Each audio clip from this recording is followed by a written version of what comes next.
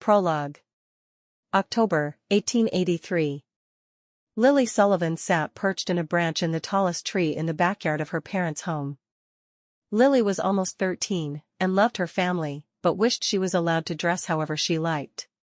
She scowled down at the pretty skirt she was forced to wear. Why couldn't they just let her dress like she enjoyed for church? It was silly to have to wear skirts and impractical shoes when she was so much more comfortable in her boys' pants and boots. She didn't care what people thought of her, so why should they? She heard the door open and peeked through the branches to see who was coming. Oh bother! It was her older sister Rose and one of her beaux. Rose had so many boys buzzing around her, Lily never got any peace. Her mother thought she should wear a dress any time there was company at the house, and with the way Rose fluttered her lashes at the boys there was always company at the house. Most nights there were 3 or 4 extra men at dinner, which meant a skirt all evening. She hated skirts. As she watched Rose with the boy, she immediately recognized him. He went to school with them, but was 3 years ahead of Rose. It was Daniel Olafsen. He was okay. He didn't make fun of Lily the way most boys did, and he was happy to pick her for his baseball team every time. Some of the boys wouldn't let her be on their team just because she was a girl, even though she could hit better and run faster than most of them. Why did it matter that she was a girl when they wanted to win? She was swinging her legs in the tree because, well, she always did. It was fun to sit up in the tree and watch what everyone did below her. She couldn't quite make out the conversation between Daniel and Rose, so she strained her ears to hear them. What were they saying? Rose was looking up at Daniel with one of her sweet smiles that made Lily want to punch her in the face. Oh, Daniel. Thank you for bringing me roses. Would you believe that rotten Tommy Jones brought me lilies last week? Does he think I'm my sister, or what? Rose's voice was sweet and soft. It made Lily want to vomit. Lily rolled her eyes. Rose believed in the power of her name far too much. She thought because she was named after a flower, that particular flower belonged to her. It was crazy. They were coming closer and she could make out Daniel's words. I would never bring you any flower but the most beautiful. Roses suit you. Rose's tinkling laughter made Lily sick to her stomach, and that's when she came up with her plan. She would accidentally drop her shoe on Rose's head so Daniel could see what a shrew her older sister really was. No one wanted to court a woman who screamed like an idiot. And Daniel was just too good for Rose. She didn't know why he couldn't see that. It wasn't that she wanted Daniel for herself, but he was a decent boy. One of the few decent boys in school, and he just shouldn't have to be stuck with a girl like Rose. No one should. Lily reached down and carefully removed her slipper. It wasn't hard enough to hurt anyone, so it would be a perfect missile. And they would think it had just fallen off her foot. Of course, Daniel would then know she was sitting in a tree, but he didn't mind when she played baseball, so she was sure he would expect her to climb trees. Daniel was one of the good guys. She held her shoe, and at the exact moment Rose and Daniel walked below her, Lily let it fly. She threw it right at Rose's head, but the couple shifted at the last moment, and she ended up hitting Daniel square in the forehead. Lily put her hand to her mouth, mortified. She didn't mean to hit Daniel with it. She leaned forward to see if she'd hurt him just as Daniel looked up to see where the slipper had come from. As she leaned forward, she lost her precarious balance in the tree and fell, landing with a swirl of skirts right on top of Daniel Olafsen. She was so embarrassed. She looked down into his amused face and watched as the corners of his mouth crinkled up, like they always did when he was about to laugh. Looking into his eyes in that moment, Lily thought he was the most perfect boy to ever walk the face of the earth. Well, except for his feelings for Rose, of course. Lily jumped to her feet, blushing profusely. She held her hand down to help him up.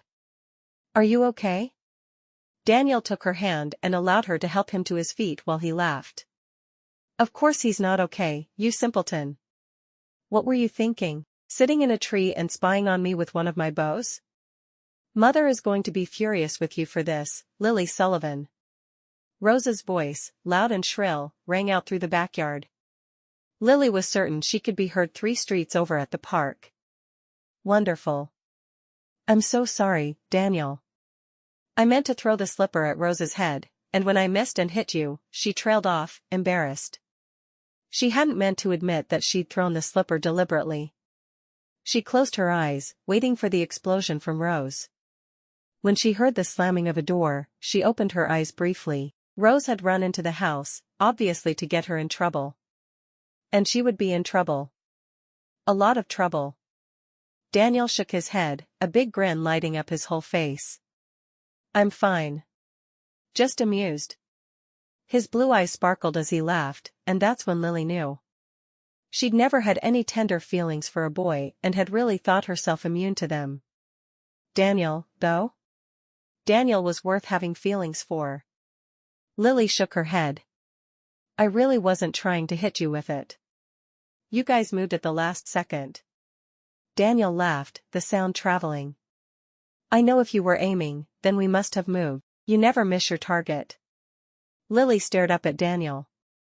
At 16, he was only 4 years her senior, but at her age, that seemed a lifetime. Would he wait to marry her someday? Or would he marry Rose? She wished she could ask him to wait, but that wouldn't be polite. She knew right then that she would never love another man, though. Someday, somehow, she'd convince him that she was meant to be his wife. Even if he did love her silly sister. Chapter 1. December, 1888.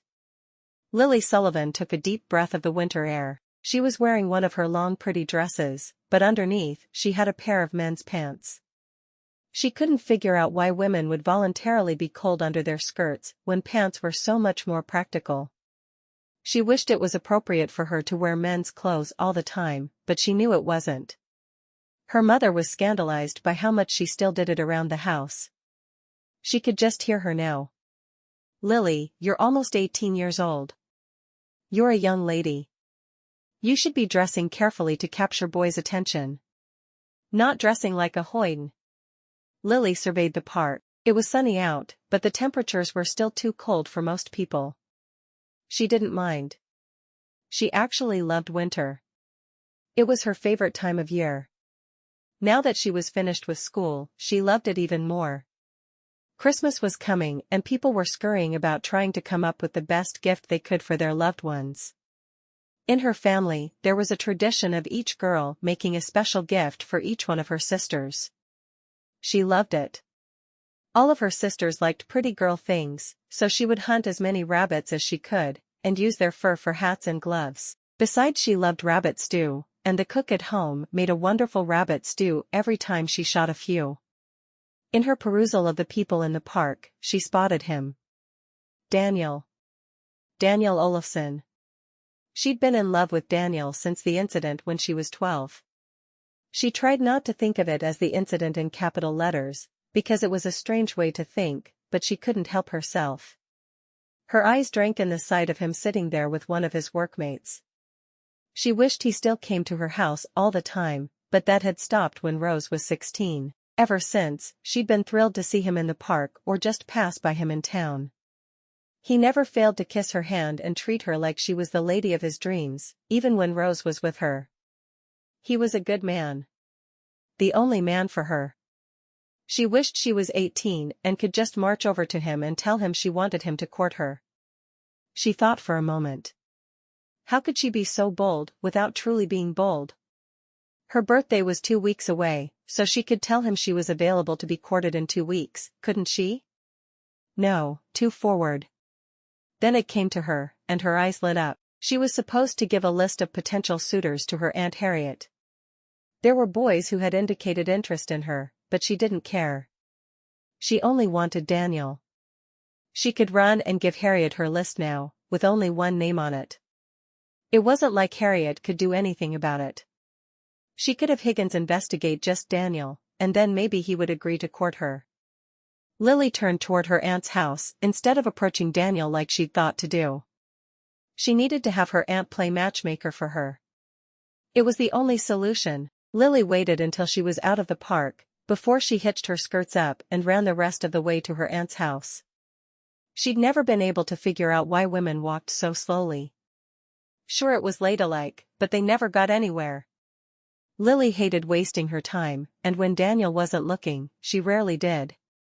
She was out of breath by the time she got to Max and Harriet's house, but she knocked loudly, leaning forward to rest her hands on her knees. When the maid came to the door, Lily smiled at her. "Is my Aunt Harriet in?" she asked, out of breath. The maid smiled and nodded. "She's in her parlor with your sister, Rose. Would you like me to bring extra tea? Will you stay that long?" The maid had known her for years and knew she rarely stayed in a social situation long enough for refreshments. Lily shook her head. "No, but could I use a piece of paper and pencil before I see her?" She hated having tea and cookies with Aunt Harriet, because her aunt always tried to help her with her manners. She did it in a nice sweet way, but Lily knew how to eat right. She just chose not to most of the time. When she had the paper in hand, she quickly wrote something across it, and then rushed to the small parlor at the back of the house where she knew her aunt would be entertaining Rose. A slight smile crossed her face as she thought about her sister Rose. Ever since she'd married her husband, Dr. Sean Henry, she'd become much more humble. Lily actually found herself liking her older sister, which had been a shock to her. Rose had helped her find some dresses that flattered her and taught her how to fix her hair in something other than braids. Although, she did miss her braids. They were easy. She hurried into the room where Rose and Harriet were sitting and watching their two babies, and handed Harriet the piece of paper. Harriet looked at it. "There's only one name on here, Lily." Harriet didn't look pleased. Lily shrugged. "He's the only man I would even consider marrying." She knew her tone was belligerent, but she didn't care. She wasn't about to marry someone she didn't love just because her aunt required more names on the list. "But I've seen you with men surrounding you everywhere you go." Harriet read the name again. Was he even one of them?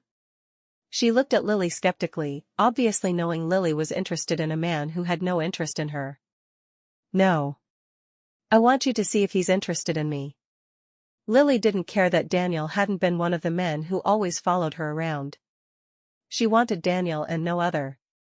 He had stopped following Rose around when her parents said no more suitors until she was 18 as well. He was respectful that way. Harriet groaned. "Not again. Why can't you girls choose from the men who want to marry you instead of choosing men who don't seem to care one way or the other?" Lily folded her arms over her chest. "You promised to investigate the men I'm interested in. I'm interested in him and only him." Was Aunt Harriet going to make this difficult for her? She hoped not, because she really didn't feel like fighting with the older woman, but she would if she had to. "I'll let Higgins know." Harriet sighed. "You girls sure are good at making things difficult." Lily picked up her nephew from the floor. "Well, Fred, do you think he loves me?" Fred gurgled happily, and she laughed, burying her face in his throat. "I sure hope you're right." Fred was the only child of Rose and her husband, Dr. Sean, and Lily loved the little rascal. She'd never thought a lot about children or becoming a mother, but little Fred sure made her think about those things. She sat down on the floor between the two babies, noting that Harriet was holding her older child, Simon. Rose smiled over at Lily. "Who'd you put on the list?" "Daniel?" Rose had guessed at her feelings for Daniel not long after she'd married Dr. Sean. Lily nodded, almost defiantly. "He's the only man I'd even consider marrying." "I know. You've had feelings for him for a long time." Rose smiled encouragingly. "He's a nice man." "He is." Lily's face lit up at her sister's praise of him. "And he's smart and has a good job, and he's loyal and," she laughed and shook her head, realizing what an idiot she sounded like. Harriet sighed again, setting the paper aside. "I hope your sisters aren't as difficult to match as the two of you." Lily and Rose looked at each other, both of them laughing. "You haven't begun to match-make the Sullivans yet, Aunt Harriet." Rose smiled encouragingly, but made it clear they were not the most difficult of the bunch. Daniel ran his hands over his face, tired after his long day at work. He enjoyed working for Fred Sullivan. He was a good boss, but he hoped he'd still be a good boss when he started courting his daughter. Lily's birthday was just a week away, and he planned to ask for her father's permission to court her just as soon as he could muster up the courage. Even if he lost his job over it, which he was sure he wouldn't, Lily would be worth it. He was always startled to think back and realize he'd once thought he loved Rose. He had no idea what he'd been thinking when he'd tried to court her. Rose was so perfect and flighty. She was better now that she'd married, of course, but he definitely preferred Lily. With Lily, you never knew what was going to be said or done. She was going to surprise you somehow. He smiled as he thought about her. She'd been a tall gangly redhead, with long braids, but in the past year, she'd slowed down some, not running everywhere, and started to wear dresses more instead of pants.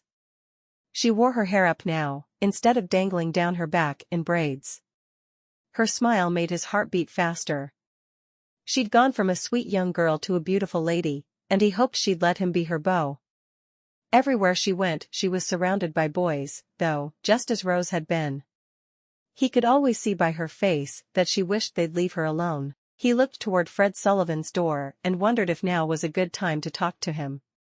Yes, it was still 2 weeks before Lily turned 18, but surely the competition for her would be fierce. What man wouldn't want a woman as sweet and beautiful as she was? Who would be willing to spend an entire Saturday afternoon fishing? He sighed. In his mind, Lily Sullivan was right. Rose may have been perfect, but she wouldn't have made him happy. Lily would make any man happy. Fred came out of his office and walked over to Daniel. Now was his chance. Have you balanced your drawer? Fred asked. Daniel was one of 3 tellers in the bank Fred Sullivan owned and managed. Yes, sir. It's all done.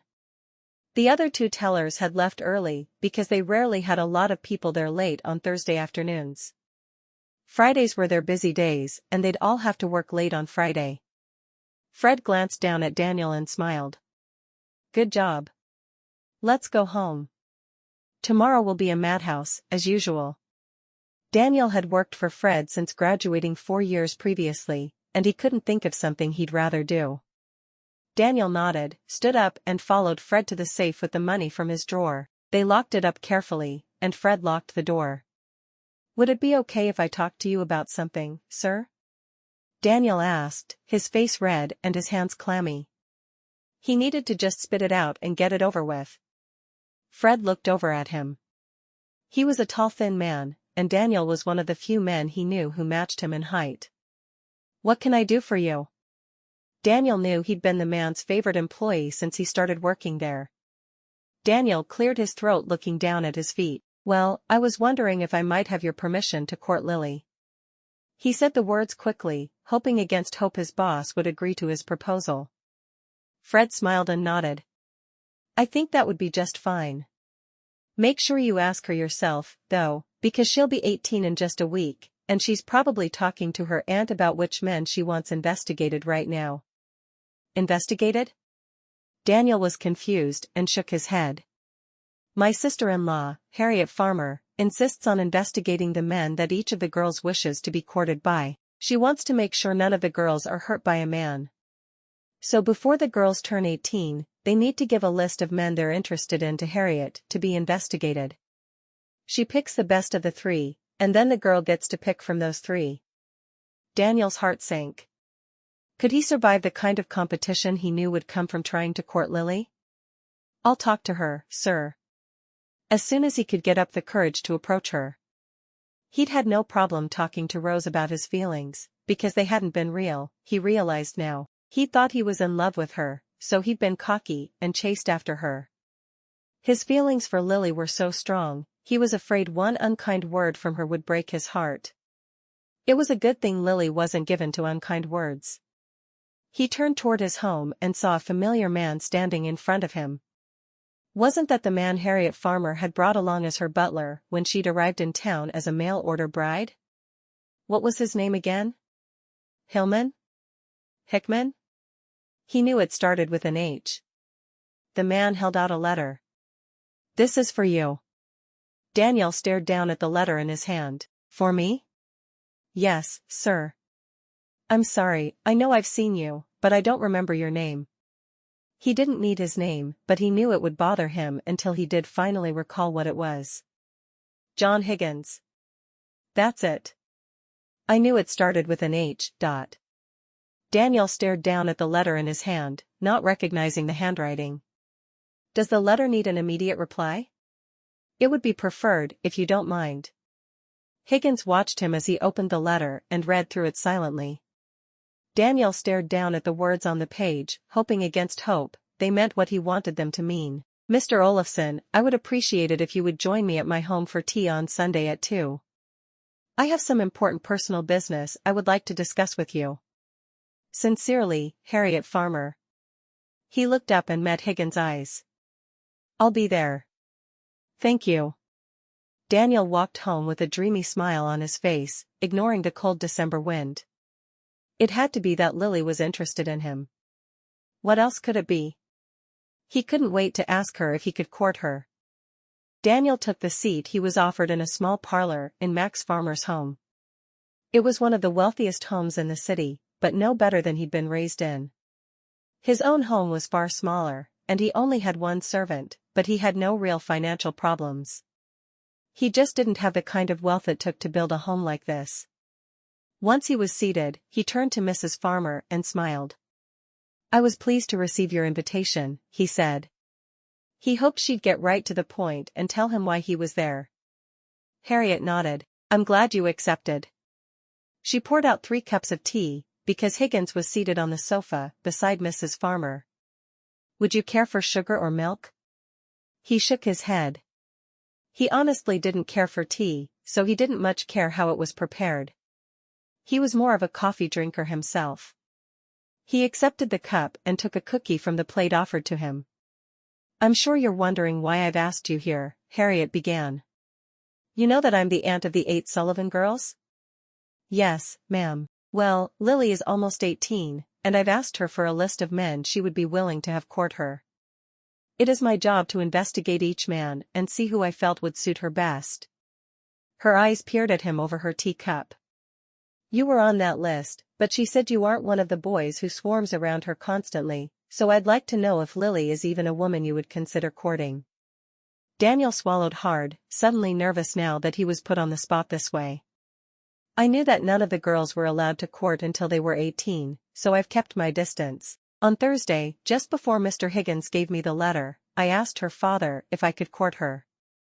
I would like nothing more than to court Lily. Harriet looked relieved. You were going to ask to court her anyway? She seemed surprised by his answer. Yes, of course. You were once one of Rose's beaux. Are you over Rose? Daniel laughed. I thought I was in love with Rose, but my feelings for her were nothing compared to how I feel for Lily. I have no feelings for Rose at all, except a fondness that will always remain, because she was my friend. When he was honest with himself, he knew that he'd been attracted to Rose because of her beauty and her careful ladylike manner. What he loved about Lily was she was beautiful without trying, and she didn't feel like she had to put on a show wherever she went. She was Lily, and if you didn't like it, you could find someone else. Harriet nodded, obviously pleased with his answer. Sounds good. I'll let her know. Daniel shook his head. I'd like to let her know if you don't mind. I don't want to feel like we have an arranged marriage or anything. I want her to know that we're courting because I love her.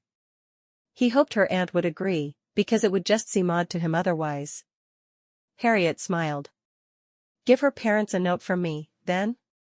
Of course. While he waited for her to write the note, he happily finished the cookie that he'd only taken one bite of earlier. Would her parents protest if I went there today and didn't wait the week? Harriet handed him the letter and limped back to her spot on the couch before answering. I really don't think they'll mind. Not if Fred has given you permission already. Daniel jumped up with a smile. Thank you, Mrs. Farmer. He couldn't believe this meeting had been so easy. Harriet watched him go with a laugh on her face, her eyes meeting Higgins. I was afraid he was going to be just like Sean was at first. He really cares for her, though. Higgins nodded with a slight grin. He obviously cares for her a great deal. As he walked home, Daniel decided to detour to a local florist shop. He knew lilies weren't in season, of course, but perhaps they'd have a few? He didn't care what he had to pay for them. His Lily needed her signature flower when he asked to court her, didn't she? Chapter 2. It was just past 6 that evening when Daniel stood outside the front door of the Sullivans' house. He nervously straightened his tie and clutched the flowers a bit too tightly in his hand. He cleared his throat once and reached up to knock on the door. One of the Sullivans' maids that he remembered from his time courting Rose came to the door and eyed him skeptically. "Is Lily home?" he asked. The maid nodded. "I should have known who you were here for by the flowers." Daniel looked down at the bouquet of different colored lilies in his hand. He had no idea of her favorite color, but he planned to find out that evening. If he knew, then he could cater the type of lily he brought her to her preferences. "I'm pretty obvious, I guess. It's easy to figure things out with them all being named after flowers." The maid smiled, opening the door wider. "They're having supper. Would you like me to set an extra plate?" Daniel nodded. He'd joined the family for supper many times and liked the idea a great deal. He followed the maid through the house to the dining room and stood, blushing a little, as he held the lilies in his hand, making it obvious to everyone why he was there. Lily was sitting between her sisters Iris and Hyacinth. Hyacinth didn't seem to notice him, but she was so dreamy, she rarely noticed anyone. Iris jumped to her feet. "Take my place, Daniel." She picked up her plate and moved across the table beside Amaryllis. Daniel moved over to sit beside Lily, her eyes watching him the entire time. He put the flowers in her hand just as the maid placed his plate and silverware in front of him. "I'd like to talk to you after dinner," he whispered as softly as he could, knowing she would be embarrassed being courted in front of her sisters. Rose had always acted like it was her due to be surrounded by men bearing gifts, but it was obviously not the same for Lily. She took the offered flowers and rested them in her lap, a smile transforming her face. "I'd like that," she whispered back. Jasmine was seated down the table, but she was leaning forward looking between Lily and Daniel, a smile of delight crossing her features. She stabbed a bite of her roast beef, while Daniel did his best not to fidget under her stare. She was enough younger than he was that he didn't know her as well as the others, but there was just something about Jasmine and her stare that made him uncomfortable. After a moment, he decided the best course of action was to fix his plate and eat, ignoring her stare. He piled mashed potatoes, roast beef and carrots onto his plate, already drooling at the idea of the food he was about to taste. The Sullivans had an excellent cook, and he was thrilled to be invited to eat with them. He'd taken his first bite when he heard Lily gasp. He looked over, and there was a small chunk of carrot stuck to her forehead. She quickly wiped it away with a napkin, not looking to see if he'd noticed. A second later he was hit himself, but the carrot plopped into his hair. He made a face as he pulled out the gooey mess. Lily glared down at Jasmine. "Behave yourself, Jasmine." Jasmine made a face, picked up her spoon, and carefully placed one small carrot on the end of it, aiming for Lily once again. The carrot landed right in the middle of her sister's forehead, and Lily brushed it aside, her face red with anger. "I'll deal with you, Jasmine." "Don't think I won't." Jasmine shrugged, eating a bite of her pot roast when both of her parents turned to look at her. "I don't know what she's talking about." She gave her best angelic smile. Fred cleared his throat. "How do you think the new man, Charles, is working out, Daniel? He doesn't seem to be learning as fast as I'd hoped." Daniel grasped the conversational straw with both hands. The silence was going to grate on his nerves. This family didn't do quiet, and he knew it was his unexpected presence that had quieted them down. "He doesn't seem to understand the basics very well, sir. Both Jack and I find ourselves explaining the same things over and over to him." Fred nodded. "I was afraid of that." Daniel looked back down at his plate. "He does seem to be trying." He felt the need to defend the young man. "Yes, he certainly does put in a great deal of effort." Fred frowned and dropped the topic, spearing a piece of meat rather dramatically onto his fork. Daniel looked over at Lily, who was eating with downcast eyes. Under the table, with no one looking, he squeezed her hand. Her eyes cut over to him and she gave a half smile. He couldn't help but wonder what she was thinking as she sat there quietly eating her meal. "What did you do today, Lily?" "Rose needed to do some shopping, so I went with her. She likes to sew all of little Freddie's clothes herself, so we were looking at fabric swatches all day." She wrinkled her nose, obviously not realizing she was even doing it. "You didn't enjoy that?" he teased. He knew she'd rather be outdoors than shopping any day. She shrugged. "Well, there are things I would prefer to do on a Saturday afternoon." She didn't elaborate, and he didn't ask. That was something they could discuss later. "What did you do today?" "I had tea with your Aunt Harriet," he answered with a smile, suddenly digging into his pocket. "Which reminds me, I have a note for you from her, Mr. Sullivan." Fred held his hand out for the note, reading it quickly and nodding. "I was certain it would be that." "Thank you." He gave Daniel a brief smile. Daniel turned back to Lily. "Would you care to go for a buggy ride after supper? It looks like the rain's finally stopped." He had to get her alone so they could really talk. Trying to carry on a conversation with her parents and 6 of her sisters sitting there was difficult. Lily nodded, keeping her eyes downcast. "I'd like that a lot." Daniel couldn't figure out why Lily wouldn't look right at him, but he didn't say anything. He'd ask once they were alone. He was sure she'd have a logical explanation for her behavior. Mary Sullivan looked over at Daniel, a smile on her face. He knew he'd always been a favorite of both of Lily's parents. "Would you like to sit with us in church tomorrow, Daniel?" Daniel smiled, nodding. By inviting him to sit with them, she would be announcing to the entire congregation that Daniel was the young man she wanted for Lily. He loved the idea of letting everyone know quickly that Lily was no longer available. If she agreed to court him, of course. What if there had been other men on the list she'd given Mrs. Farmer? The woman had never actually said. "I'd like that a lot." As soon as dinner was over, Daniel led Lily to the front door. He was glad they would finally be alone. As he helped her put her coat on, he realized she was still clutching the lilies in her hand. He took them from her. "Would you like me to have a maid put these in water for you?" She nodded, flushing. One of the maids was walking past, and Lily stopped her. "Would you put these in water and take them up to my bedroom, please?" "Yes, of course, Miss Lily." The maid rushed away with the flowers. Daniel took Lily's hand and pulled it through his sleeve, leading her outside into the cold. "I won't keep you in the cold for too long," he promised. Lily turned her face up toward the night sky. "Oh, I don't mind. I love the cold." He smiled. He'd forgotten that about her. During the winter all the girls had huddled around the wood stove at school, but Lily had gone outside and played with the boys. He took her to the buggy and helped her up before walking around to the other side. He climbed up, picking up the reins, and starting off down the street. "I've asked your father's permission to court you, and your aunt has approved. Now I just need your permission. May I be the one to court you, Lily?" His heart pounded as he waited for her answer. Did she feel the same as he did? She nodded, her eyes shining as they met his. She was suddenly more like the Lily he remembered now that she was away from the table and her sisters. What had caused the change, he wondered. "You were so quiet during dinner, and wouldn't even look at me, that I was afraid you weren't interested in me after all."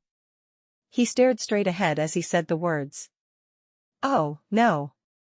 She moved closer to him on the buggy seat, tucking the blanket that was over both of them. "If my sisters, especially Jasmine, realized how I feel about you, they'd torment me horribly. And you, too." Jasmine was bad enough with the carrots at dinner. She shook her head and sighed. "My sisters are idiots." He laughed. "Is that all? I can handle teasing from your sisters." He moved the reins to just his left hand and reached out to take her left hand in his right. "I was hoping you weren't disappointed that I was there." She rested her cheek against his shoulder for a moment before sitting back up straight and tall. "It was just my sisters. I was really glad you came. Thank you for the lilies. They're beautiful. I've been waiting for you to turn 18, Miss Lily, but your aunt told me that your parents wouldn't mind if I came to see you tonight." I'm glad she was right. Lily looked at him in surprise. What were you waiting for me to turn 18 for? Her expression was truly inquisitive, as if she had no idea why he'd want to see her. His eyes met hers in the bright light of the moon. Well, so I could court you. He would have thought that was obvious. What? You weren't planning to court me before Aunt Harriet talked to you, were you? She found that difficult to believe with as much as he'd loved her sister. She was willing to put up with him marrying her just because he needed a wife and not because he loved her, but she wanted complete honesty from him. Yes, I was.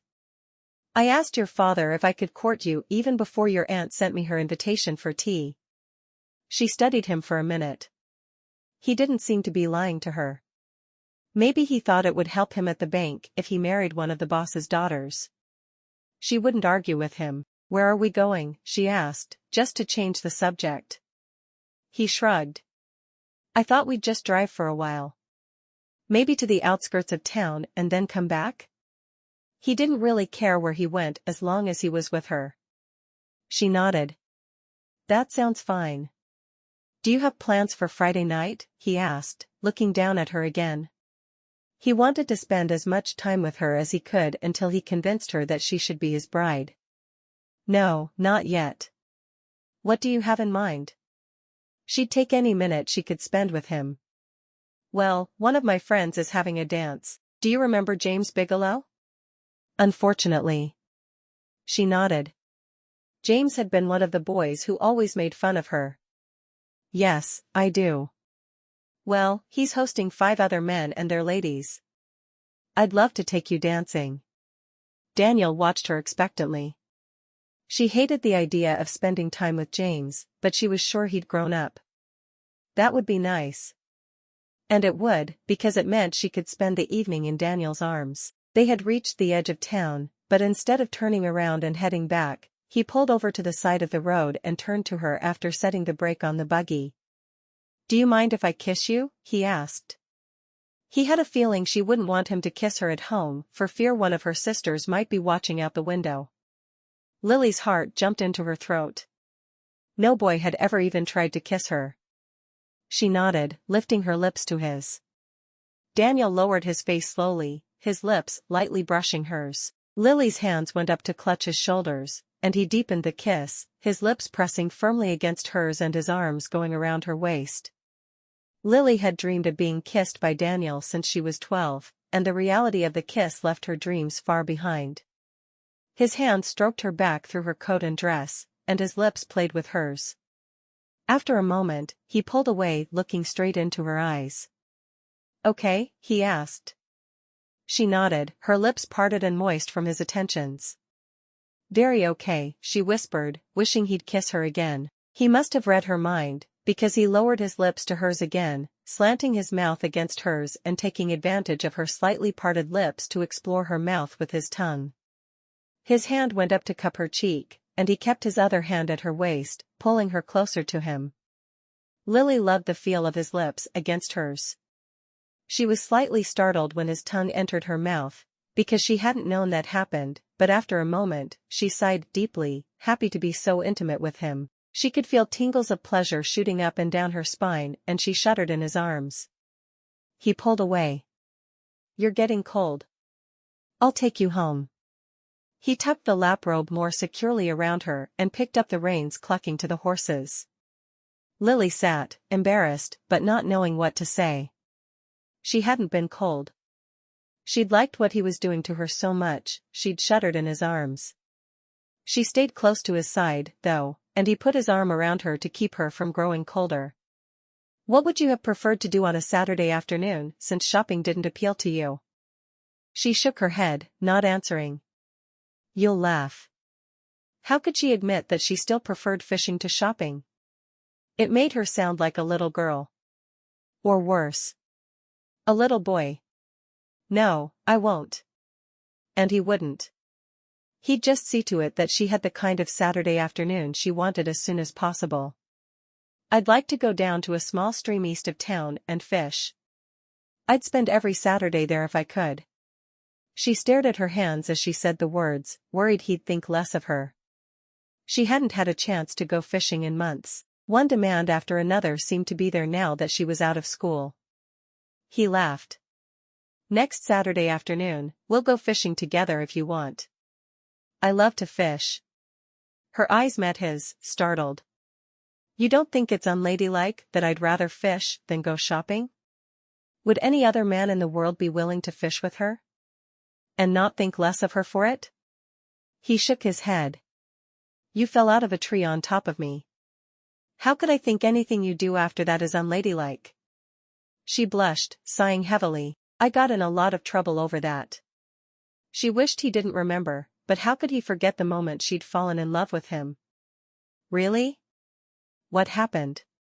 He hadn't heard another word about it, except for Rose going on and on about how difficult it was to live with a sister who persisted in thinking she was a boy. Well, Rose told my mother, of course, who was already unhappy with me, because I'd sneaked out of the house the day before wearing my pants and gone to the park. She always got angry when I wore boys' clothes out in public. Daniel nodded encouragingly. And? Lily sighed. Mother had a stern talk with me, and I had to spend the rest of the day in my bedroom. She shook her head. It was the worst punishment for me, because I love being outdoors so much. I'm sorry you got in trouble because of me. I didn't get in trouble because of you. I got in trouble because I made the choice to throw a shoe at my sister. She giggled. It was worth it to see her face, though. He laughed. She was so mad at you. I think that's when I realized she wasn't as perfect as I'd thought she was. He hugged her to him more tightly. Why did you always wear boys' clothes? They're just so much more comfortable. When you wear a skirt, the wind blows up under your dress and you get cold. You can't climb trees as well in a dress, because you always have to be worried someone will see up your dress. Skirts get in the way when you run. She shrugged. Pants are just so much better. She watched his face as she told him that, wondering if he would change his mind about courting her. If your mother told you that you were allowed to wear pants every day for the rest of your life, would you do it? She thought about that for a moment before shaking her head. No, sometimes I don't mind the dresses as much as I used to. I mean, I still prefer pants for running and fishing, but for a dance, I need to wear a dress. She didn't add that if she thought he'd still be interested in courting her, she'd wear pants every day, but she really didn't want to scare him away. Well, you should wear your pants when we go fishing next Saturday then. She shook her head. My mother would have a heart attack. I can just see it now. You're not going out with your beau with pants on. You will dress like a lady if it kills us both. She changed her voice to imitate the higher tones of her mother. Once she was finished, she clapped her hand over her mouth. Would he mind that she'd called him her beau? Daniel laughed. Well, if I don't mind, then she shouldn't either. She eyed him for a moment. Maybe I'll wear pants under my skirt. That way I can tie my dress up while we fish. Would he change his mind about her if she really did it? He grinned. That sounds perfect. You really don't mind that I prefer pants to dresses? How could he not mind? He shrugged. I don't know why I would. You're still the same girl underneath. I probably wouldn't want you to wear pants all the time. If we go to a play or for a dance, I'd rather you were dressed like a lady. Fishing? You should wear whatever you're comfortable in. She sighed contentedly, leaning closer to him. She'd had no idea such a perfect man existed. She'd thought he was wonderful before, of course, but this clinched it. If for some reason it didn't work out between her and Daniel, she knew she would never be nearly as happy with another man. Daniel watched her as they drove through the quiet streets toward her house. He hated that people had made her feel inferior because she was different than they were. In his eyes, there was not a better woman around. When he pulled up in front of her house, she didn't want to get out of the buggy. She wanted to spend more time with him, but how could she just come right out and say that? Would you like to come into the parlor for a few minutes? He studied her for a moment. Sure. He jumped down and walked around the buggy, putting up both hands to lift her down. Will your sisters leave us alone? He asked. She shrugged. Probably not. I guess I'll just have to get used to their nonsense. She walked toward the house, holding onto his arm and thinking about how the only home she'd ever known would look to an outsider. It was a large home, but not huge. It was made of wood and painted white, with bushes planted along the front. To her it was a perfect place to live. They stepped into the foyer, and he helped her take off her coat, leaving his own with the butler who came to the door when he heard it open. She took his hand and pulled him toward the parlor, leading him to the couch along one side. Amaryllis was lying on her stomach on the floor with her feet kicking in the air reading a book as usual. She barely glanced up when they came in, preferring her book to their company. Lily felt badly for Amaryllis. She'd been courted by Higgins's stepson, and it had looked as if they would be able to court, but her parents had found out, and refused to let them even write any longer. Amaryllis had been heartbroken. She still saw Alex occasionally, but it was always in passing, and they were never allowed to spend any time alone together. Lily turned to Daniel, asking him what he liked to do in his spare time. She was surprised at how well she knew his personality, but not his likes and dislikes. I enjoy being outdoors more than anything. I like hunting, fishing, hiking, swimming, but I like to read sometimes, too. He shrugged. Normal things, I guess. Lily's eyes danced. They all sound normal to me. You've listed my favorite things. He grinned. What about you? Anything other than what I already know? She shrugged. I do occasionally like to read a book, if I can pry it out of Amaryllis's hands. I never realized until Freddie was born how much I like children. Do you want children? His eyes met hers, and suddenly the conversation felt very intimate. Very much. I think I'd like to have 2 or 3, all boys. I can't imagine myself as the mother of a girl. How would she do at making certain a little girl was able to mind her manners and always keep her skirt down? If her mother was scandalized by her, she could just imagine how she'd feel about any little girl she raised. Daniel laughed. I can't either. Who would teach her to sit up straight and embroider her days away? Lily threw back her head and hooted with laughter, only realizing when he gave her an odd look that she was probably being a bit too exuberant. He seemed to accept her for who she was, though, and she needed that desperately. If only he loved her and not Rose, all would be good in life. Wouldn't it? When he finally stood to say goodnight, she took his hand and walked with him to the door, leaving Amaryllis who had remained in the room with them without talking the whole time. At the door, he put on his coat, then looking both ways, brushed his lips softly against hers before disappearing into the night. Lily closed the door and leaned heavily against it, sighing contentedly. Even though he was still in love with her sister, he was kind to her and treated her like she was important. That's what really mattered, wasn't it? Monday morning, Lily hurried through the cold to get to Rose's house. It was her day off from the battered women's shelter where she worked 3 days a week. Her sister had worked there until little Freddie was born, but not since. She knocked on the door a couple of times before one of the maids opened it to her. Miss Lily.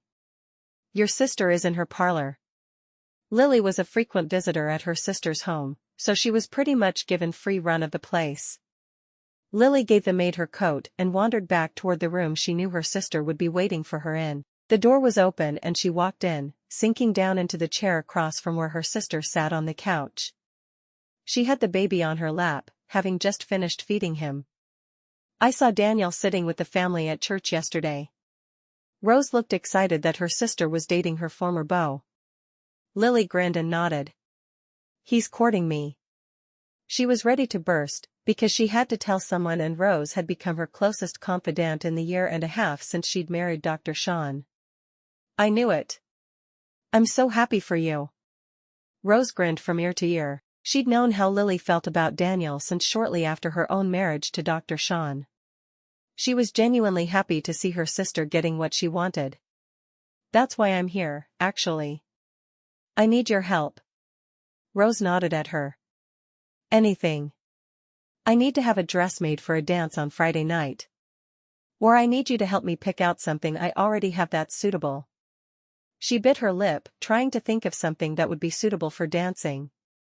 Rose's eyes gleamed and she clapped her hands together. Anything that had to do with boys and fashion thrilled Rose to no end. "I'd love to help. And you definitely need something new. Mother won't mind." She jumped up and walked to the door. "Jill," she called loudly. When Jill came to the door, Rose handed Freddie to her. "I need to go out with my sister for a few hours. He's just been fed, so he should be fine." She kissed Freddie's cheek, a look of love on her face. Lily was always amazed at how Rose had taken to motherhood. Rose hurried to the hallway, and shrugged into her coat while Lily put hers on. "I'm excited for you." Lily was pleased that Rose was genuinely happy for her. It was obvious that she was thrilled Lily was finding love, even if it was someone she would have once felt possessive of. They walked the short distance to the dressmaker's shop together. Rose spent so much time there that the dressmaker merely nodded. "Give me a moment," she called out. Rose sat down and began looking through the dress books, trying to find just the perfect gown. "I saw the perfect dress for you just last week. Let me see if I can find it again." After a moment she stopped and pointed. "There, I think that in a soft green would be perfect for you." She stood and waited for the dressmaker, eyeing the different silks over the counter. She obviously needed to choose something she already had in stock. After a moment, she pointed. "See? That mint green there is exactly what we're looking for." "How can I help you, Mrs. Henry?" the dressmaker asked. Rose came in at least once a week, so she knew her on sight. "We're here for my sister, Lily.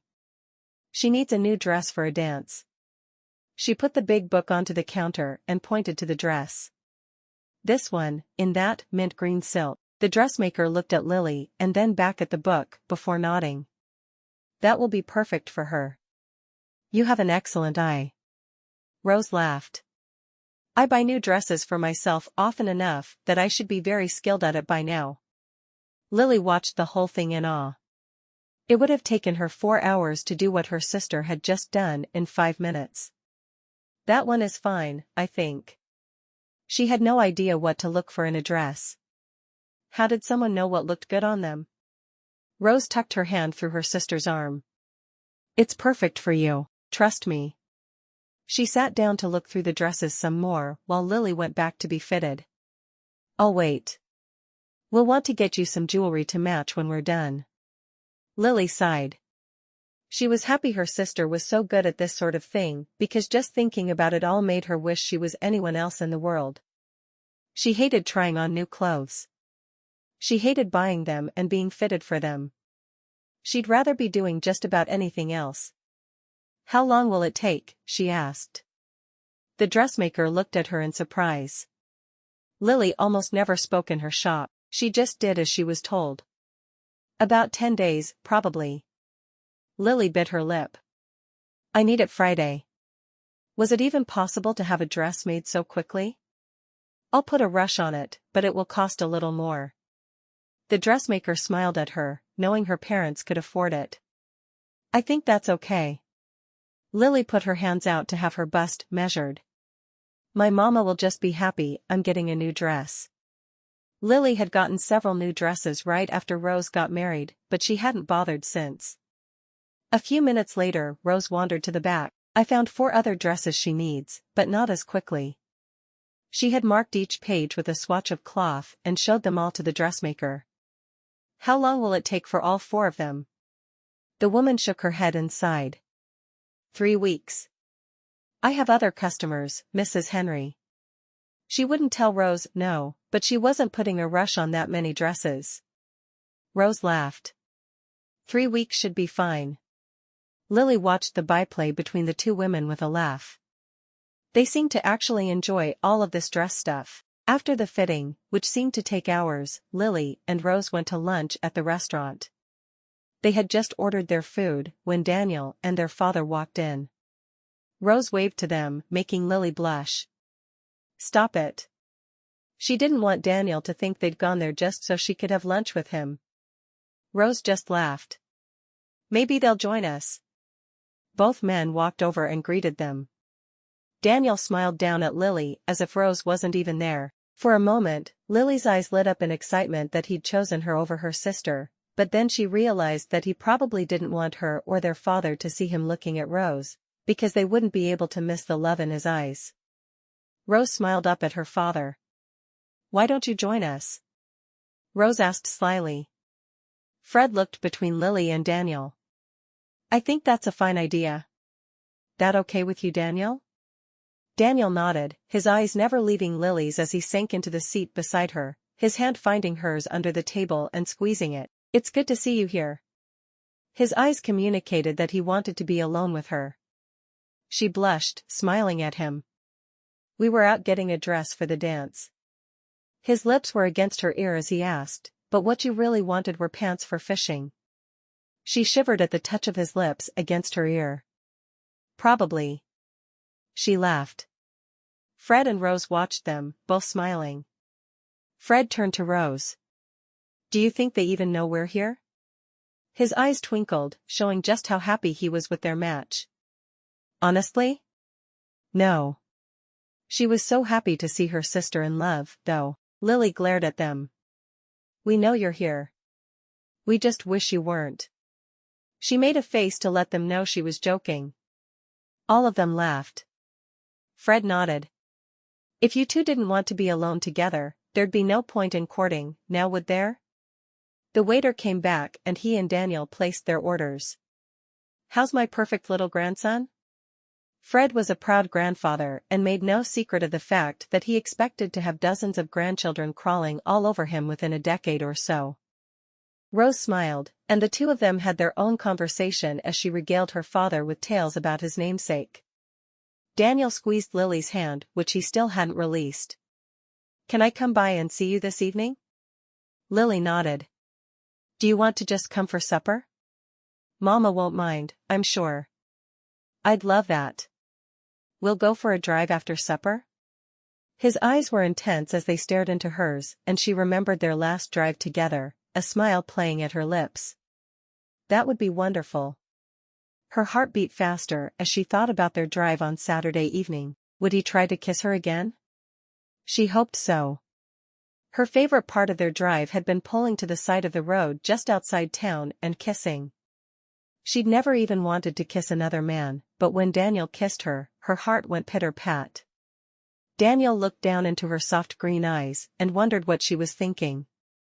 For a moment there, her lips had spread just a bit, and her eyes had focused on his lips. Had she been thinking about their kiss?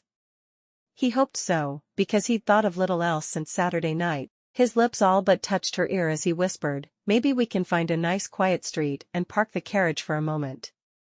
Her eyes widened as she caught his meaning, and she nodded emphatically. "I'd like that even better." Daniel grinned. How could he have ever overlooked Lily for her sister? Everything about her was perfect for him. She wasn't shy and never pretended to be anything she wasn't. If she liked kissing, she wasn't afraid to admit it. How long would he have to court her before he could marry her? It couldn't be soon enough for him. Once lunch was over, he hurried back to the bank with her father, while she and Rose walked toward home. "What were you and Daniel whispering about?" Rose asked. Lily shrugged, blushing. "Oh, come on. I'm your sister." Rose glared at her, demanding to know what had been said. "He just asked if I wanted to go for a buggy ride." Lily shrugged. "Really? Buggy rides make you blush? Are you two pulling over to kiss on these buggy rides?" Rose asked, her eyes full of suspicion. "I like kissing," Lily admitted. She said it almost defiantly, waiting for her sister to tell her she was wrong for kissing. Rose laughed. "There's not a thing wrong with kissing a man you're thinking about marrying. I think you two should kiss all you want." "Really? Really? You've been in love with him for how long?" "Over 5 years," Lily admitted. Rose put her arm around her sister's shoulders. "Kissing is fun, but what you do when you marry is even more fun," she told her, causing Lily to blush again. "How much do you know about that?" Lily shrugged. "About as much as any other young lady, I think." "So nothing?" "Mama will explain before you marry. Trust me. You'll love it." Her eyes danced as she kept the secret that all young girls wanted to know. Lily looked at Rose, but didn't ask any other questions. She wasn't sure she wanted to know what it was, because as long as she was doing it with Daniel, she knew she'd love every second of it. Chapter 3.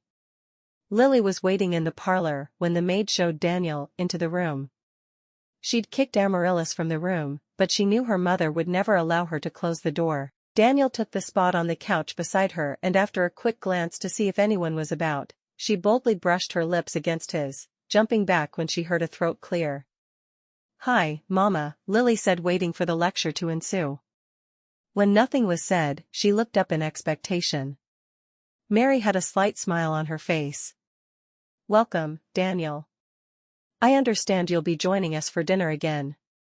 She held her hand out to Daniel and squeezed his briefly between both her own. Lily was surprised. Nothing was said about the kiss, but she was sure she'd hear about it later. Her parents had an affection for Daniel, and always had, but that didn't mean they wanted him kissing their daughters in the parlor when no one was looking. "Yes, ma'am, if that's all right with you, of course."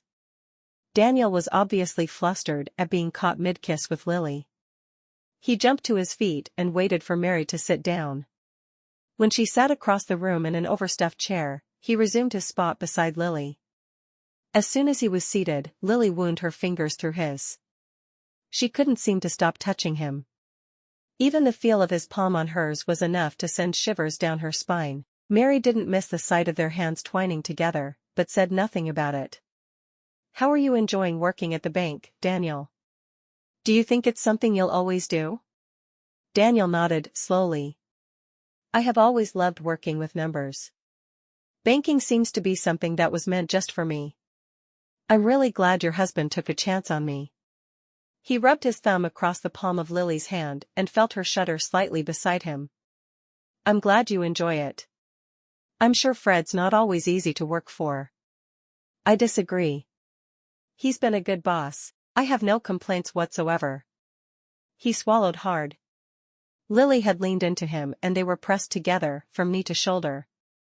How was he supposed to talk to someone when he was lusting after her daughter? Fred stepped into the room. "I'm happy to hear it." He held his hand out to Daniel to shake. "Am I going to be seeing you all the time now? Office all day? Home all night?" Daniel shook his head. If I'm around too much, he didn't want to not be with Lily, but he didn't want to make her father and his boss angry either. Fred laughed and waved his answer off. "Not at all, boy. We're glad to have you here." He took a seat beside his wife. "Is dinner ready yet?" She stood. "I'll just go check and see how much longer." She patted his hand as she headed for the door, coming back less than a minute later. "It's ready now." She looked at Lily. "Get your sisters for supper, please." Lily stood and wondered if she should just yell at them like she usually did or go get them. After a moment, she opened her mouth and bellowed, "Time to eat." If Daniel couldn't marry the woman she was, he certainly wouldn't be happy when she didn't change after the wedding. He chuckled softly at the sight of her mother's mortified face. "Lily, you should have gone to find them." She shook her head in disgust. Lily shrugged. "They're coming." She glanced at Daniel and saw he wasn't the least offended by her uncouth ways. She breathed a sigh of relief. She knew he'd seen it all, but she'd hoped he hadn't thought she changed because she started wearing dresses and had her hair up all the time. She held his arm as they went into dinner together. He took the spot beside her he'd occupied the last time he was there on Saturday evening. As her sisters filed into the room, the various smiles alarmed him.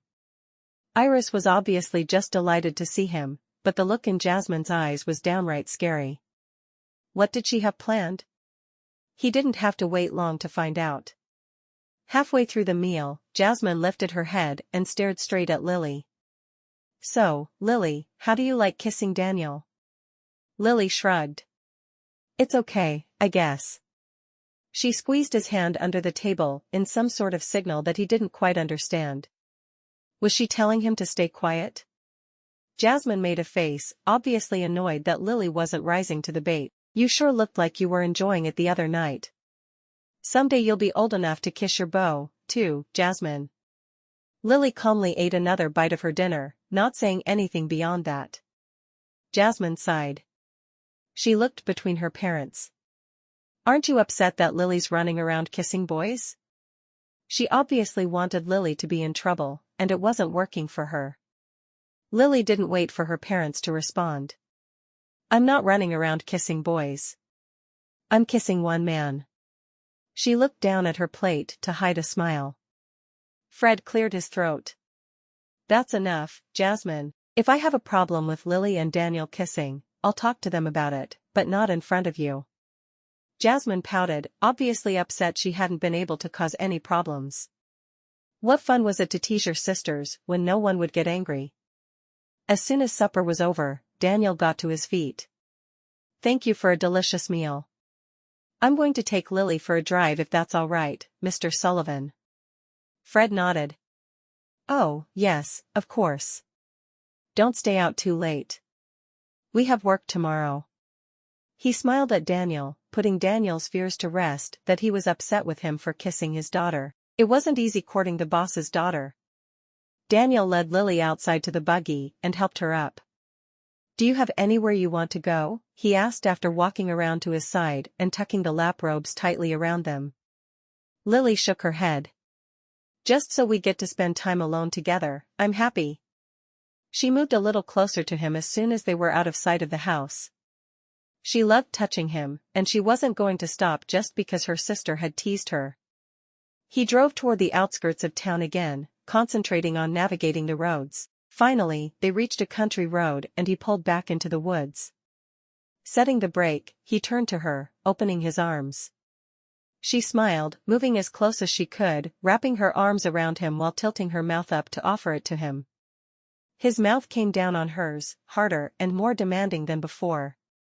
She parted her lips for his kiss right away, knowing what he'd want from her. He moved his hands around to her front and unbuttoned her coat, before unbuttoning his own, never breaking the kiss. Then he pulled her closer to him, with their bodies pressed more tightly together. You feel so good to me. I've been thinking about kissing you like this ever since Saturday night. She smiled up at him in the darkness. He may be in love with Rose, but he had enough affection to go around. I've been dreaming about it.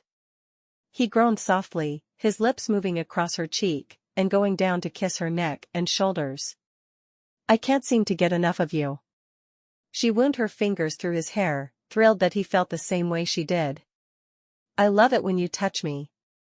His hand moved from her back, inside her coat, around to cup her breast, squeezing it gently. Lily was surprised at first, but when she gave herself up to the pleasure of it, she groaned softly.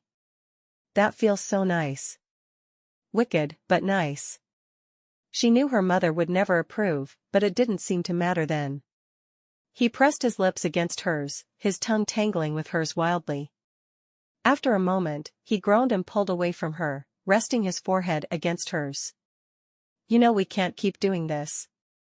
We'll be caught. His breathing was fast and his breath hot against her face. What would happen if we were caught? Lily had been causing problems since she was old enough to dress herself. What did she care? If we're caught, we'll be forced to marry immediately. Would that be terrible? She asked. Was he against marriage to her? Not at all. I would just rather marry because we want to marry, and not because we're being forced into it. I'd like nothing better than to have you as my wife. She sighed, wishing she could believe him. She knew he still carried a torch for her sister, even though she was married to another man. She almost wished they would get caught, because she didn't want to have to spend a long time planning a wedding ceremony. She hated getting all dressed up like a lady and being the center of attention. Why couldn't they just get it over with? He brushed another soft kiss against her lips, before carefully buttoning first her coat and then his own. He turned the buggy around and drove back toward her house, his arm firmly around her shoulders. At her house, he helped her down and walked to the door with her. A quick brush of his lips against hers, and he turned to go. I'll see you Friday evening at 6, he called back over his shoulder. As he got into the buggy, he took a deep breath. They were going to have to marry soon. Who would have thought Lily, who played baseball and climbed trees better than just about every boy he'd ever met, could kiss like that? He was going to catch fire if they weren't careful. Lily woke up Friday morning with a huge smile on her face. She would see Daniel again tonight. She wasn't sure why he'd stayed away all week, but she hated not being with him. She'd kept busy working with the battered women, but it wasn't the same. Nothing was the same when he wasn't by her side. Despite her reservations about the people they'd be surrounded by, she loved the idea of spending the evening in his arms. She walked to Rose's house with a spring in her step. She couldn't wait to see how her new dress fit. A whole evening in Daniel's arms was her idea of what heaven would be like. Rose must have been watching out the window for her, because she rushed out of her house wearing her coat as soon as Lily started up her front walk. "Lily, let's go try on your new party dress." The excitement in her voice was palpable, and Lily wondered, not for the first time, how two girls who were so different could have been born to the same parents. "I hope it fits," Lily fretted. "What will I do if we get there and it's the wrong size? No one else's dresses fit me." Lily was the tallest girl in their family at 5 feet 10 inches tall. She was thankful Daniel was well over 6 feet so she didn't feel like a giant. "It'll fit. If not, she'll make a couple of small adjustments and you'll be ready to go. We need to stop at the jeweler for a necklace, though. You don't have one at home, do you?" Lily shook her head. "I've never cared for jewelry." "Well, this dress is going to need something." Rose pulled open the door of the dress shop. They were greeted by the owner immediately. "It's ready. I stayed up most of the night to finish it, but it's ready." Her blue eyes were red-rimmed, giving credence to her words. Lily went straight back, with Rose trailing behind. Once the dress was on, Lily twirled for a moment, delighted at the way the full skirt flared around her. She'd never really worn a dancing dress, and this one made her feel like a princess. "How does it look?" Rose's face was lit up with a smile. "It's wonderful, Lily. I've never seen you look so good." Lily looked into the mirror and nodded to herself, feeling like she did look special for once. "What should I do with my hair with this dress?" Rose made a face. "Can you have Daniel pick you up at my house? I'd love to fix your hair for you. I have just the right style in mind." Once she'd changed back into her regular clothes, they walked to the bank. Daniel was working at the front as usual. She waited until he was finished with his customer and went to him, embarrassed to be bothering him at work. "Can you pick me up from Rose's house tonight?" she whispered. He nodded. "Sure. Is everything okay?" "Yes, she's just going to fix my hair for me." Lily blushed as she said the words. He shrugged. "As far as I'm concerned, you can wear braids. It's not your hair I care about." He squeezed her hand across the long counter. "I can't wait to see you." She smiled all the way to the jewelry store. He was such a good man. She just hoped he didn't figure out she wasn't as good as Rose before they married. Lily was a bundle of nerves for the rest of the day. She couldn't find the exact right necklace at the store, so Rose said she could borrow the pearls Sean had given her. It felt strange to wear something that was so expensive, but she wanted to look her best, and Rose assured her she didn't mind. Lily felt silly having Rose fix her hair for her night out with Daniel, but she didn't know what else to do. None of the other girls knew nearly as much about how to look their best as Rose did. Rose had spent years making a science out of the best way to catch a man. Rose's touch was magic, though. Lily looked at herself in the mirror when Rose finally pronounced her ready, and she was shocked to see the young lady looking back at her. Gone was the little girl who liked to run around in boys' pants, although she could see her lurking beneath the surface. Instead, she saw a young woman with dark red hair and green eyes, who looked like she was a real lady, not just a little girl dressing up as one. She looked down at the slippers on her feet, and had to stifle a giggle. She'd deliberately worn the slippers that she'd once thrown at Rose's head. Rose watched her and frowned. "What's funny?" Lily just shook her head, knowing she'd share the laugh with Daniel, but doubting Rose would see the humor even now. "You wait up here. I'll call you when he's here. I want you to come down the stairs and make a grand entrance." Rose clasped her hands together over her chest, obviously pleased with her creation. Lily nodded reluctantly. She saw no need to make Daniel wait even a minute for her, but Rose knew best. Right?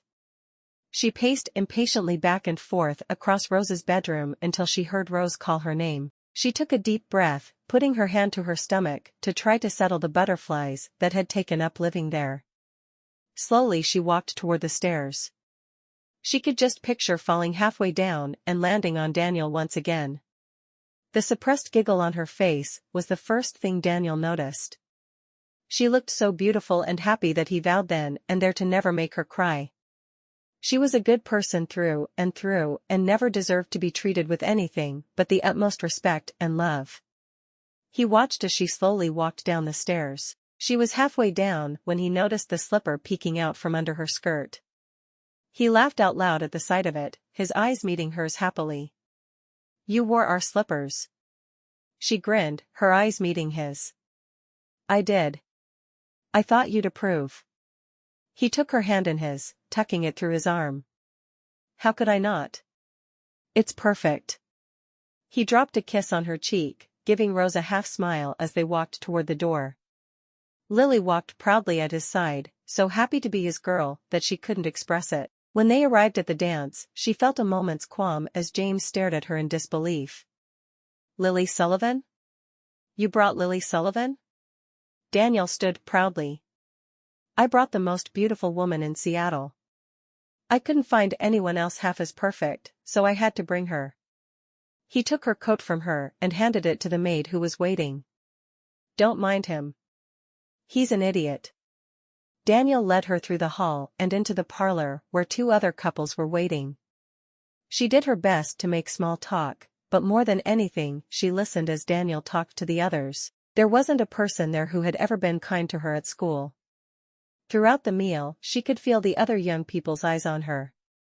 She'd never really fit in with the other kids at school, because she'd enjoyed things that weren't right.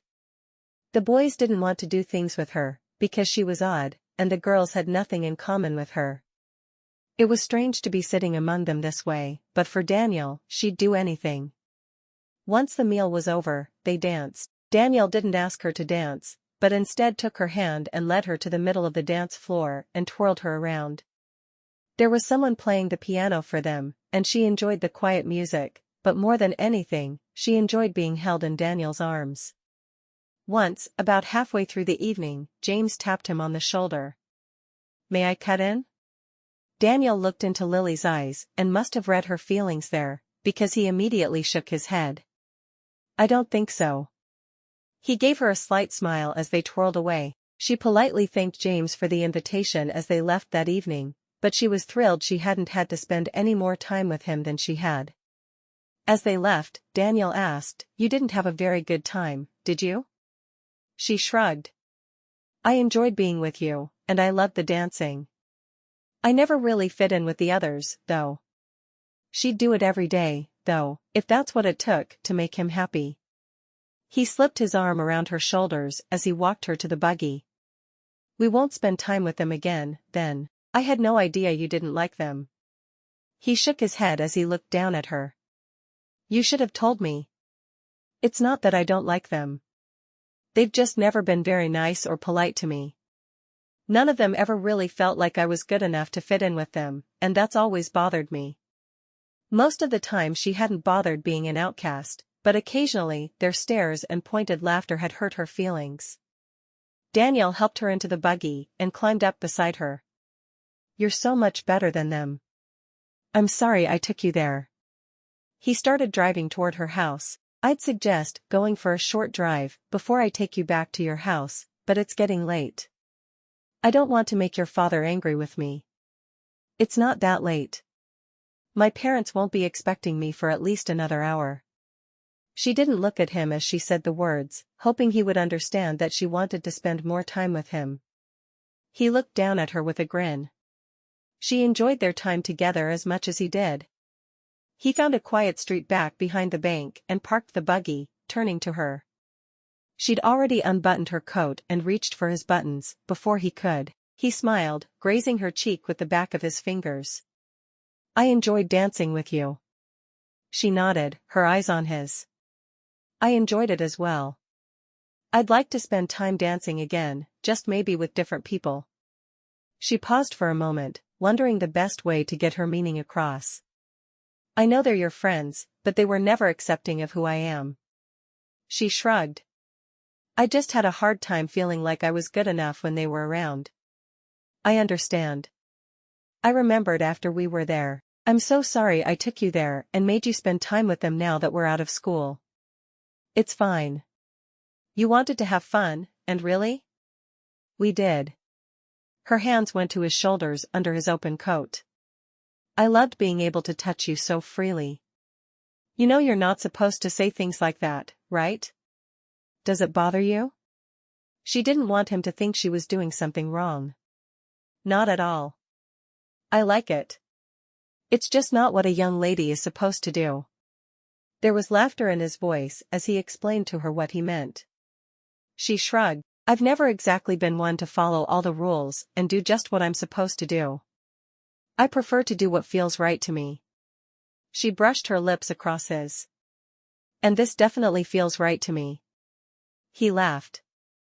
I can't think of anything that feels better. Gathering her close, he kissed her wildly, realizing that they were getting out of control. Each time they were alone, they'd begun kissing, and each time, they'd done more and more. He enjoyed it, of course, but he didn't want to take advantage of her innocence. Her hands went under his suit jacket and she rubbed his shoulders. Her fingers dug into the muscles there. She wished it was warmer, and she could just take his shirt off. She wondered if he'd let her if it wasn't December and way too cold. His hands moved to cup her breasts, and she moaned against his lips.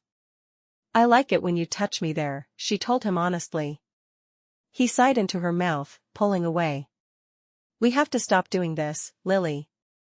1 or 2 kisses is fine, but we're going too far. Every time we're alone, we're unbuttoning buttons and touching each other. What's wrong with that if we both enjoy it? He swallowed hard. You know that the church says you have to wait to have relations until you're married.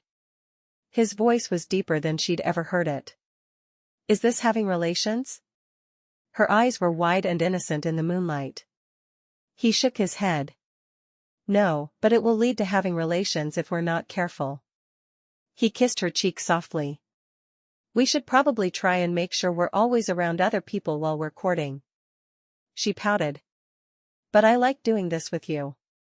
I like touching you, and I like it when you touch me. Was he saying they couldn't do this at all anymore? He kissed her again, because he couldn't help himself.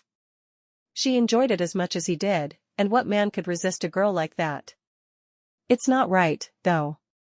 He sighed, wishing he could make her understand what he was feeling. She sighed and pulled away, buttoning her coat up. I'm sorry. I guess we can just hold hands and talk in the moonlight. She felt like she'd done something wrong. He groaned. I don't think I could handle not touching you. His hands were fisted on his lap, to keep from reaching for her again.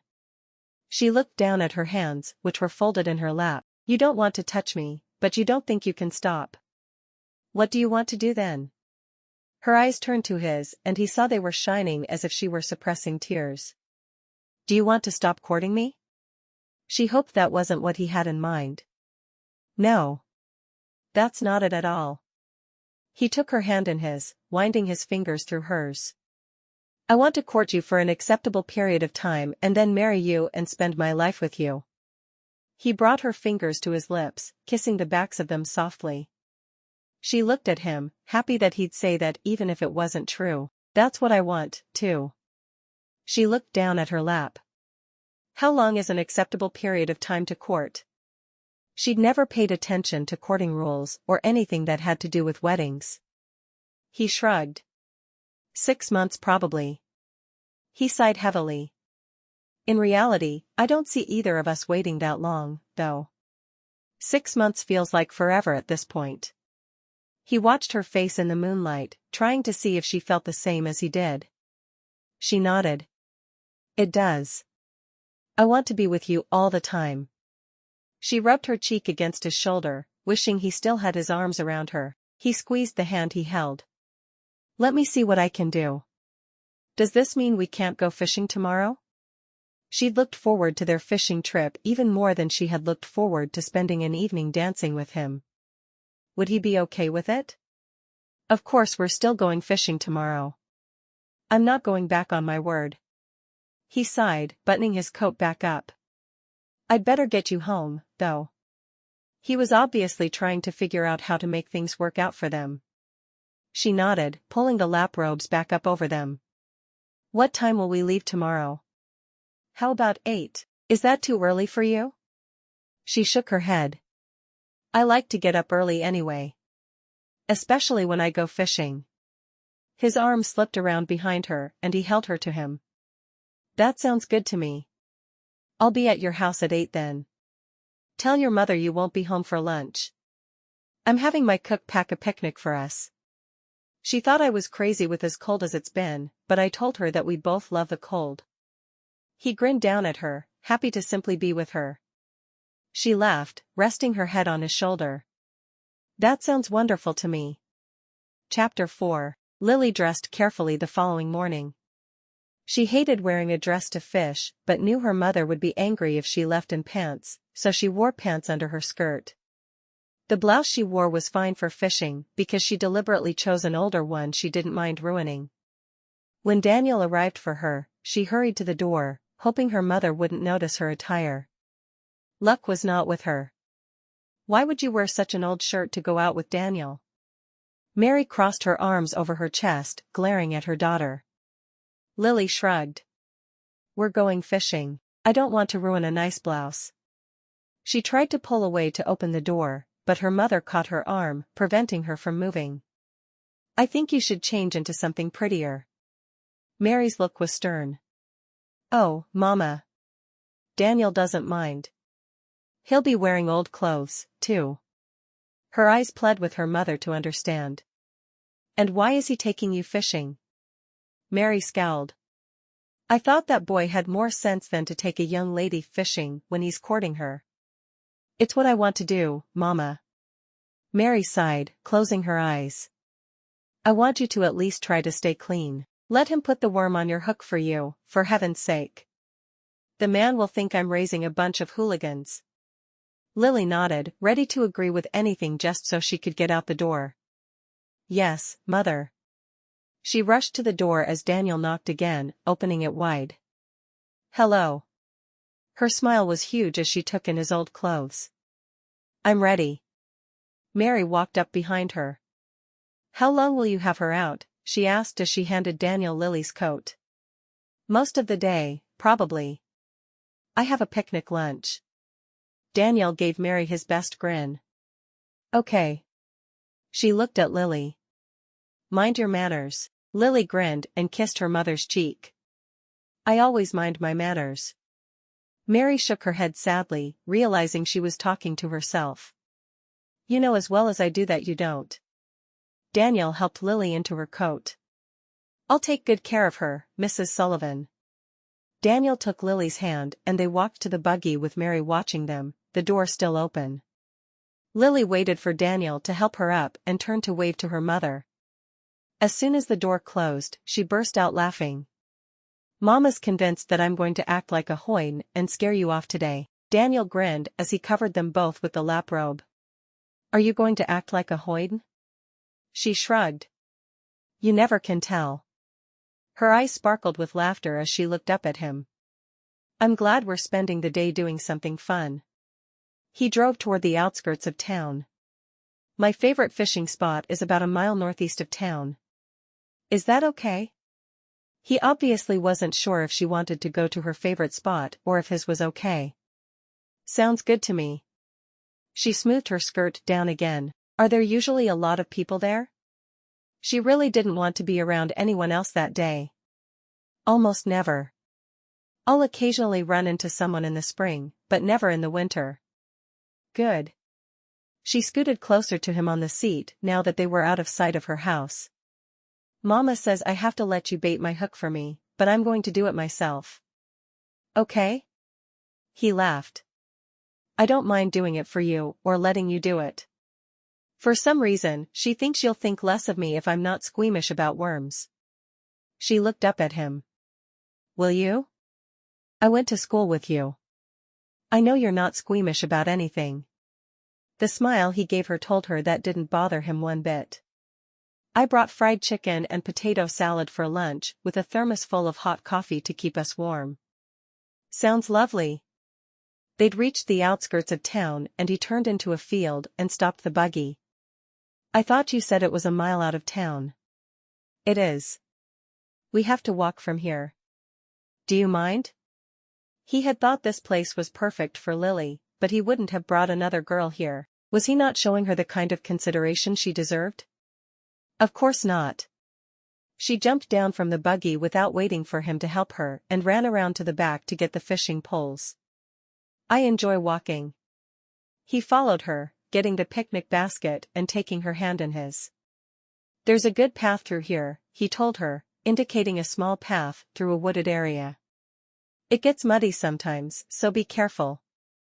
They walked the mile mostly in silence, both of them enjoying the outdoors. Lily was surprised that he obviously enjoyed the same things she did and didn't mind that she liked them. That was the thing for her. Every boy who had talked to her since she'd made her transformation to a young lady had made it clear they didn't expect her to like the things she did. She didn't care what was expected. She just knew what she liked and didn't like. When they got to the stream, she smiled.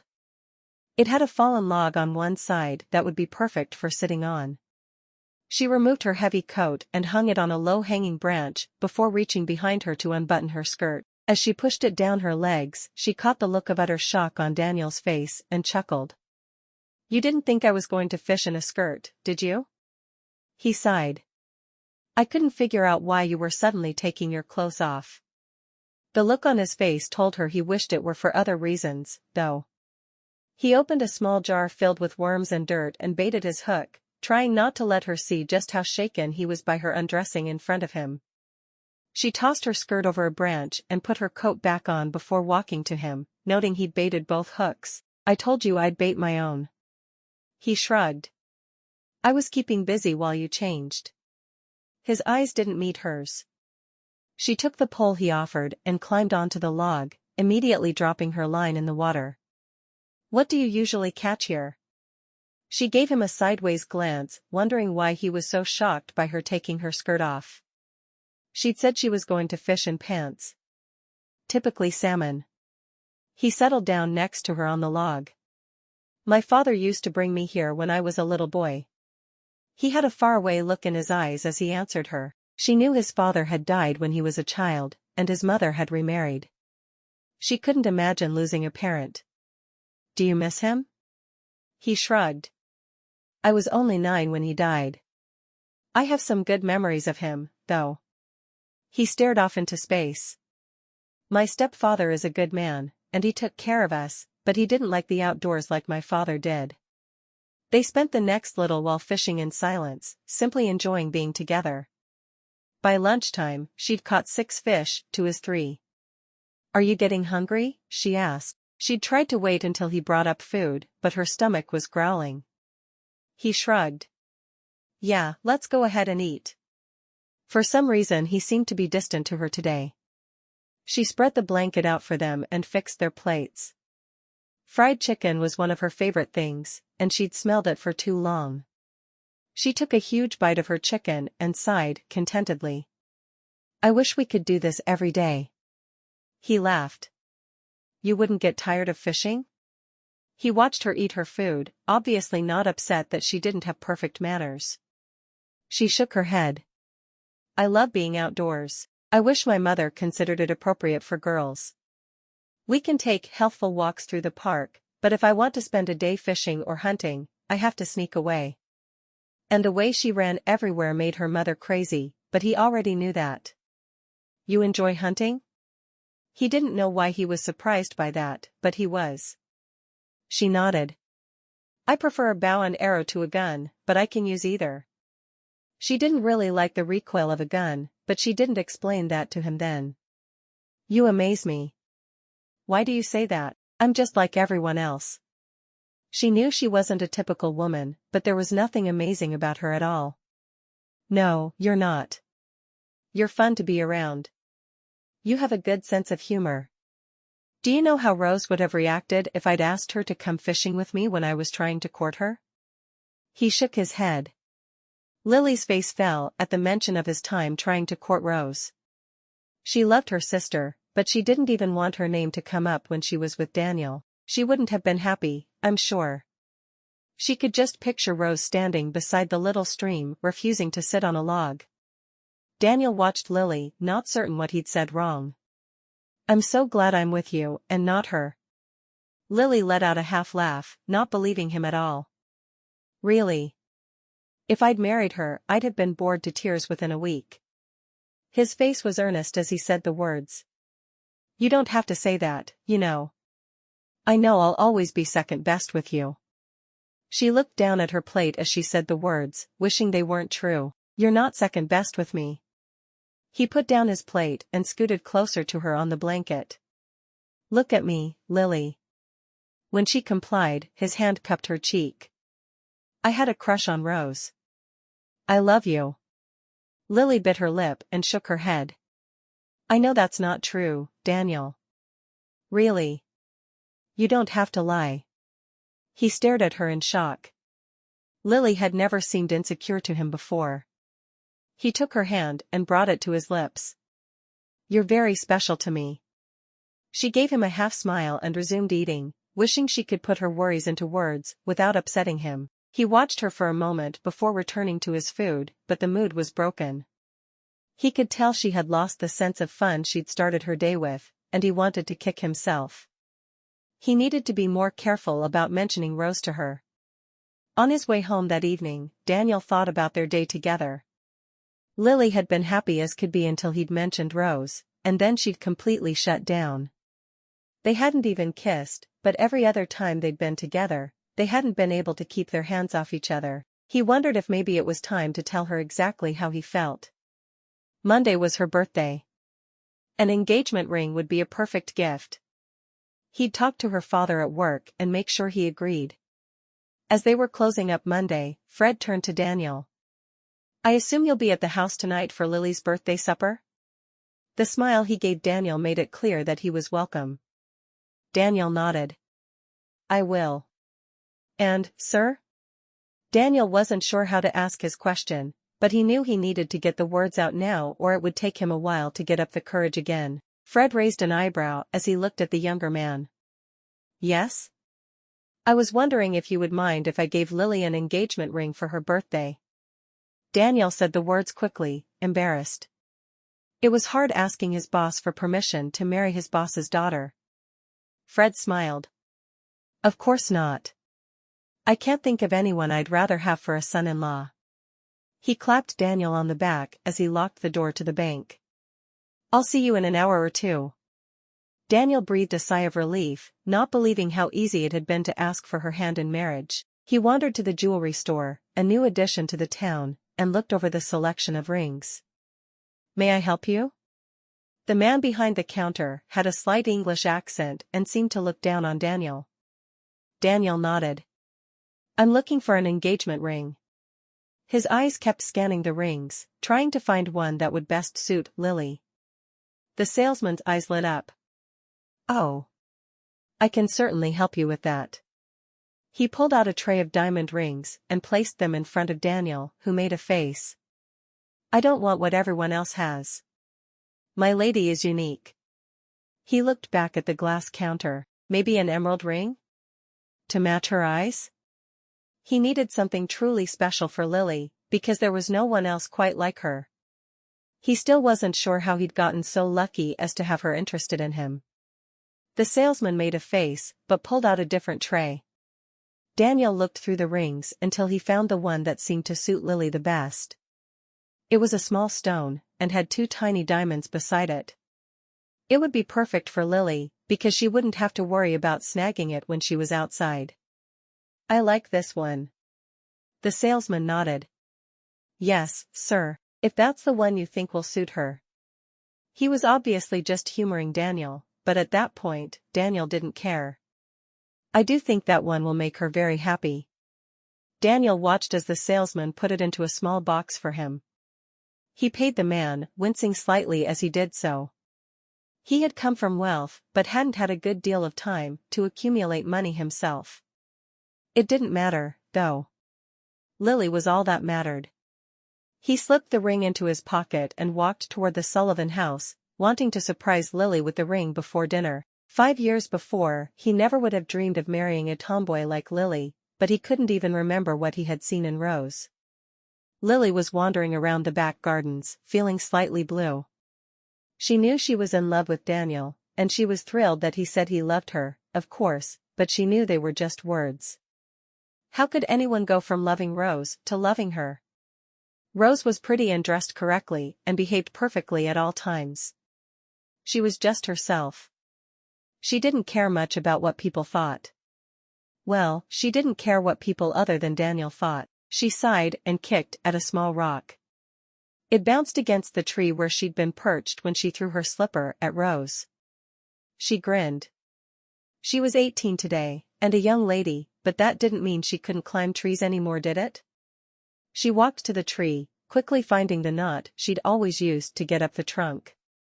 Within moments, she was sitting on the branch she'd spied on Rose and Daniel from. Her eyes lit up as she saw Daniel come into the yard. Obviously he was looking for her. Lily? Oh, drat. I know he knows that I used to climb this tree all the time, but I don't know that I want him to know I'm up here now. What will he think? She thought about just not answering him, but she didn't want to be rude. Lily? Are you out here? He'd raised his voice to almost a shout as he searched through the large back garden for her. Up here, she called down, finally deciding she just needed to admit to where she was. Daniel stepped under the tree, his eyes laughing up at her. Well, hello. She grinned, thankful he didn't seem to think she was doing anything inappropriate. She needed to keep him around. All of her boyish ways just seemed to amuse him, not offend him. Hello. Happy birthday. He stood looking at her for a moment, before his eyes went to the trunk of the tree. He grabbed the lowest branch and his foot found the knot she'd used. Before she knew what to think, he was beside her on the branch, his lips brushing her cheek. Are you having a good birthday? She nodded slowly, her eyes twinkling at him. Now that you're here I am. She knew she should play hard to get, but she had no desire to. She loved him and she saw nothing wrong with showing him that love. I'm glad. The backs of his fingers stroked her cheek softly. You look beautiful today. She blushed. You keep saying things like that. How could he say she looked beautiful when she sat there in one of her oldest dresses with her legs dangling from the tree branch? Because they're true. He dug into the pocket of his black coat, pulling out the box from the jeweler. I brought you a birthday present. His eyes were steady on hers as he waited for her reaction. She stared at the little box in wonder. What is it? She hadn't expected him to bring her anything.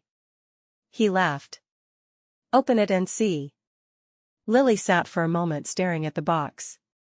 It was the first time a man she wasn't related to had bought her a gift. She opened it and gasped at the ring inside it. Oh, it's beautiful. It wasn't the kind of ring Rose would like, she knew, but it suited her. She loved it. He removed the ring from the box, and took her hand in his, making sure he was steady on the branch. Lily Sullivan? I can think of no woman who would suit me as a wife as much as you. Will you do me the honor of becoming my bride? He slid the ring onto her finger even as he asked the question.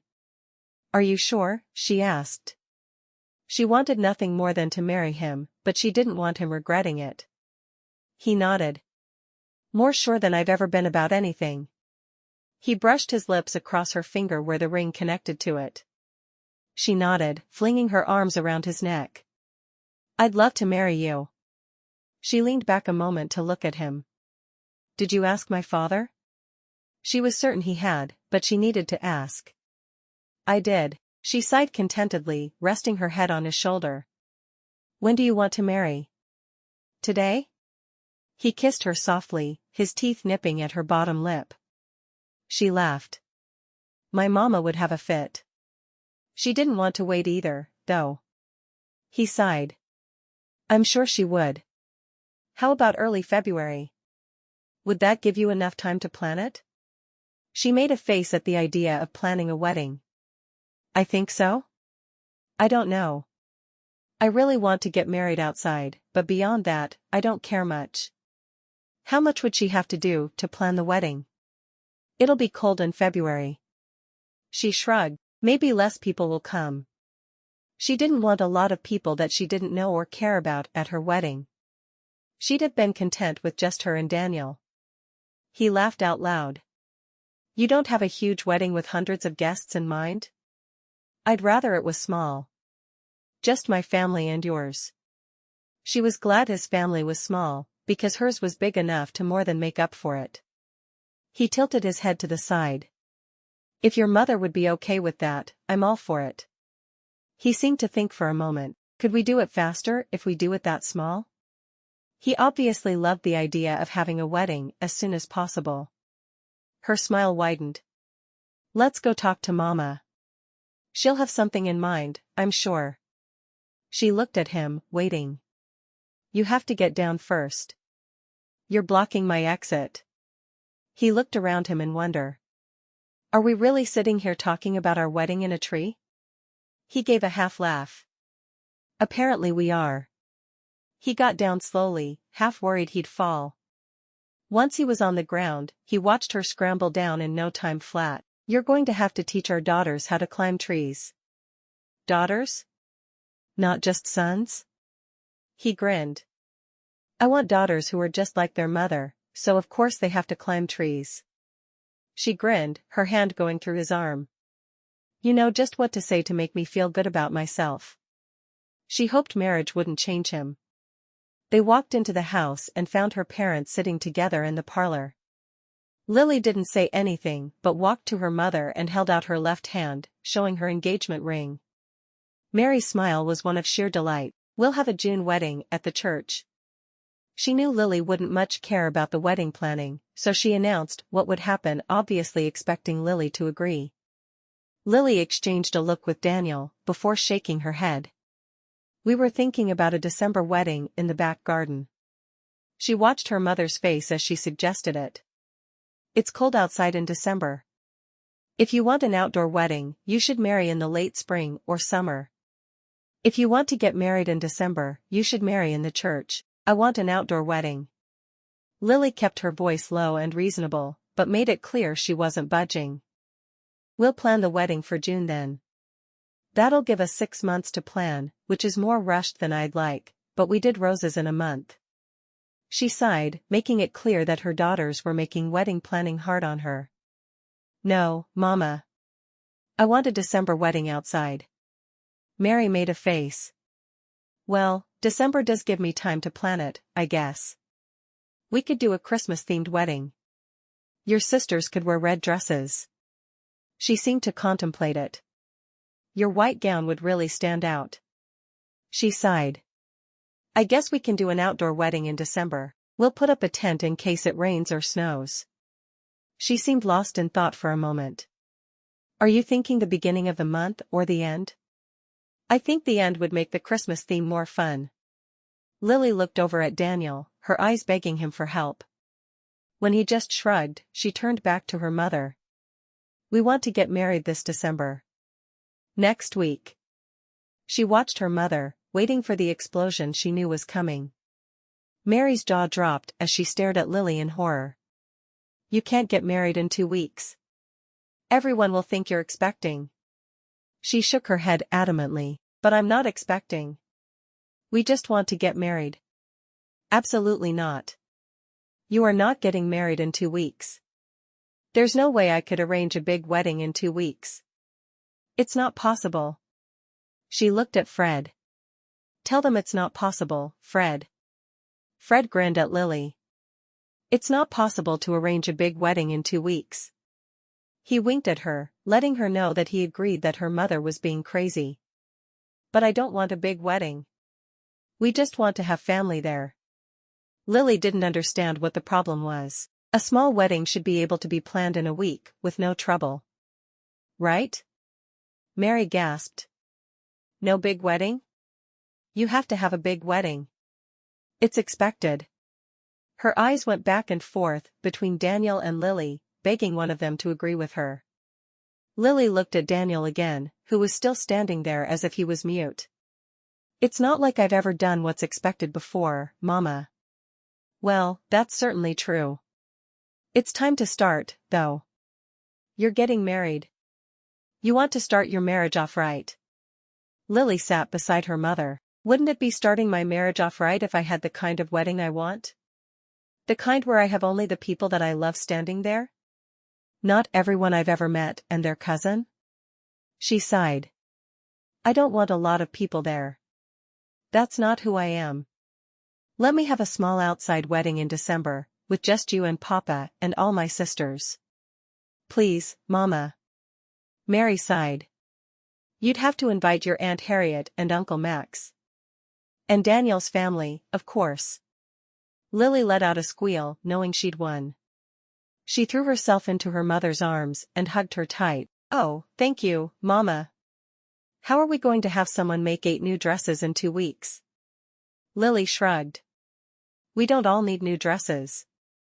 "Well, I need a new one for the wedding, but the others don't. I don't care if they wear their Sunday dresses." What did it matter what anyone wore, when the end result would be the same anyway? She'd be married to Daniel, and truly, that was all that mattered. Mary shook her head slowly, obviously resigning herself to the idea of a small wedding. "That's fine then." Lily looked over at Daniel, who was grinning at her. "We're getting married in 2 weeks." Her voice was excited. Daniel nodded. "Sounds perfect." Fred stood up and shook Daniel's hand. "Welcome to the family." Hyacinth was wandering past the open parlor and stopped short. "Are you marrying Lily?" She seemed surprised, as if she'd only just realized he'd been courting Lily. "I am." "Is that okay?" Hyacinth nodded. "You'll make a good brother." She wandered off again without saying anything else. Daniel looked dumbfounded. I don't think I've ever heard her say that many words before. He looked at Lily helplessly. Lily laughed. "She does know how to talk. She just doesn't choose to do it very often." Chapter 5. Lily woke the following day with a smile on her face. She knew she had a lot to do to be ready for her wedding, but she didn't care how much work was involved. In 2 weeks, she'd be married to the man she'd loved since she was a child. She and her mother rushed to the dressmaker, and picked out the dress she wanted to be married in. The dressmaker shook her head. "Why don't your girls ever give me any time? Amaryllis better come in to be fitted for her wedding dress now if she wants something elaborate." Lily laughed. "Thank you for working so hard for me." She felt bad asking the woman to work so hard, but she didn't know what else to do. Yes. I'll hurry." She made a shooing motion with her hands. "I have your measurements. Go now. I have to get to work if it's going to be done in time." Lily and her mother stopped for lunch on the way home. Once they were seated, Mary took a deep breath. "Why are you in such a rush to marry now, Lily? You're not expecting, are you?" Mary watched Lily carefully for her reaction. Lily had just taken a sip of water and she started choking on it. "Of course not, Mama. We just don't want to wait. If you can give me just 2 months, I could have the wedding you've always dreamed of." "Please give me 2 months." Mary's eyes were unfaltering as they met Lily's. "I've never dreamed of having a wedding, so there's nothing in particular I want. I just want to be married to Daniel. I want to begin my life with him, and I won't be any less married if you and Papa don't spend a fortune on me." Lily smiled. "If I give you more time, I'll have the wedding you always dreamed I would have, but not the wedding I always dreamed of." Mary closed her eyes in defeat. "You're not going to change your mind, are you?" "No, I'm not. I'm getting married in 2 weeks with or without you." Lily had always been the one to buck tradition in her family, and she would marry without Mary, but she wouldn't be happy about it. She held her breath as she waited for her mother's response. "Of course I'll be there. I just don't want you to regret not having the wedding that you could have." "I'm not going to regret anything as long as I'm married to Daniel. It's going to be cold doing an outdoor wedding in December." Mary took a sip of her water. We'll have to find some way around that.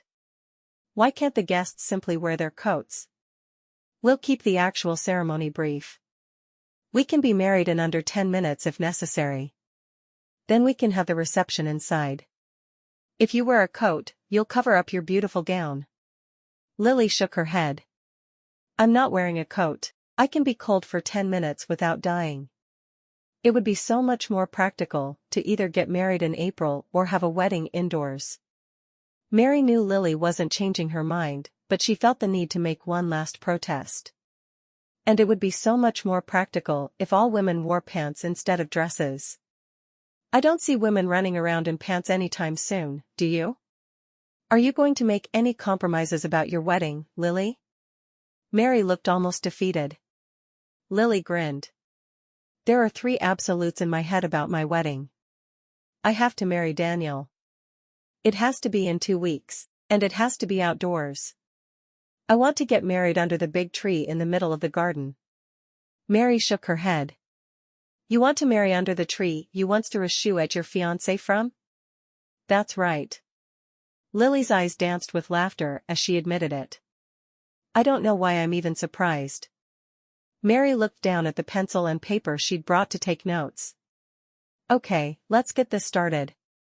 Do you want all of your sisters standing up with you? When Daniel came for supper that evening, she suggested they go for a drive, but he was adamant that he thought they should stay within sight of the house. I really think it's for the best that we not leave the back garden. He hated saying it, but he was afraid of what would happen if they continued to take drives together. Lily sighed. Why not? I like being alone with you. She really didn't want to give up their time alone together. Daniel nodded. And I like being alone with you. Too much. Every time we're alone together, we end up kissing and things get out of hand. Lily stopped walking and brushed her lips against his. Last time things got in your hand. That's what I'm worried about. He wrapped his arm around her shoulders. I respect you too much to let anything happen before we're married, but that's where things are headed if we keep spending so much time alone together. We have to be able to see each other without that temptation, and we can't do that when we're totally alone together.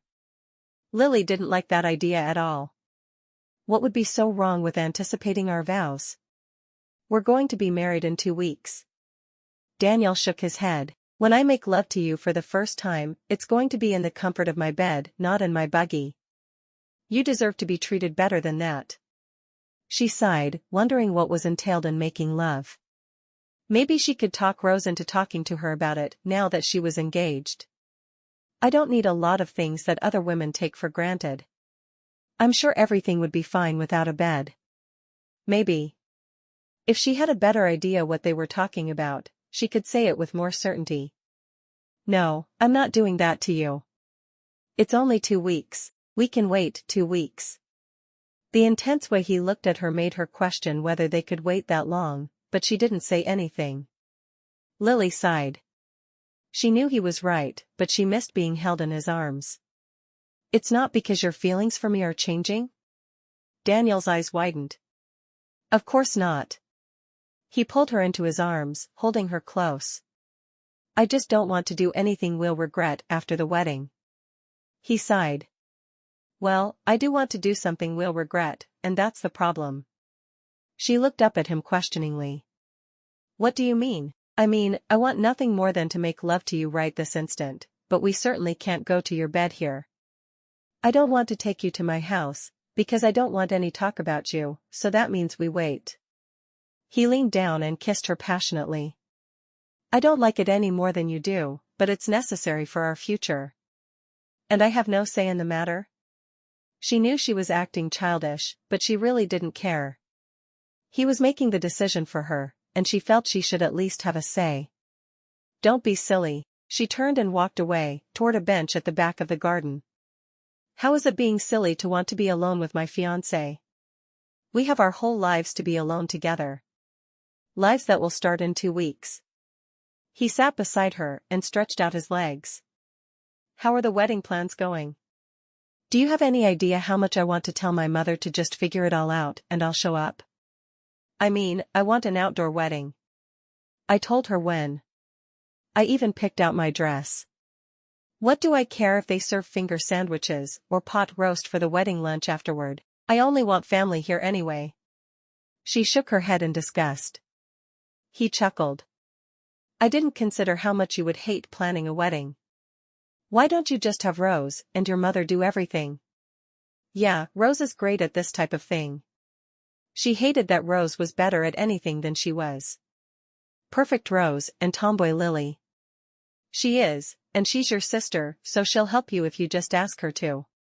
Lily hadn't even gone to Rose's house to let her know she was engaged. She'd thought about it that morning, but she didn't want Rose to know that she was marrying one of her leftovers. Of course, Rose would be happy for her, but she just didn't want to have to deal with it all. I know. I haven't even had a chance to go over there and tell her we're getting married. I guess I need to let her know she's invited. Daniel kissed her cheek, chuckling. You probably should. He hugged her to him. Frantic for another subject, she finally asked, do you know who you're going to have for your best man? Daniel shook his head. I was thinking James, but you don't like him, so I need to find someone else. Lily shrugged. You can have James do it. He won't bother me. It wasn't exactly a lie. He had always bothered her and always made her feel like she was less than she should be. Less than a woman. Less than smart. Less than good enough for anything. She needed to stop letting him bother her, though. He was Daniel's closest friend, and she wasn't going to keep them apart. I'll ask him then. He gripped her hand in his. I'm sorry, this is all so hard on you. After we're married, things will be better. You'll see. Lily rested her head against his shoulder. I hope so. I wish we could skip over all the getting married stuff and go right to married. Most women spend their whole lives dreaming about their wedding day. He'd known she wouldn't be like that though. It wasn't in her nature. She shook her head. I never really gave it a thought. I know I want it outside, but beyond that? Nothing matters a whole lot to me. I'm just happy to be marrying you. Daniel stroked her hair. I'm happy you're marrying me. I can't imagine spending my life with anyone else. Who else would hunt and fish with me, just because it's so much fun? She sat up. That reminds me. Mother wants me to invite you for Christmas dinner. He shook his head slowly. How did me talking about hunting and fishing remind you of Christmas dinner? He really wanted to know how her mind worked. She grinned. I shot enough white rabbits to make my sisters each a fur muff for Christmas this year. He chuckled. Bow and arrow or rifle? Bow and arrow. Makes for a cleaner shot if you want to keep the skins. Did you make yourself a fur muff as well? She shook her head. What would I do with a fur muff? I prefer gloves. You can't really do anything with your hands stuck in a muff. He turned her face to his, dropping his mouth to kiss her gently. Never change. You're perfect just the way you are. She laughed. I hope you're still saying that in 2 weeks. Christmas was a week later, and Daniel joined Lily's family for dinner as she'd requested. He brought her a necklace on a fine gold chain, and she acted as if it was the most beautiful gift in the world, but secretly she wondered what he'd been thinking. It wasn't something she'd wear. A fishing pole would have been a great deal more practical. Rose sat across from Lily for the meal and Daniel sat beside Lily, with Sean across from him. Sean kept glaring at Daniel, leaving Lily to wonder what was going on with him. By the end of the meal, she felt like the entire room was filled with tension. She found some time to corner Sean later. Why do you hate Daniel? She demanded, annoyed with him. He sighed and shook his head. I don't hate him. I just know he once declared undying love for Rose. I wonder how he can switch between sisters that way. Lily shrugged.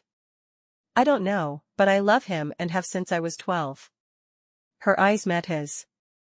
You need to get over your anger. He's going to be part of the family in less than a week. Sean gave her a half smile. I'm glad you're marrying him then. He seems like a good guy. It just bothers me that he used to love Rose. He still does. Lily said the words as if she didn't care, but the hurt was in her eyes. You're marrying a man who loves your sister? Really? She shrugged. He lied and says he loves me.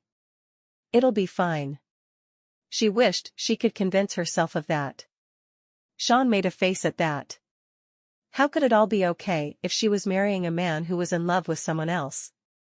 What was she thinking? Daniel wandered around the backyard waiting for Lily to join him. She'd said she needed to talk to Sean for a minute, and then she'd be right out. He finally heard a door behind him and turned, but it was Dr. Sean coming to see him, not Lily. He stopped and walked toward the other man. Where's Lily? Sean shrugged. Talking to Rose and Mary about wedding details. Something about the perfect finger sandwiches to serve? I don't know. He squared his shoulders.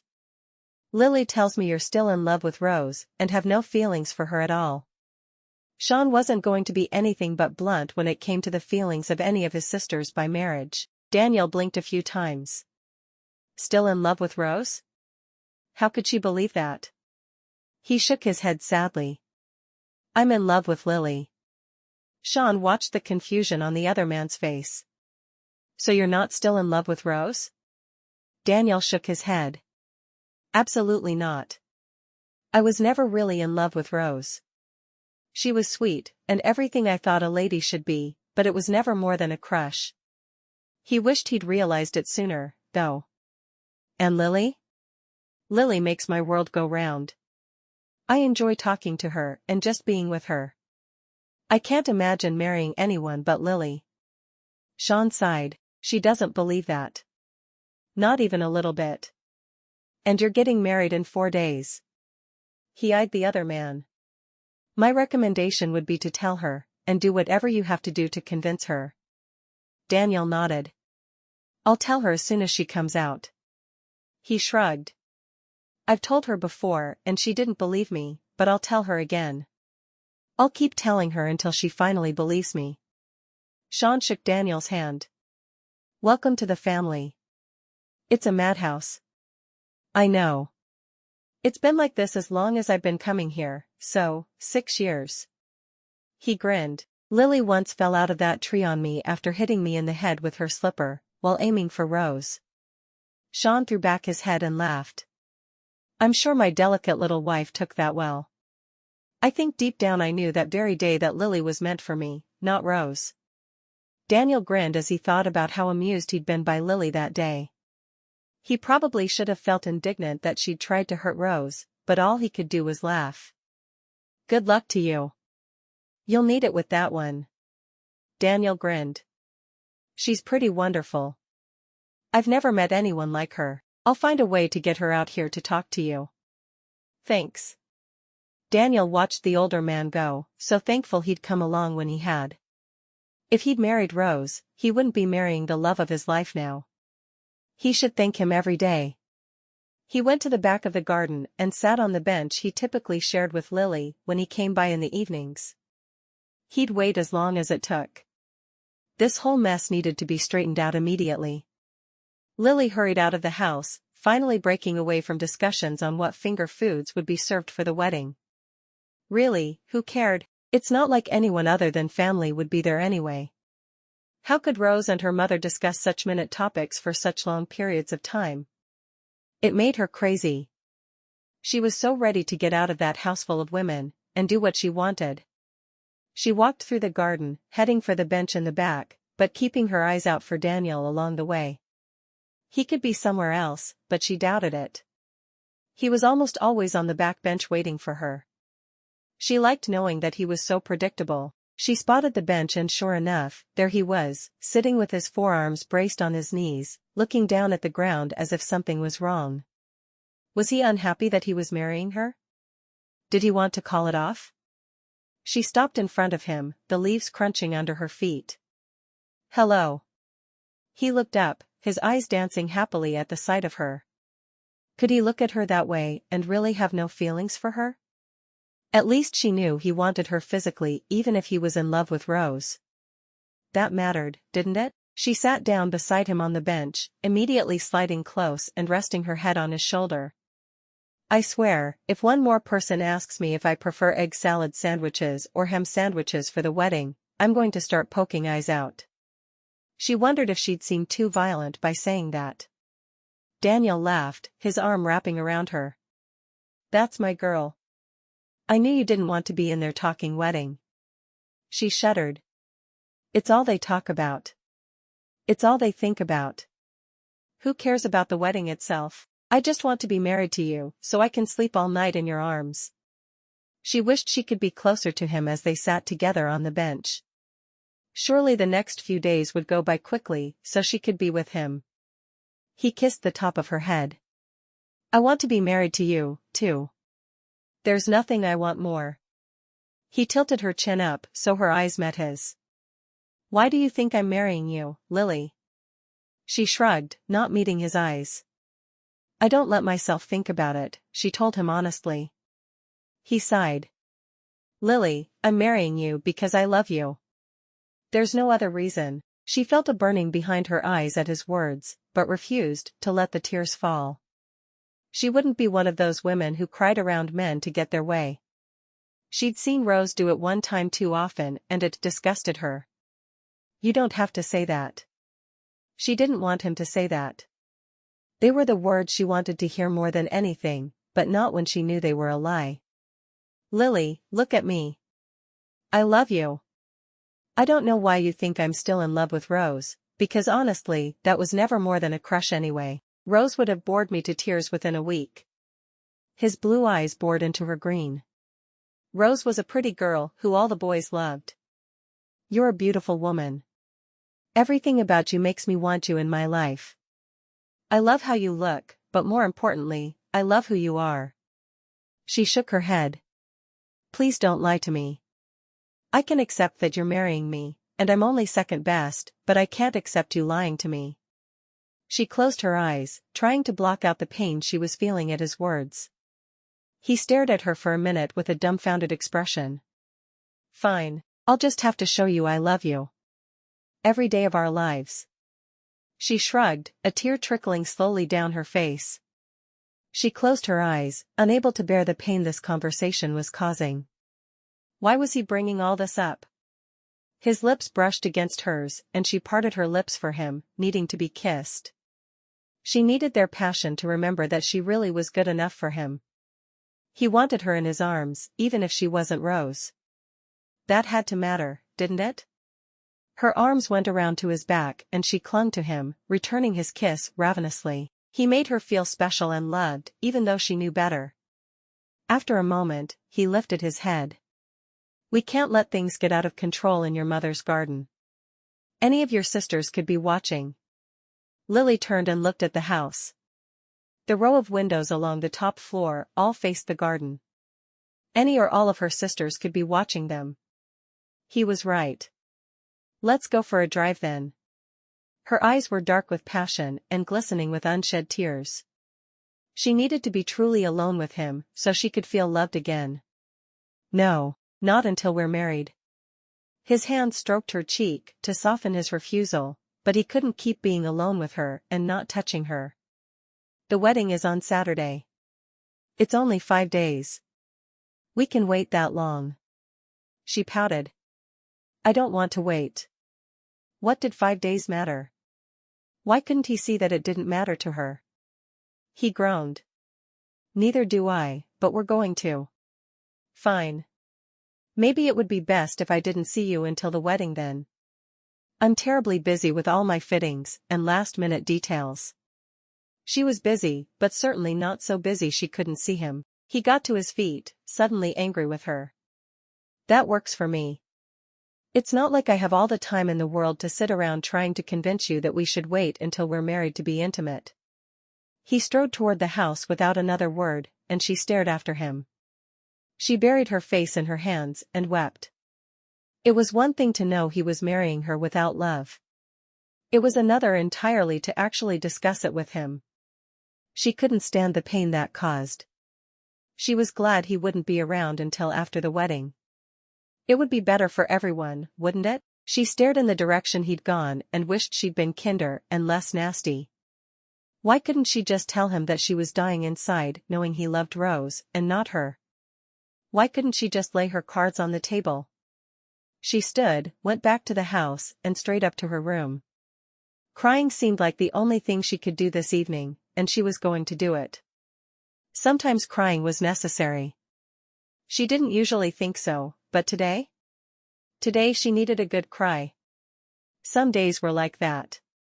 The day of the wedding was clear and sunny. It was cold, but not so cold Lily felt like she was going to freeze as soon as she stepped outside. She said a quick prayer of thanks that the day was beautiful and hurried to bathe and get ready for the wedding. Her mother came into her room after she was sitting in her robe and explained relations to her. She wasn't terribly surprised. She liked the idea of being naked with Daniel. She didn't tell her mother that, though. Obviously her mother had done it. Rose had said it was wonderful, and she was married to Sean.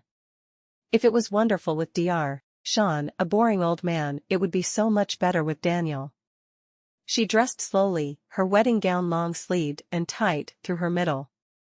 She'd never really worn corsets like her sisters, but her mother had told her that no matter how slender she was, she needed a corset for her wedding day.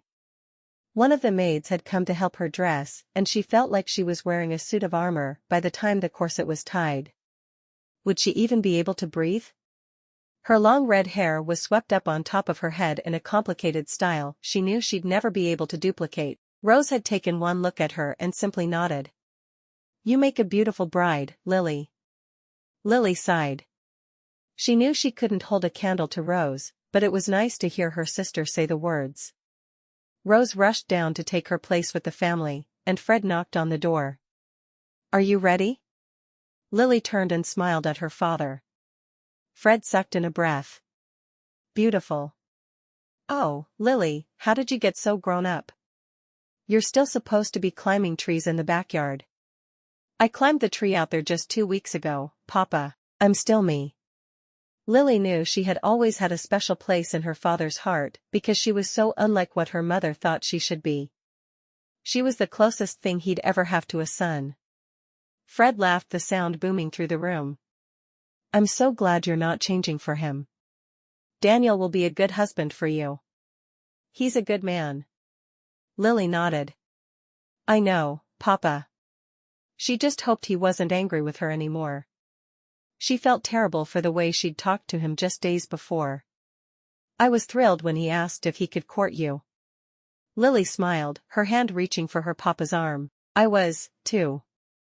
Don't get all sentimental now. I don't want to cry on my wedding day." She'd done enough of that leading up to her wedding day. Fred smiled. "It's hard to believe my girl, who seems the toughest on the outside, is the one who is so mushy on the inside." "Shoo, no one's supposed to know that." They walked slowly down the stairs and to the back door. She stopped in front of the door, startled that there were so many people. "I said just family." There had to be 50 people there, which wasn't a lot compared to how many Rose had at her wedding, but more than she'd wanted. Fred shook his head. "Your mother has a different idea of what just family means than you and I do. Would it be terribly rude of me to run out there and tell people to leave before we start the wedding?" Fred chuckled. "It would." She sighed heavily. "I guess I won't then." Iris opened the door and she and Fred walked slowly to the arch placed under the tree. They'd not had to use a tent because of the clear day, so she was thrilled. Daniel stood, looking handsome in his black suit, watching her with eyes that were lit up. He hadn't been by since Christmas, and she'd been half afraid he wouldn't come, but there he stood, waiting for her. She walked to his side, and waited while her father put her hand in his. The ceremony was short and sweet, everyone wanting to get in out of the cold. Her sisters each wore their favorite color, and she held a single lily as her wedding bouquet. When it was time for Daniel to kiss her, he leaned down and brushed his lips across hers. A soft promise of what was to come. Lily clung to his arm as they walked back into the building, so happy to finally be his wife. The reception was as different from Rose's as could be. She'd had hundreds of people swarming around the house, and everyone had eaten and danced, spilling into the back garden, because they'd needed the room. Her reception was just a few maids moving around between people, serving the sandwiches, and everyone drinking punch. The voices were low, and there was no raucous laughter. Through it all, Daniel remained by her side. He constantly touched her. Sometimes, it was just his hand at the small of her back. Sometimes his arm was around her shoulders. She found herself leaning into him, thankful that he was there. She hated being the center of attention, and that was the reason she'd wanted a smaller group of people invited to attend. She would have been terribly overwhelmed if not for Daniel at her side. They cut the cake and fed each other a bite while the people watched. There were no people there she wouldn't have invited if she'd thought of it, so that made her feel slightly better. Everyone had known her since she was a small child, and she felt like they should be there. By the time Daniel took her hand and led her to his buggy out front, she was glad to go. Sure, she was a little nervous about her wedding night, but more than anything, she was excited about it. She and Daniel would be able to touch each other, and it would be fine. Chapter 6. They were both quiet during the buggy ride back to his house, and he unlocked the door and let her in. She hadn't ever actually seen his home and was surprised to see how small it was. She'd somehow expected a home like the one she'd grown up in, but she had no complaints. He showed her around briefly, not that there was much to see. There was a small parlor on the first floor as well as his study and dining room. On the second floor were 3 bedrooms and a small bathroom with running water, which made her breathe a sigh of relief. They'd had a real bathroom at home for some time, and she didn't want to have to go back to using an outhouse. The last room he showed her was very obviously his bedroom. There were 2 vases of lilies on the dresser, and she smiled up at him. "Thank you." "For what?" "Making me feel welcome here."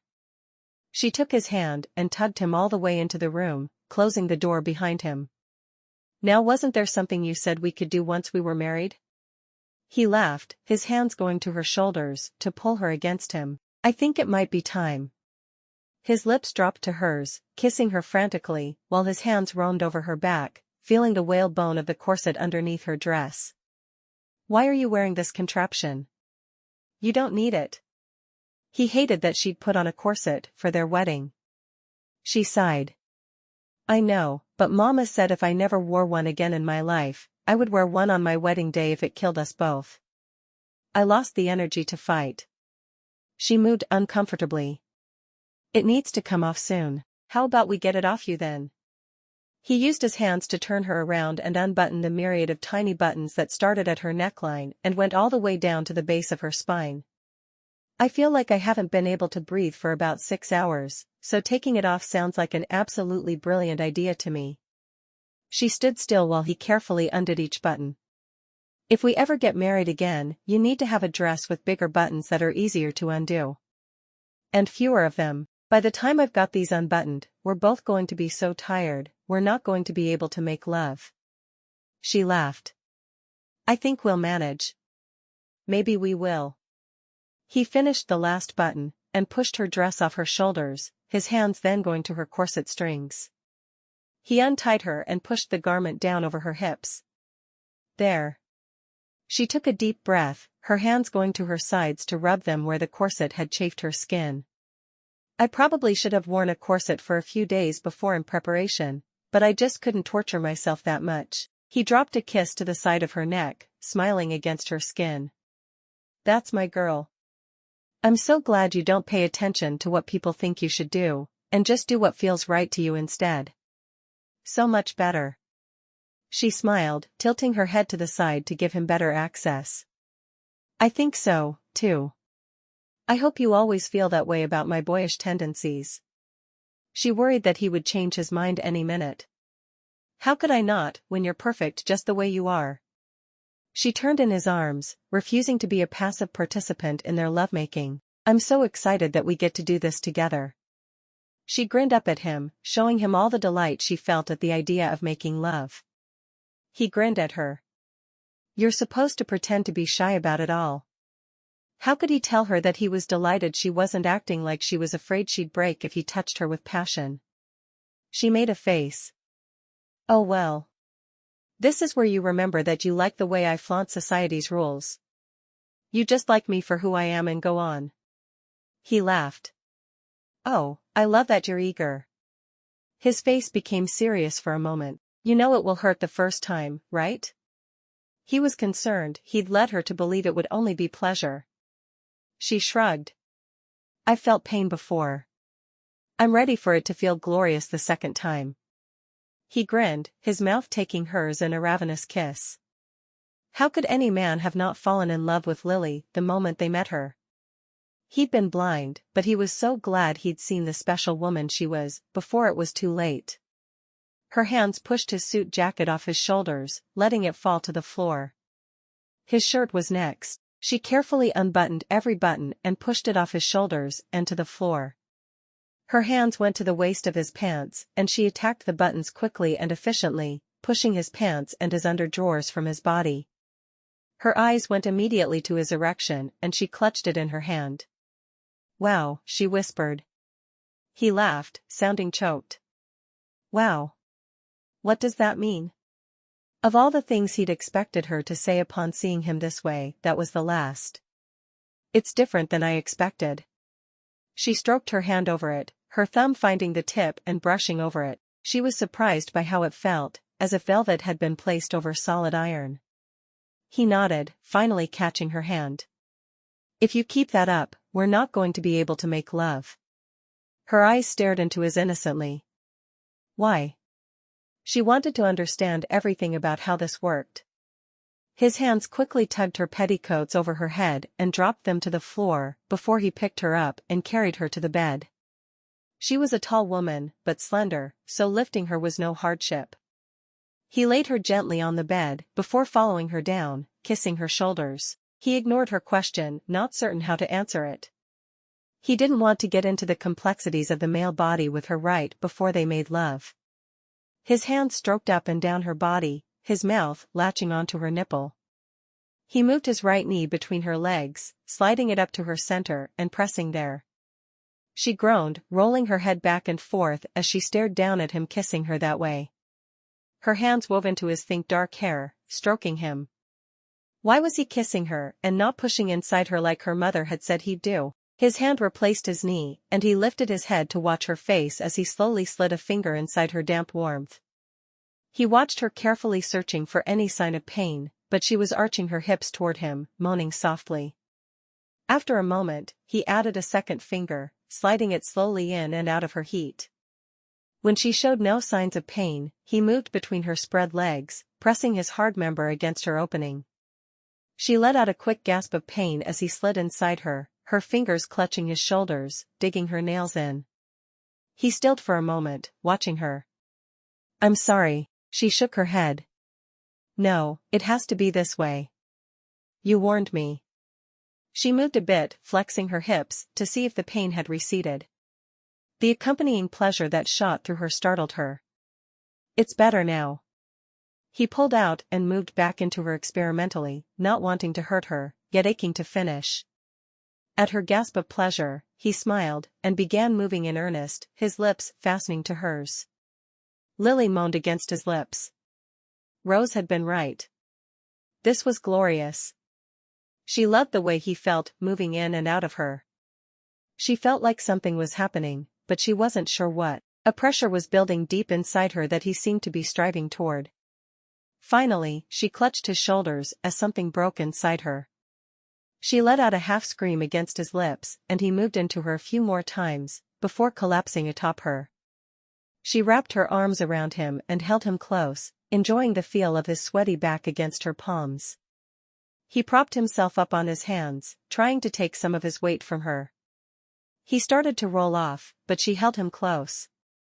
I'm too heavy, he protested. He didn't want to hurt her any more than he already had.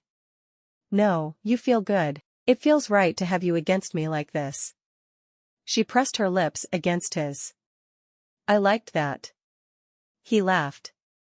I liked it, too. We'll do it a lot. Like every week? Every month? What was a lot for this sort of thing? She had no idea. He grinned.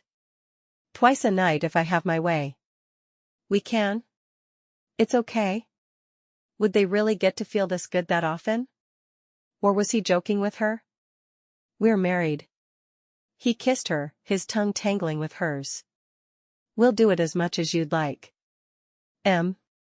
He rolled to her side, pulling her head to pillow on his chest. I missed you this week. All I could think about was kissing you and holding you close. His hand stroked up and down her back. And I kept wondering what it would be like to be inside you. She smiled against his shoulder. I like that. She ran her fingers through the light thatch of hair that covered his chest. I'm glad we're married now and can be together anytime we want. Me too. His hand stroked through her hair, which was still piled high. He pulled the pins out and made a small pile of them on the table beside the bed. You're perfect. She let out a short laugh. My mother would be happy to debate that point with you. She kissed his shoulder. Let me rephrase that. You're perfect for me. There's no other woman I'd rather have beside me. He held her tightly. I love you, Lily. He watched her face close up as soon as the words were out of his mouth. Lily let out a sigh, her eyes turning sad. She kissed him one last time, before turning her back to go to sleep. Good night, Daniel. She stared at the wall in front of her, knowing she couldn't face him when he'd just lied to her. How could he be so wonderful one minute and lie the next? Daniel stared at her back, hating the way she'd shut down when he mentioned his love. How could he convince her of how he felt? He settled against her back, pulling her against him. Good night, Lily. The kiss she felt against the back of her head made the first of the tears start to fall. She woke the following morning to Daniel lying with his head on his pillow, his eyes wide open as he watched her sleep. She came slowly awake, her eyes fluttering. She gave him a tentative smile, her eyes burning from the crying she'd done the previous night. He looked so sexy to her, lying there with his hair ruffled, the covers down around his waist. She knew she should have been cold, because the fire had long since died out, but she wasn't. She felt warm as she saw him watching her. His hand reached out and stroked her cheek.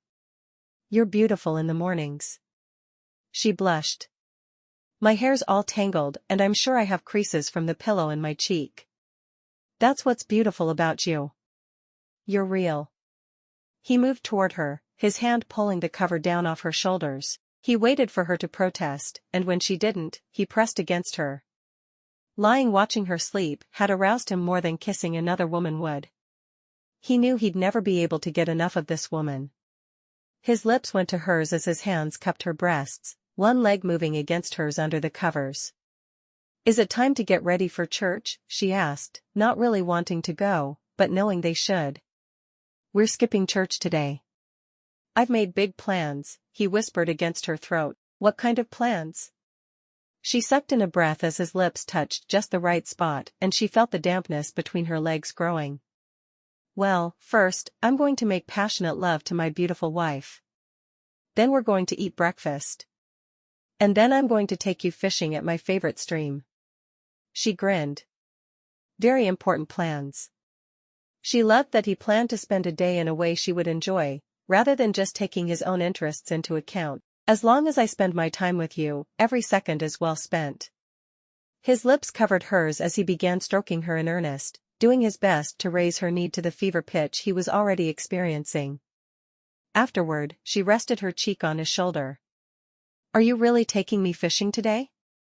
Well, I didn't feel like I could take time off from work with no notice for a honeymoon, so I thought we could just spend a day together instead. Does fishing sound good to you? She laughed. Fishing always sounds good to me. I love to fish. She was so glad they shared such a basic interest. Her parents' only real interest they seemed to share was their children. She was unsure how they'd gotten together in the first place. He swatted her bottom.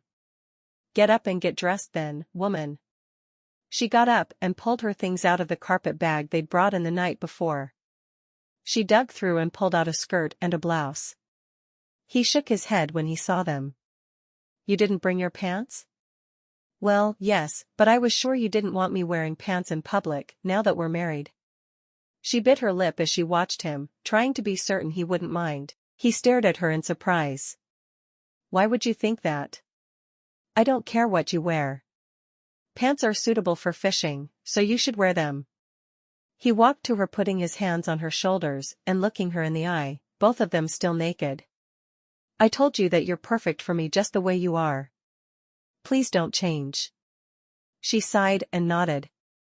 I just don't want you to be embarrassed of me. I know I'm not most men's idea of feminine beauty. She wasn't any man's idea of beauty, but she wasn't going to argue that with him. He laughed, looking her up and down. Her hair was down and reached past her bottom. Her legs were long and slim. Her waist was tiny between her flared hips and generous breasts. They're stupid then. Very, very stupid. She smiled, wishing she could be certain he'd always feel that way. While Lily dressed, she thought about their night together and knew she'd made a good choice marrying him. He may be in love with her sister, but he made her feel loved, and that's what really mattered. They went to the same fishing hole they'd gone to before, and she outfished him. He loved watching her face each time she reeled in another fish. She truly enjoyed being outdoors, and he loved it. So many girls he'd known would have complained about how dirty the branch they sat on was. How slimy the worms and fish. She never blinked at those things. She just kept fishing. When they took a break to eat the picnic lunch she'd packed, they sat on the blanket together. He kept her hand in his while they ate, even though she complained it was hard to eat with only one hand. He could see her eyes flashing with laughter, though, so he didn't mind. After they finished lunch, she got up to put everything in the picnic basket, and he grinned as she bent over in front of him. I know why women aren't allowed to wear pants. She turned to him, her eyes questioning. Why is that? She wondered what he was thinking as he watched her. Because if all women wore pants, men would spend all their time staring at their bottoms in them. Lily blushed. Are you looking at my bottom, sir? She turned around so her front was to him, embarrassed. Daniel nodded. I sure am. And I like it, too. She straightened up, her eyes dancing at him. Really? And what are you going to do about it? He raised an eyebrow. Well, it is our one-day honeymoon, so, he caught her hand and pulled her down onto his lap, laughing softly. I think I'm going to force you to be wicked. Wicked? It's not wicked when we're married. He laughed, his hands going to the buttons on her pants. Why no, it's not. They didn't catch as many fish that afternoon as they had in the morning, but she didn't complain. Fishing with him was a lot of fun, but other things with him set her body on fire. How had she gotten so lucky that she had a man who treated her so well, and made love to her so sweetly? When they finally packed everything up to go home, she was sad. No, it hadn't been a day at the beach, or a honeymoon in the mountains, but it had been her first full day of marriage. She hated that he was going back to work the next day, but there was nothing she could do about it. Once they were home, she fried up the fish they'd caught and set the table. She wasn't much of a cook, but she'd done enough fishing that she'd learned to clean and cook fish, so she could enjoy the fruits of her labors on her own by the stream before going home if she wanted to. He complimented her on the meal, before taking her hand and leading her up the stairs, his intentions written clearly in his eyes. I only have this one day with just you before going back to work. Let's make the most of it. As Daniel made the 10-minute walk to work the following morning, he couldn't help but think about how upset Lily was because she was so determined he didn't love her. No matter what he said or did, she couldn't be convinced otherwise. He didn't want Lily to be unhappy, so he had to find a way to convince her that it wasn't Rose he loved, but her sister. He sighed. How was that even possible? He already showered her with attention, constantly told her she was beautiful, and told her he loved her. He could shower her with gifts, he supposed, but he'd never really done that before and had no idea what to do. He had to figure something out, though, because she needed to know how loved and cared for she was. As he passed the small florist shop, he stopped and looked in the window and then wandered into the store. He knew lilies were out of season, but this was one time when he just didn't care about money. He'd pay every last dime he had to make her realize how loved she was. He asked that a bouquet of multicolored lilies be delivered to his home and scrawled on the card, "I miss you already." He debated on how to sign it, because she hated it when he told her he loved her, so instead of signing it love, he signed, "Your adoring husband, Daniel." Yes, that would work. He paid the clerk and rushed off to the bank, knowing he'd be a minute or two late. He'd never been late, and he certainly didn't want Fred to think he expected preferential treatment just because he was married to his daughter. When he breezed in, Fred raised an eyebrow at him as if to ask what had happened. Instead of ignoring it, Daniel went into Fred's office with him and shut the door, taking the seat across from him. "I'm very sorry I was late. I was buying flowers for Lily." He knew he didn't have to explain, but he felt the need. "Did you already mess up, son?" Daniel shook his head. "I don't think so, but maybe." He sighed heavily, wishing he knew how much he could share with her father. "Talk to me." "She thinks I'm still in love with Rose. She doesn't believe me when I tell her I love her. She usually starts crying when I say it, and accuses me of lying to her." Fred sighed. "She's always felt like she wasn't quite as good as Rose. Rose's grades were always slightly better. When they sewed, Rose's stitches were always slightly straighter." He shrugged. "She has things she does so much better than Rose. Lily can climb a tree like a squirrel, and she can fish and hunt better than any man I've ever met. But those things don't matter to her, because she doesn't think she should be doing them. Even though they're what she enjoys." His eyes met Daniel's. "You've got a hard road ahead of you, son. I hope you can convince her." Daniel nodded, getting to his feet. "So do I. I honestly don't know what else to do." He stopped with his hand on the doorknob. "I won't be late again." His eyes met his father-in-law's. Fred nodded. "I know that." Daniel spent the day thinking about what he could do for Lily, to show her he cared. He had no ideas at all. He loved Lily, more than he'd ever loved anyone, but how could he convince her of that? Lily was writing thank-you notes for wedding gifts received that afternoon when the flowers were delivered. The maid brought them to her, and she smiled as she read the card, her fingers tracing the words he'd written. She set the flowers down and went back to her writing. She really wished he'd saved his money and bought her a good fishing pole, but flowers were pretty. They'd wilt and die, but she could enjoy them for a few days. Every day that week, a new gift was delivered. Sometimes flowers, sometimes jewelry. One time it was a bolt of pretty fabric to make a new dress. Each gift just made her feel sadder. Did Daniel not know her at all? Or worse, did he want her to become a carbon copy of Rose? Someone who only wanted flowers and jewelry? She wasn't her sister, and she never could be. Every day the gifts came, and every day she thanked him sweetly when he came home. Every day he thought she looked just a little bit sadder. He wanted her to be happy, but he didn't know how to help her get there. Their love life was wonderful. They made love for hours every night, and the only time she seemed truly happy was in his arms, so he kept her naked in bed as much as possible, always being careful not to tell her he loved her afterward. How could they get past this? They'd been married a full month when Lily realized that Daniel wasn't happy in their marriage. All the gifts he was sending her were for one reason and one reason only. He was tired of the way she wore pants around the house and wanted her to act like a lady for a change. She'd always promised herself she wouldn't do that for any man, but how could she keep that promise when it was Daniel? She went to Rose and talked to her, telling her Daniel wanted her to be a real lady like she was. That he wanted her to stop wearing pants around the house and start wearing jewelry. Rose shook her head. "Lily, Daniel loves you. I can see it in his eyes every time he looks at you. He doesn't want you to change." Lily sighed. "Then why would he buy me pretty fabric and jewelry? He wants me to start wearing those things for him. I just know it." She wanted more than anything to make Daniel happy. Rose sighed. "I'll go to the dressmaker with you, but I think you should just talk to the man. He loves you, Lily. He loves you like you've never even dreamed of being loved." Lily shrugged. "Let's go get my fabric made into dresses." "That's what he wants, so that's what he'll get." Well, what he wanted was Rose, and since she couldn't be Rose, she'd at least try to be as much like her as she could.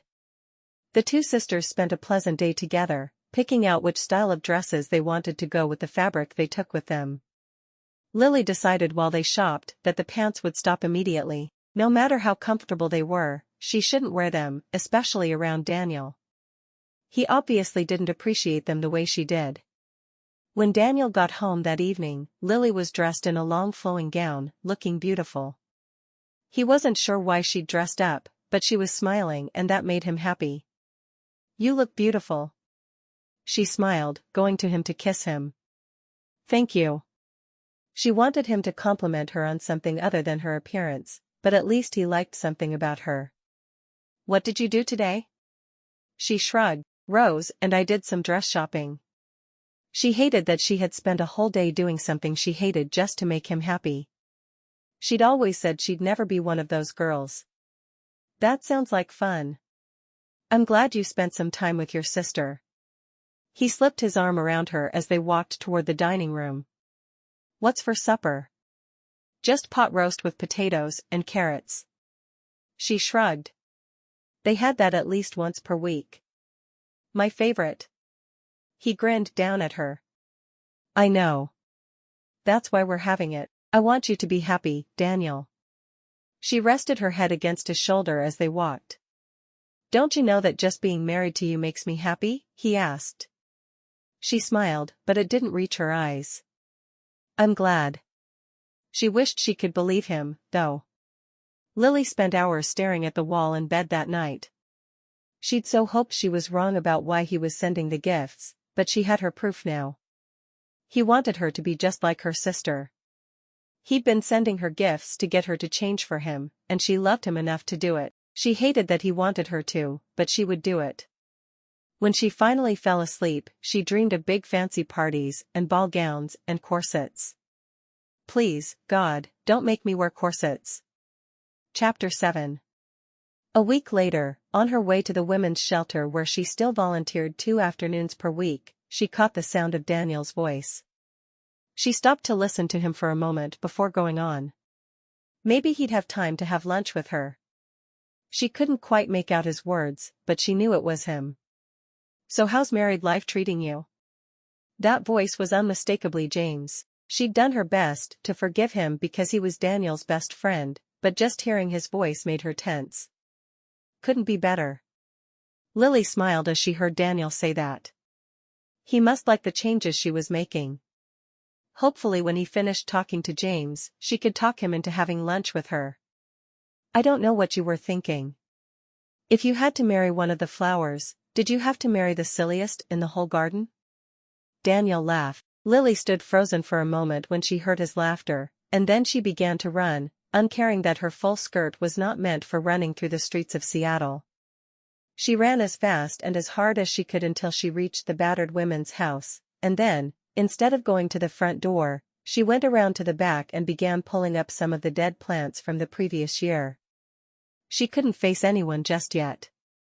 Daniel thought it was funny when his friend called her the silliest flower in the garden. She wasn't silly. She'd done everything she could to make him happy. She'd changed her dress, her mannerisms, everything. Would she ever be good enough for the sweet man she'd married? She'd been working for 30 minutes or so when Mildred Higgins popped her head out the back door. "Lily. I was expecting you, but when you didn't come, I got worried." She grabbed a shawl from behind the door and went outside. "Is everything okay?" She gave Lily a concerned look. Lily shrugged. "I just thought I'd get some stuff taken care of out here before it's planting season again." She kept her face averted, so Mildred wouldn't see her tears. She really just wanted to be left alone, but she would never say that to Mildred. "Would you like some help?" Mildred dropped to her knees beside Lily, who obviously hadn't dressed for gardening. "Sometimes it feels so good to just get your hands dirty." "If you want to help, that's fine." Lily didn't say another word as she attacked the dead plants with all of the pent-up anger she felt. Mildred watched her for a moment before asking, "What's wrong? Are you not happy with your marriage?" Her voice was soft and sweet, letting Lily know she was more than willing to listen. Lily looked up, her eyes brimming with tears once again. He doesn't want me to be me. He wants me to be more like Rose. Mildred snorted. If he'd wanted a woman like Rose, he'd have married one. Daniel loves the same things you do. The two of you have fun together. When you're with each other, I can see the love in his eyes. She shook her head. Women like Rose are a dime a dozen. Women like you are special. He could have easily found another woman just like Rose. Lily shrugged. He keeps sending me gifts like flowers and perfume and jewelry and fabric for dresses. Why would he do that if he didn't want me to change? She left out what she'd just heard, because she wasn't ready to talk about that just yet. Maybe he just wants to get you gifts, and he doesn't know what you'd want. Mildred looked at her as if she had the obvious answer. Lily shook her head. I thought maybe that was it, but I started wearing dresses around the house instead of pants, and he started complimenting me and telling me how beautiful I look. No, he wants me to be more of a lady. She stabbed the spade in her hand into the ground viciously. Mildred sighed. He loves you for who you are, Lily. Not for who he wants you to become. He doesn't love me at all. Lily got to her feet, throwing down the plant in her hand. He only loves Rose.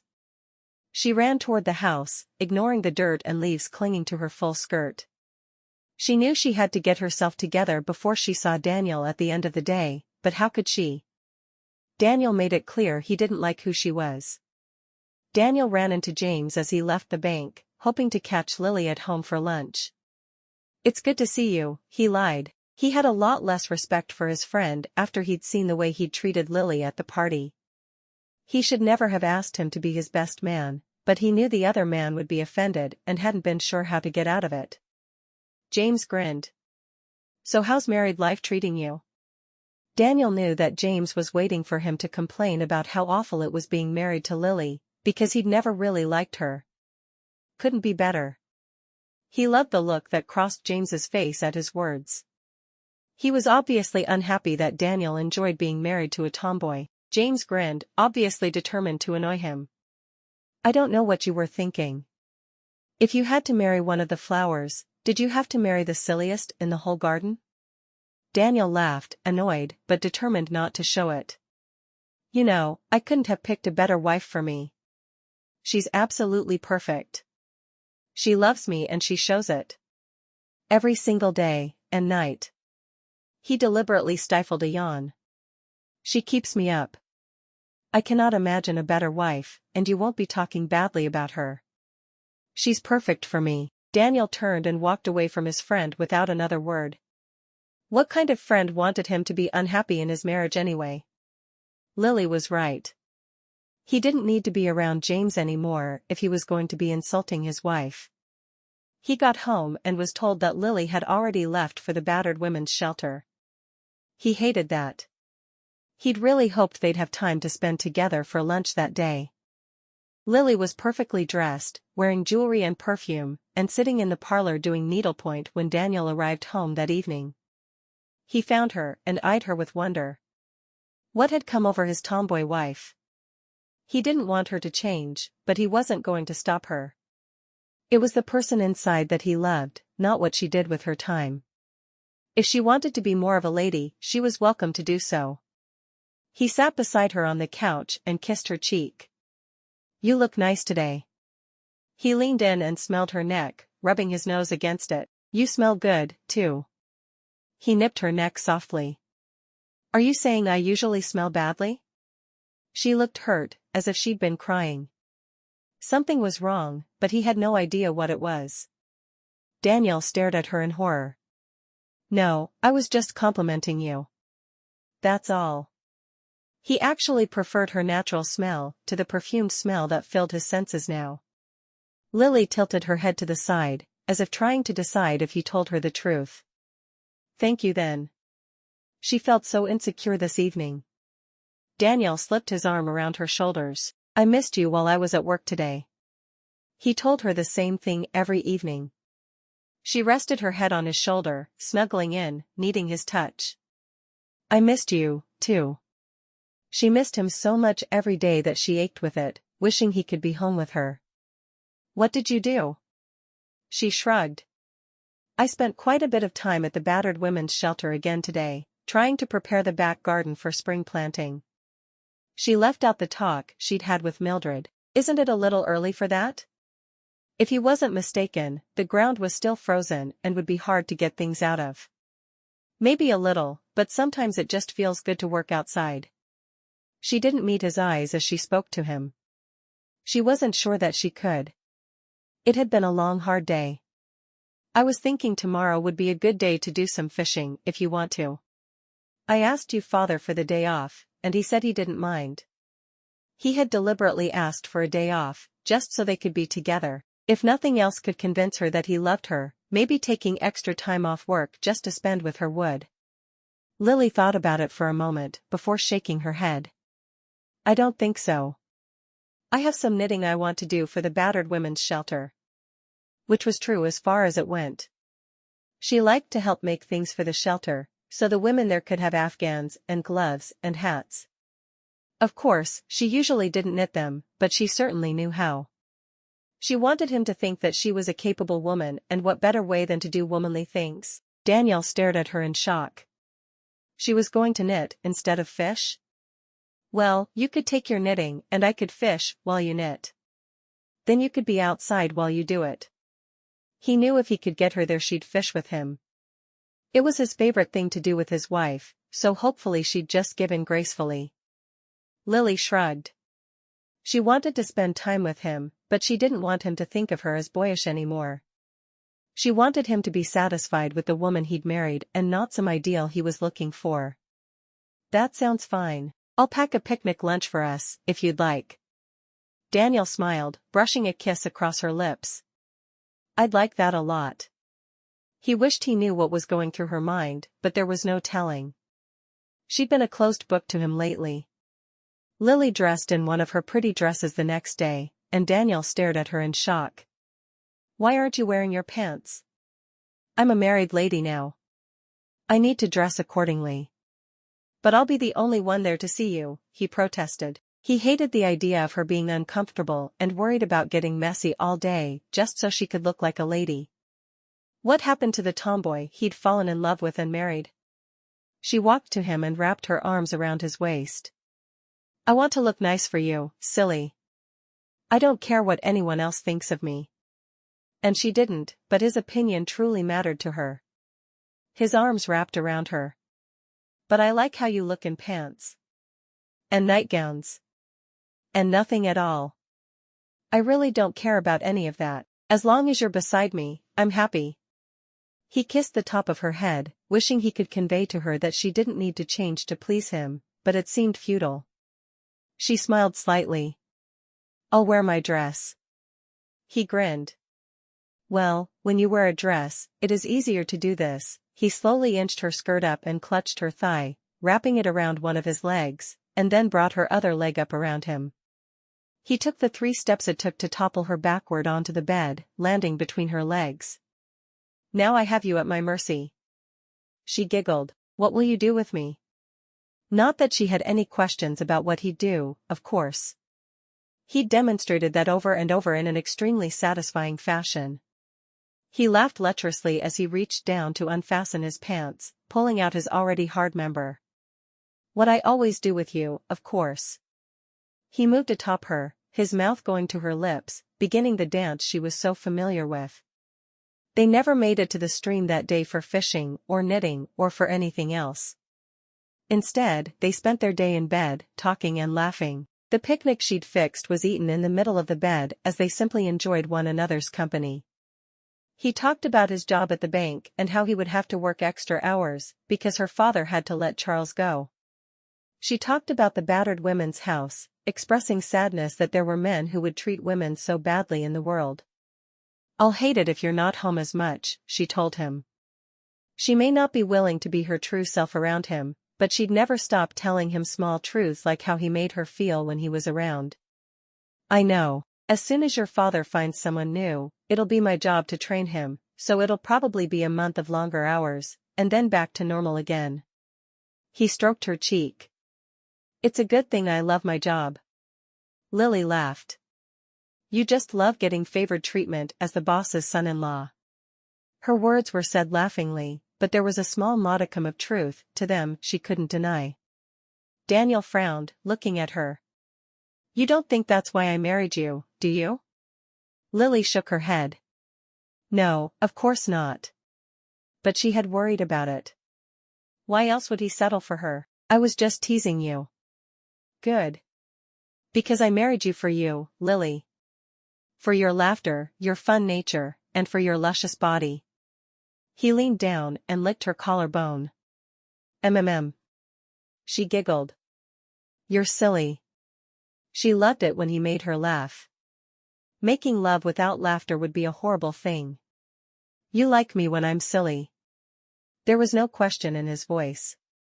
She sighed contentedly.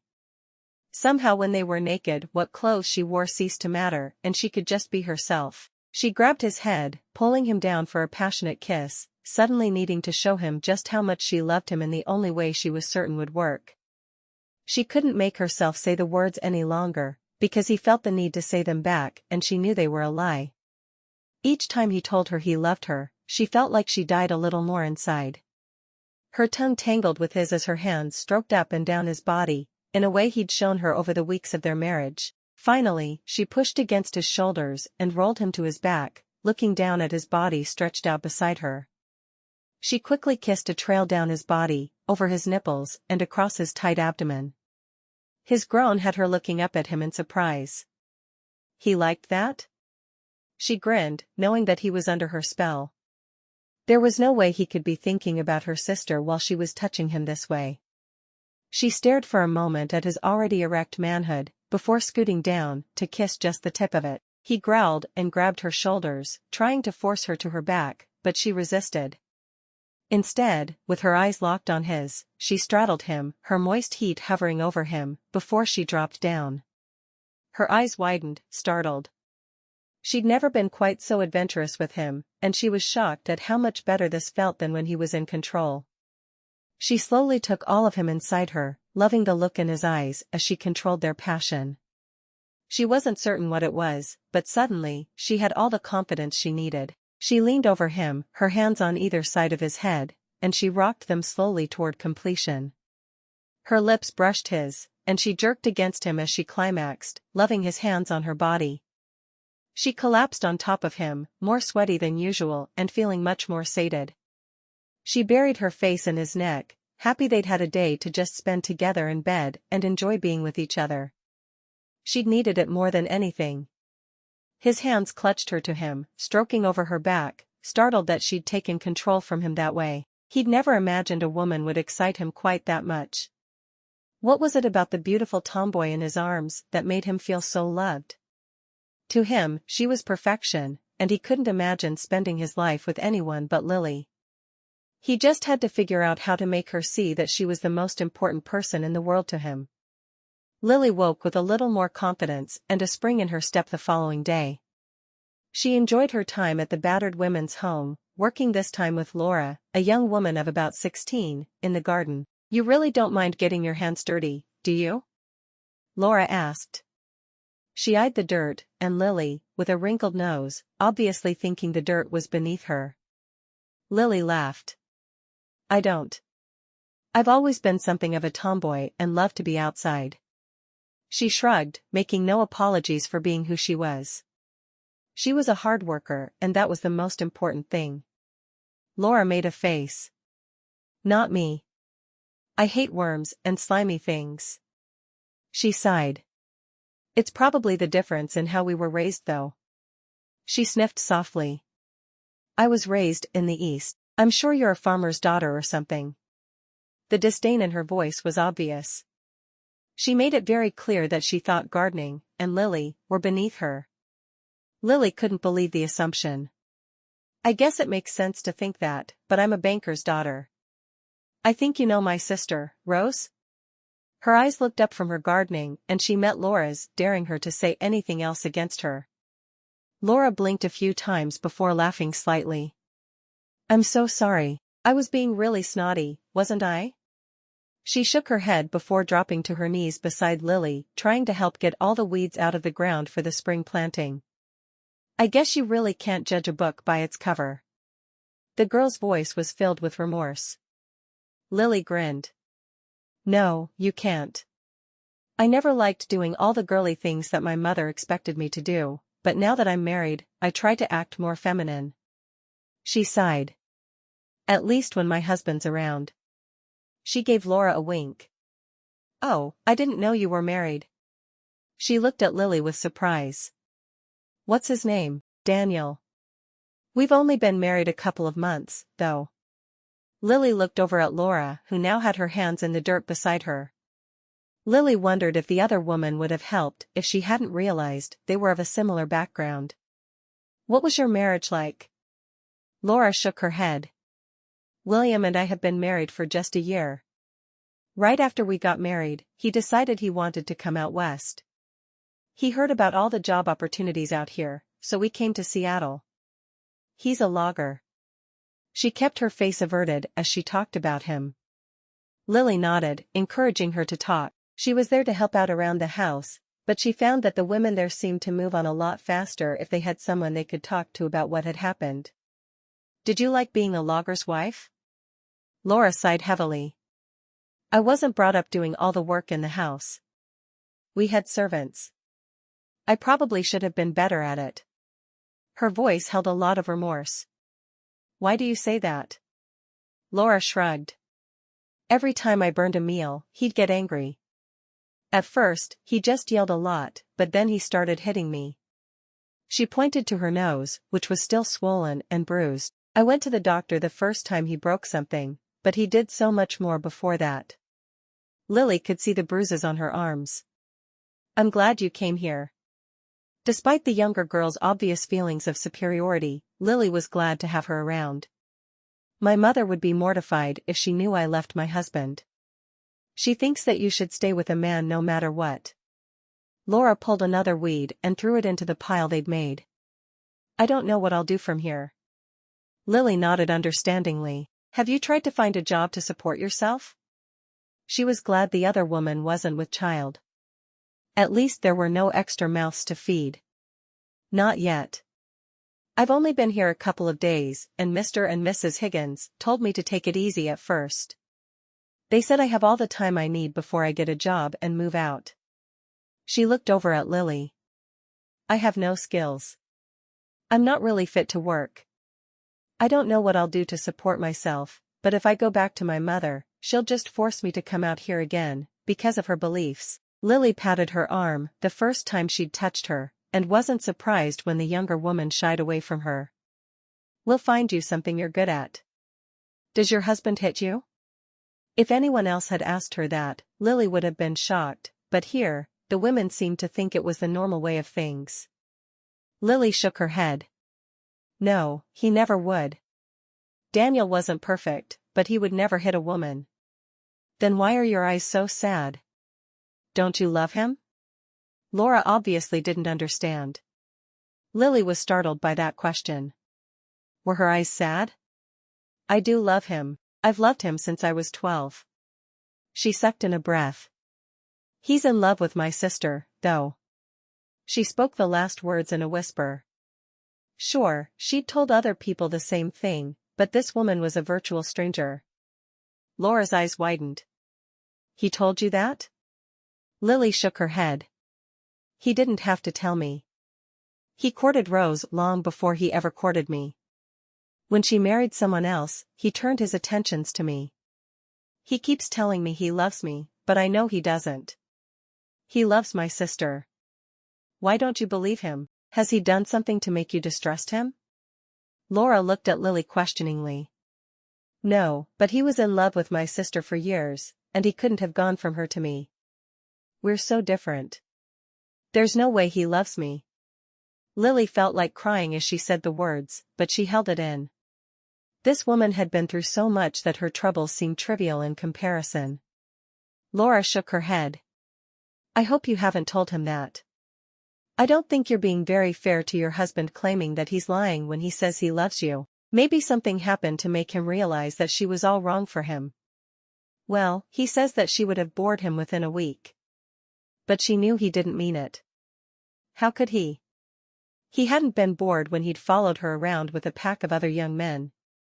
Laura nodded. And when you have relations? Does he seem to be thinking of someone else? Lily thought about that. No, of course not. His mind is definitely on me and what we're doing. What did that have to do with anything? I think you're throwing his love back in his face for no reason. You need to trust him and tell him you trust him, or he really will stop loving you. Laura dug a few more weeds out with a vengeance. A lot of women would be thrilled to be in your shoes, and you're unhappy. You're not being very fair to your husband. Nothing more was said between the two women as they continued weeding the garden. Lily couldn't believe Laura was being so blunt with her, but she realized that maybe it was what she needed. Chapter 8. All that day, Lily couldn't take her mind off what Laura had said to her. As she walked home through the bustling Seattle streets, her mind was still on Daniel and whether or not he could possibly be telling her the truth. He said he loved her, but he'd said the same thing about Rose for a lot of years. How could she know for sure? As she was passing the bank, Daniel stepped outside, calling her name. She turned with a smile on her lips.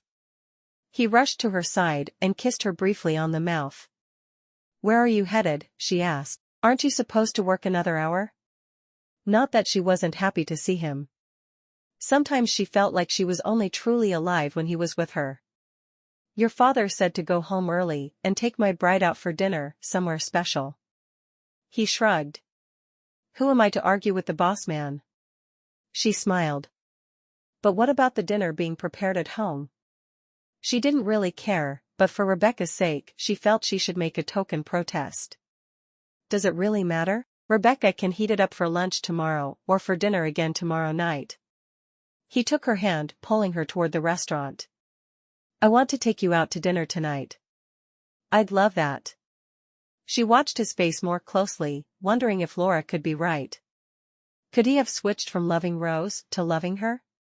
Was that even possible with as different as the two of them were? And did I even have a right to tell him who he did love and who he didn't love? Once they were seated in the restaurant and had placed their orders, he took her hand and brought it to his lips. "I missed you today." She grinned. "I missed you, too. I kept thinking about yesterday." Her eyes twinkled into his. "I want to have another day like that very soon." His lips spread into a wide grin. "I could give Rebecca the day off on Saturday and we could spend the afternoon on a blanket in the back garden." Rebecca was their only servant. A day off for her would mean being all alone. She thought about their back garden with the high stone wall around it. "That sounds very nice." Her tongue slowly licked her lips. "I used to think fishing was the best way to spend a Saturday afternoon. I think I found a way that's even better." Her eyelids were heavy as she looked at him, remembering how it had felt last night. She couldn't wait to feel him deep inside her again. "That's a plan." She was startled at how carnal her thoughts had become and quickly cleared her throat. "How was work today?" She knew he'd understand her sudden change of subject, but she prayed he'd just go with it and not say anything. He nodded. "It was good. Your father hired a new man to replace Charles, and he's a fast learner. He's already doing a better job than Charles did after working at the bank for 3 weeks. I'm glad." "What did you do today?" he asked, his eyes still boring into hers, letting her know in no uncertain terms what they'd be doing as soon as they got home that evening. "I worked at the shelter again." She wondered if she should bring up her conversation with Laura, but decided against it. He didn't need to hear that she had talked to someone else about her private fears. Especially a total stranger. "What did they have you doing today?" "I worked in the garden. There are a lot of dead plants and weeds that need to be cleared out before we can plant the vegetables for the kitchen garden." She never talked about the way the different women talked to her there. She felt like their lives needed to be kept confidential.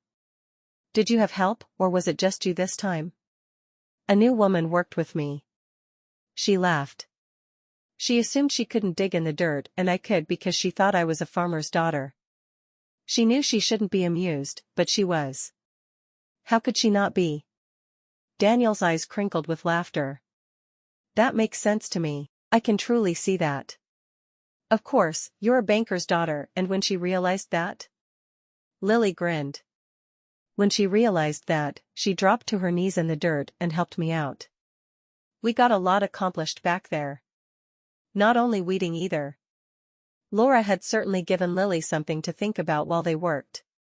He studied her for a moment, only then realizing that she was wearing no jewelry and had gone back to wearing her old dresses. You don't like to wear jewelry to the shelter? Did she not care for any of the gifts he'd given her? Lily shook her head, not willing to tell him she only wore the jewelry when they would be together. No, I don't. I'm always afraid I'll lose it. And she was afraid she'd lose it. He frowned at that, wondering if she liked the gifts he'd been sending. He had no idea what else to give her to show his love, but the gifts of jewelry and perfume were definitely not working. He'd figure something out. Their soup was served then, and he didn't say anything else as they both turned their attention to eating, but whether or not she liked the gifts stayed at the back of his mind. He wanted her to know that he loved her with everything inside him. He could still see the sadness in her eyes. There had to be a way. As they walked back to their home together, holding hands in the dark, he asked her if she'd like to go fishing in a week. She sighed. I think I should probably stay home and work on my knitting. She wanted to go fishing with him more than anything, but if he didn't care about her, then she had to make him. He shook his head sadly, expecting the answer, but wishing she was willing to stay the woman he'd fallen in love with and married, instead of constantly trying to better herself. After church Sunday, they went to Rose's parents' house for Daisy's birthday. Lily couldn't believe Daisy was already 15. That was older than she'd been when she had fallen for Daniel. She couldn't help but wonder if Daisy had a man in mind, but her shy younger sister would never admit it if she did. Lily had made Daisy a hat out of the white rabbit fur she had left from the muffs she'd made for her sisters for Christmas. Daisy had smiled and tried it on, obviously thrilled with it. Lily glanced at her across the room, sitting with her new hat on and wearing a necklace their parents had gotten for her. She was still her usual quiet shy self, but there was a new air of confidence about her. As she sat again her parents' house watching her sisters, she was surprised by how distanced she felt from them. Amaryllis, the sister after her in age, came and sat beside her on the sofa, her eyes sad. What's wrong? Amaryllis didn't usually seek her out with problems, so she knew it must be something serious. Amaryllis shrugged. I just heard that Alex is seeing someone else from the town he goes to college in. Lily immediately felt bad for her. Oh, I'm sorry. Who did you hear it from? Lily knew she'd be heartbroken if it had been Daniel. No one said it to me directly, but I heard Higgins talking to Mildred about it the last time I worked at the shelter. Her name is Sarah. Lily slipped her arm around her sister's shoulders. I wish it had worked out for you too. She didn't know what else to say to her, but wished she had the words to make her feel better. Amaryllis glared at Mary. It would have if Mama hadn't interfered. She sniffed once. I think he was my soulmate. Lily raised an eyebrow. Soulmate? Where had her sister even heard that term? In all the romance books, every woman has a soulmate. A man who is the only perfect man for her. And I know Alex was mine. Lily stifled a laugh at her sister's theatrics. Even with as bad as she felt for her, Amaryllis was way over the top. If he were your soulmate, I'm certain it would have worked out between you. Not with our Mama. She could ruin the love of Antony and Cleopatra. Romeo and Juliet. Why, she could ruin the love of Napoleon and Josephine. Lily couldn't control it anymore. A giggle escaped her lips. Don't you think you're being just a little bit overdramatic? She asked when Amaryllis glared at her. Amaryllis frowned. No, I don't. I love him, Lily. Fat tears trickled down her face, making Lily feel like a heel. I'm sorry, really. I wish I could fix it for you. Amaryllis had been a bookworm her entire life. She'd learned to read when she was 3 and hadn't put down a book since.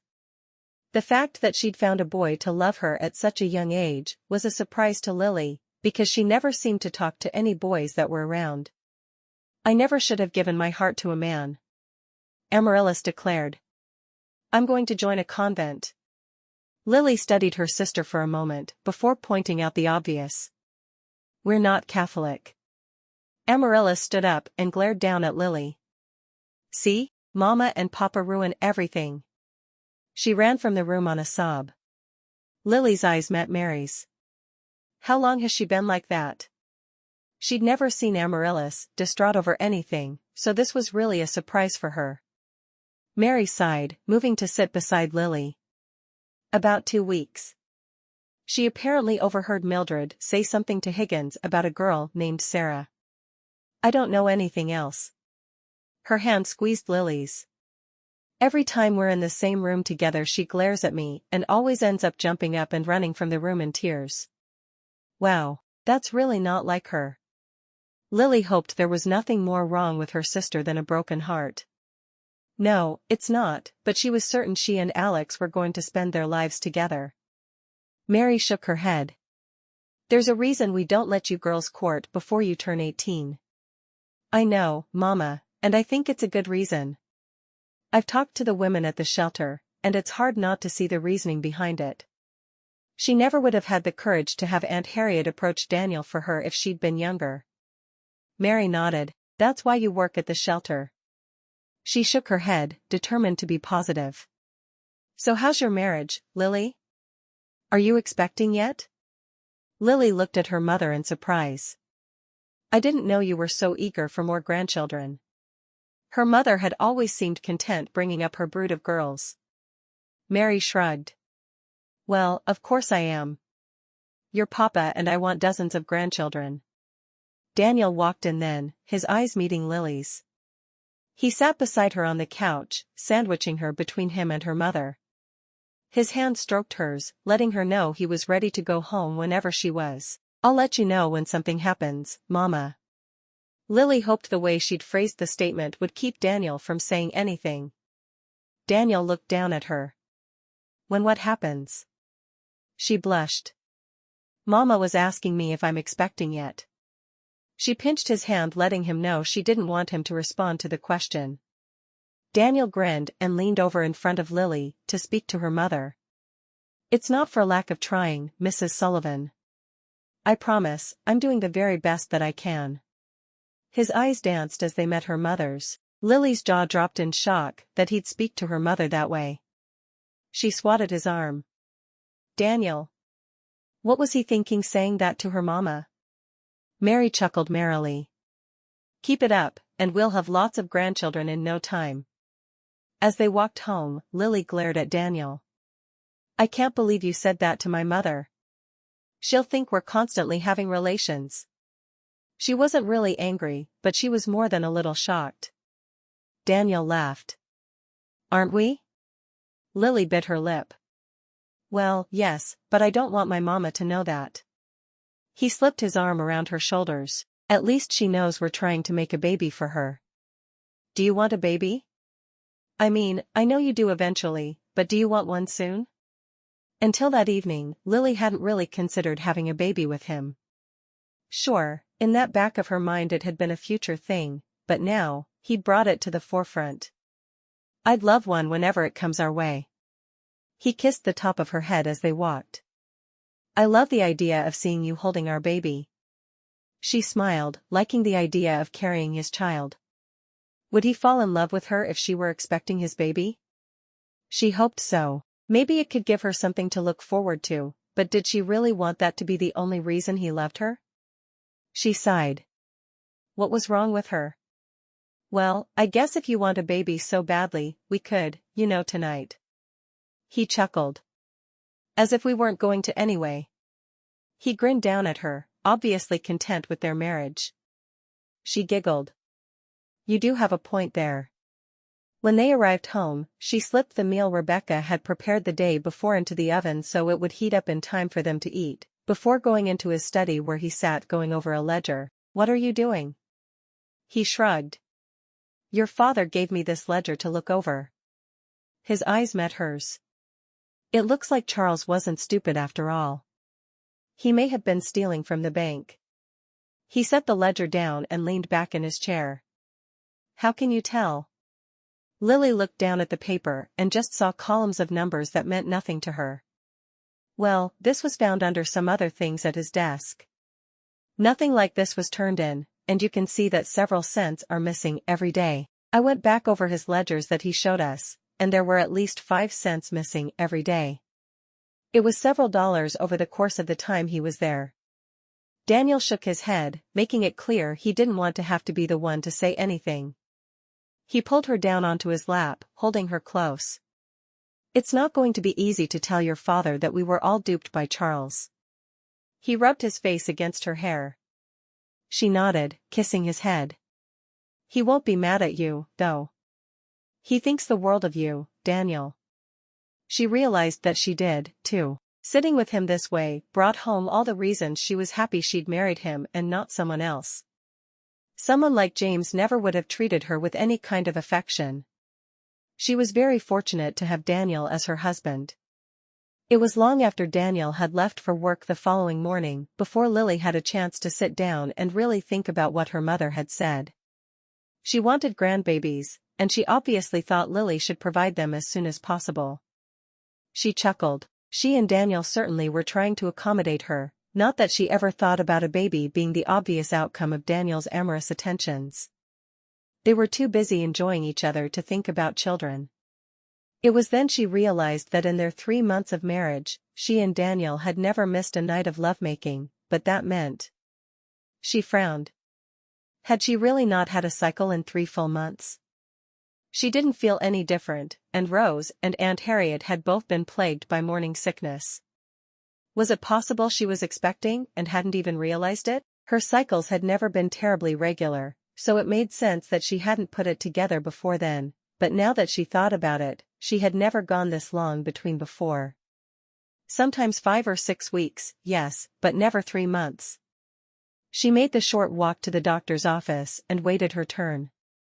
When he called her back, he took one look at her, his eyes twinkling. You want to confirm your pregnancy? Lily nodded slowly, wondering how he knew. How? She didn't feel any different at all, and the doctor could just look at her and know she was pregnant. I've been a doctor for a lot of years, and I've been your doctor since you were born. You're slim, as always, but your breasts are slightly fuller. Your waist is bigger than it was. He grinned. I'll examine you, but I'll tell you right now, you're expecting. Lily felt her heart plummet. She was excited, but now would she ever know if Daniel loved her for herself and not for the baby she carried? She wanted this baby more than anything, but she didn't want to always wonder if Daniel ever would have loved her without it. She wouldn't tell him just yet, she decided. It wouldn't hurt him to wait to know, and it would be good for her. She needed to be certain of his love. Thanks to her talk with Laura, she felt like it was possible for the first time ever. She was walking on air as she left the doctor's office, knowing her body cradled the beginning of a new generation. As she walked, she realized something else. Daniel had told her he loved her when they were courting, so not just since she'd started changing into what she thought he wanted her to be. She would be herself again. She'd hunt, she'd fish, and she'd wear pants. If he didn't like it, well, that was just too bad. He'd married her knowing she did all those things, and had never once asked her to change. All the changing had been her decision, and she knew then it had been a terrible one. She was going to be who she wanted to be, and she was going to raise her child to do the same. The walk home in the early spring air was glorious, because she felt like she'd made all the right decisions. She couldn't wait to get home to change back into her pants. Chapter 9. Daniel stepped into Fred's office and closed the door behind him, the ledger clutched tightly in his hand. I've got some bad news for you. He didn't want to have this conversation, so he decided to just spit it out and get it over with. Fred looked up at him, studying his face for a moment, before gesturing to the chair in front of him. What is it? Is something wrong with Lily? Daniel shook his head. No, of course not. I'm sorry to frighten you that way. It had never occurred to him Fred would assume there was something wrong with Lily. He held up the ledger. You know the ledger we found at Charles's desk? The one you asked me to go over? Fred nodded, leaning back in his chair. What about it? Well, it was his own private ledger. It seems to be adding up the money he was taking from the bank every day. Daniel held the ledger out to Fred, pointing out the notes he'd made in the margin. He stole several dollars from the bank, as far as I can tell. He shook his head in disgust. Fred sighed heavily. I should have been watching him more closely. His eyes looked down at the ledger, and it was all there in black and white. Not only did they have proof the man was stealing from the bank, they had this ledger to back up every word of it. He rubbed the back of his neck. It hadn't added up to a large sum of money, but it was enough that something needed to be done. Would you be willing to go get the sheriff and bring him here? Daniel got to his feet, nodding briskly. He hated being mixed up with this, but it was part of his job. He walked quickly through the streets to the sheriff's office, hurriedly explaining what was happening to the older man. He couldn't understand how anyone would think it was okay to steal from their employer. It made no sense to him whatsoever. They walked back to the bank together, the sheriff asking brief questions about what Daniel knew. When they arrived back at the bank, he took him to Fred's office and they once again closed the door, not wanting the other employees or any of the customers to hear what was going on. Fred took charge from there, pulling out the ledger and showing the sheriff exactly what was wrong with it. These are the amounts that he took from the bank every evening. They match up with the amounts his cash drawer was short every day. Fred shook his head. There's a certain amount of room for error and everyone tends to be off a little at times. That's why it took us so long to catch it. The sheriff studied the ledger before handing it back. I'm not much of a numbers man, but even I can see he took you for quite a bit of money. I'm sorry for that, Fred. The sheriff, Dean Little, had come west on the same wagon train as Fred and Mary. The two men had been friends for years, and he seemed genuinely upset for Fred. I'm assuming you want to press charges? Fred nodded. I have to. I don't want people thinking it's okay to steal from me. I'll need any information you can give me on the man. Address to start with. I don't know if he's had time to find another job, but I need to find him so I can see for myself. He shook his head. We'll find him and get your money back, Fred. Fred stood and shook hands with Dean. Thanks, Dean. I appreciate you coming so quickly to help me out. Dean nodded. You've helped my family when we needed it. I'll go see what I can find, should be able to get him at home. Dean was a short portly man with dark hair laced with gray. He had been the sheriff there in Seattle for a lot of years and most men in the area respected him. Let me know what you find out. Fred watched as his friend left, his eyes turning back to Daniel. Do you think we need to take extra precautions to make sure nothing happens? Daniel made a face. You mean like hiring a guard for a day or two? Might not be a bad idea. He wasn't nervous for himself, but Fred had 6 daughters still at home.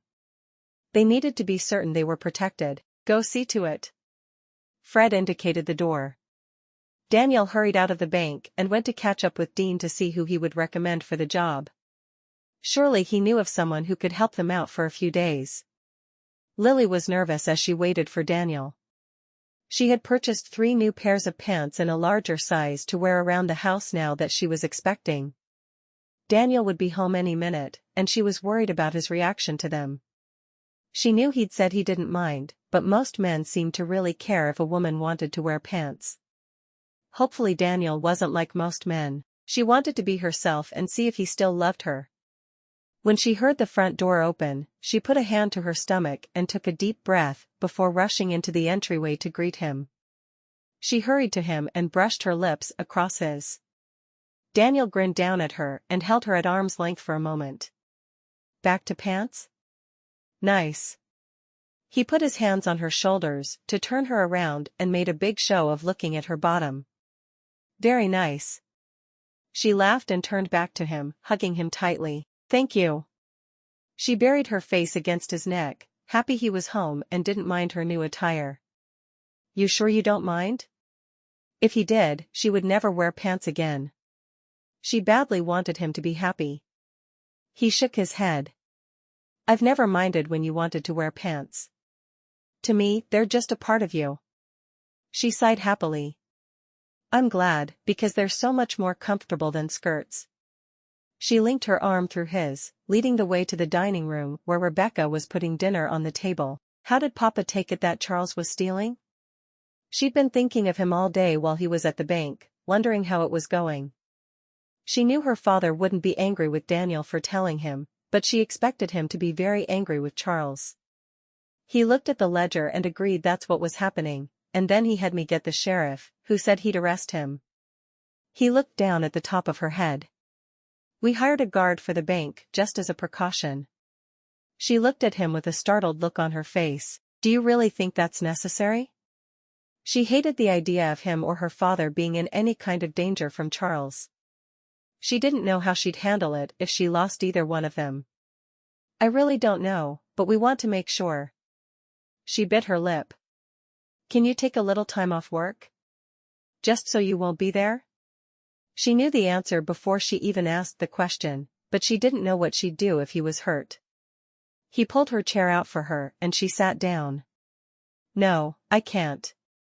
Not right now, anyway. But it'll all be fine. She sighed.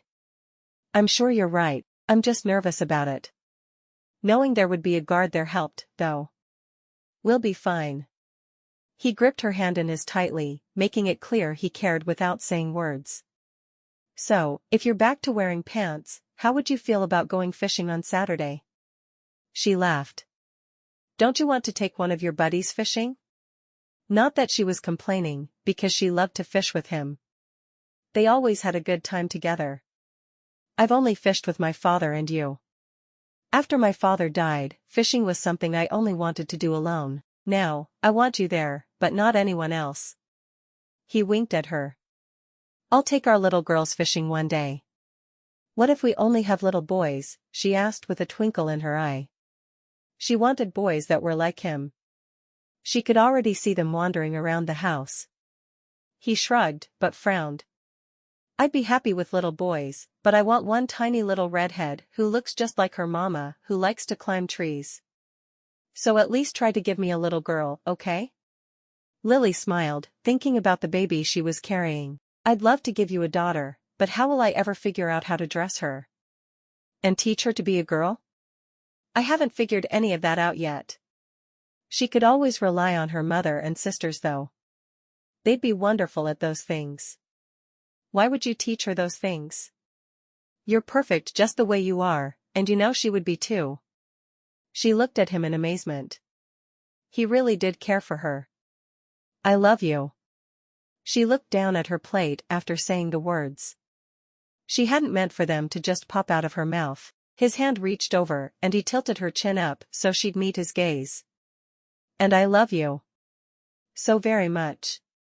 Lily felt tears spring to her eyes, not contradicting him for the first time when he said that to her. She felt terribly relieved to know he loved her for who she was, not for who he thought he could change her into. Daniel stared at the tears in her eyes and wanted to scream. Would she never believe him? Why had she married him when she obviously felt he was a liar? It was late the following afternoon, and Lily found herself once again on her knees in the backyard at the shelter with Laura by her side. Laura's bruises had faded to a pale green, and she seemed in better spirits. Even though she'd been slightly snobby the first day they'd met, Lily really enjoyed Laura's company. I want to thank you for your advice the other day, Lily told her as she threw another weed on the pile growing between them. The younger woman had been right on the money about how Daniel felt about her, and as much as she hated to admit it, she was glad she had been. What advice was that? Laura stopped for a moment and studied Lily. I think you were right. My husband really does love me, and I've been rude by not believing him. She sighed. It was hard to believe he could even see me past Rose, but he does. She shook her head, slightly baffled now that she thought about it. Laura smiled as she returned to the dead plants. He sounds like a good man. You need to trust him to do what's best for you both. I do. She put her hand over her stomach, about to burst with her news. She hadn't told anyone about the baby yet, but she wanted Laura to be the first to know. I found out yesterday that I'm expecting our first. Her eyes were sparkling as she told her new friend. Laura grinned. Oh, that's wonderful. Do you want a boy or a girl? Lily shrugged. I want a boy, because I have no idea what to do with a girl, but Daniel keeps saying he wants a little girl with red hair who will climb trees and fish with him. She could see herself as a mother to a little boy, but to a girl? She had no idea how she'd manage. Laura laughed. It sounds like the man is head over heels in love with you. She glanced up. He's excited about the baby? I haven't told him yet. I think I will tonight. It didn't feel like the timing was right yesterday. She got to her feet.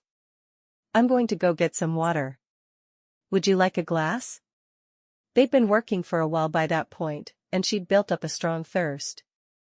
Laura stood up too, rubbing her back. I'd love one. They walked toward the back door, just as Mildred flung it open. Her eyes were frantic as they met Lily's. There's a man at the bank holding everyone inside hostage. Lily's heart sank. Daniel? Papa? What could she do? There had to be some way she could get in there and help out. Mildred shook her head. I've told you everything I know. Lily picked up her skirts and ran through the house and out onto the street. She knew she probably shouldn't be running while she was pregnant, but she didn't care. What if Daniel died without ever knowing about the baby they'd created together? She rushed through town, noting that most people were crowded around the bank, watching the situation. She walked to the sheriff, a longtime friend of her father's, and tapped his shoulder. What do we know? Is it Charles? She wanted to plead with him to get her family out of there safely, but she knew it was all in her eyes, and he'd do the best he could. The sheriff gave a brief nod. I know you're worried, Lily, but we'll get them out of there. He pointed to a spot behind a buggy parked in the street. Please crouch down behind there. We don't want him seeing you. Lily did as she was told, panicking as she prayed for her husband and father. She felt a hand on her shoulder and turned to see James.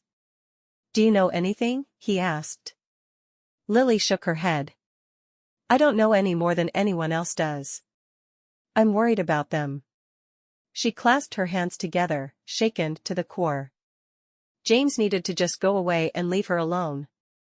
She was too upset to deal with him just then. James looked down at her. You really love him, don't you? Of course I do. I never would have married him otherwise. She kept her eyes on the door to the bank, hoping against hope they'd all walk out the door any second. I hate it that you've come between us. James shook his head at her. I haven't done anything to come between you. I've told him to stay friends with you. She still didn't look at the man, wishing he'd go away. He won't even talk to me anymore. He said I don't respect you enough. James's voice was bitter as he said the words.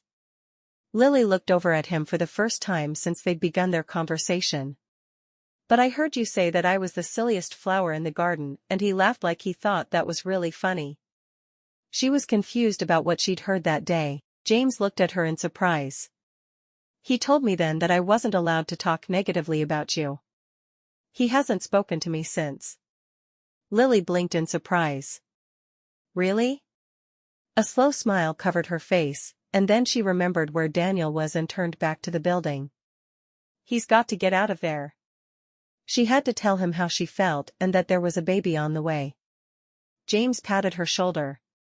He'll be okay. She shrugged him off, not wanting him touching her. Her eyes stayed glued to the door as she prayed silently. Daniel sat on the floor with Fred on one side of him and Walter, the new man, on the other. He looked up at Charles. Fred will drop charges if you'll just let us go. He knew his voice was pleading, but he could see a crowd gathering outside, and he was afraid Lily was part of it. He knew she'd be frantic with worry both for him and her father.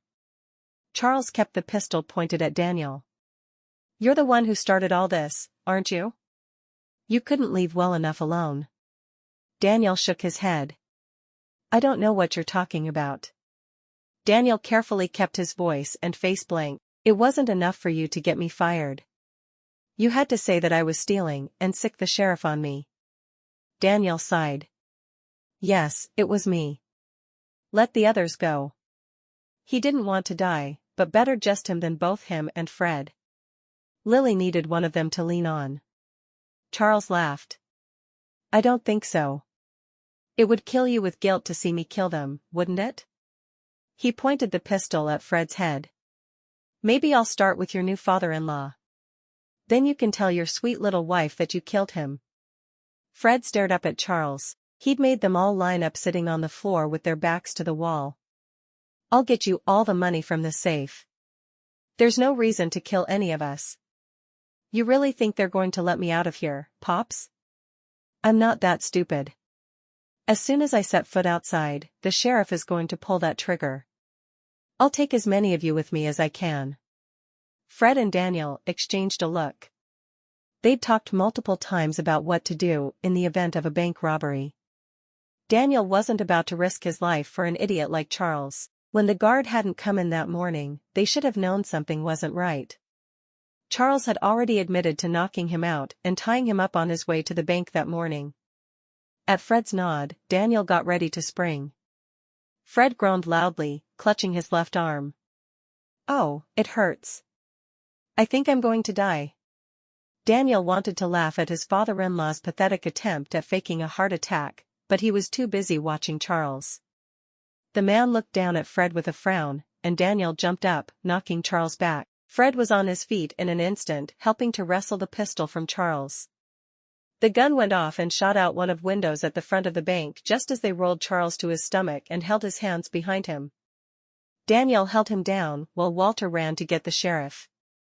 Lily flinched at the gunshot, wondering who Charles had shot. Was it her husband or her papa? Tears streamed down her face as she saw the new man. What was his name? He ran for the sheriff, who followed him in. A moment later, he brought Charles out of the building with his hands cuffed behind his back. As soon as she knew Charles wouldn't hurt her, she jumped and ran for the bank, her skirts hiked to her knees. Being afraid of being hurt wouldn't normally have stopped her, but she couldn't risk the baby. She rushed into the bank, her eyes searching. Daniel and her father were together in a corner, talking in low voices. She didn't care what they were saying, because she had to get to Daniel.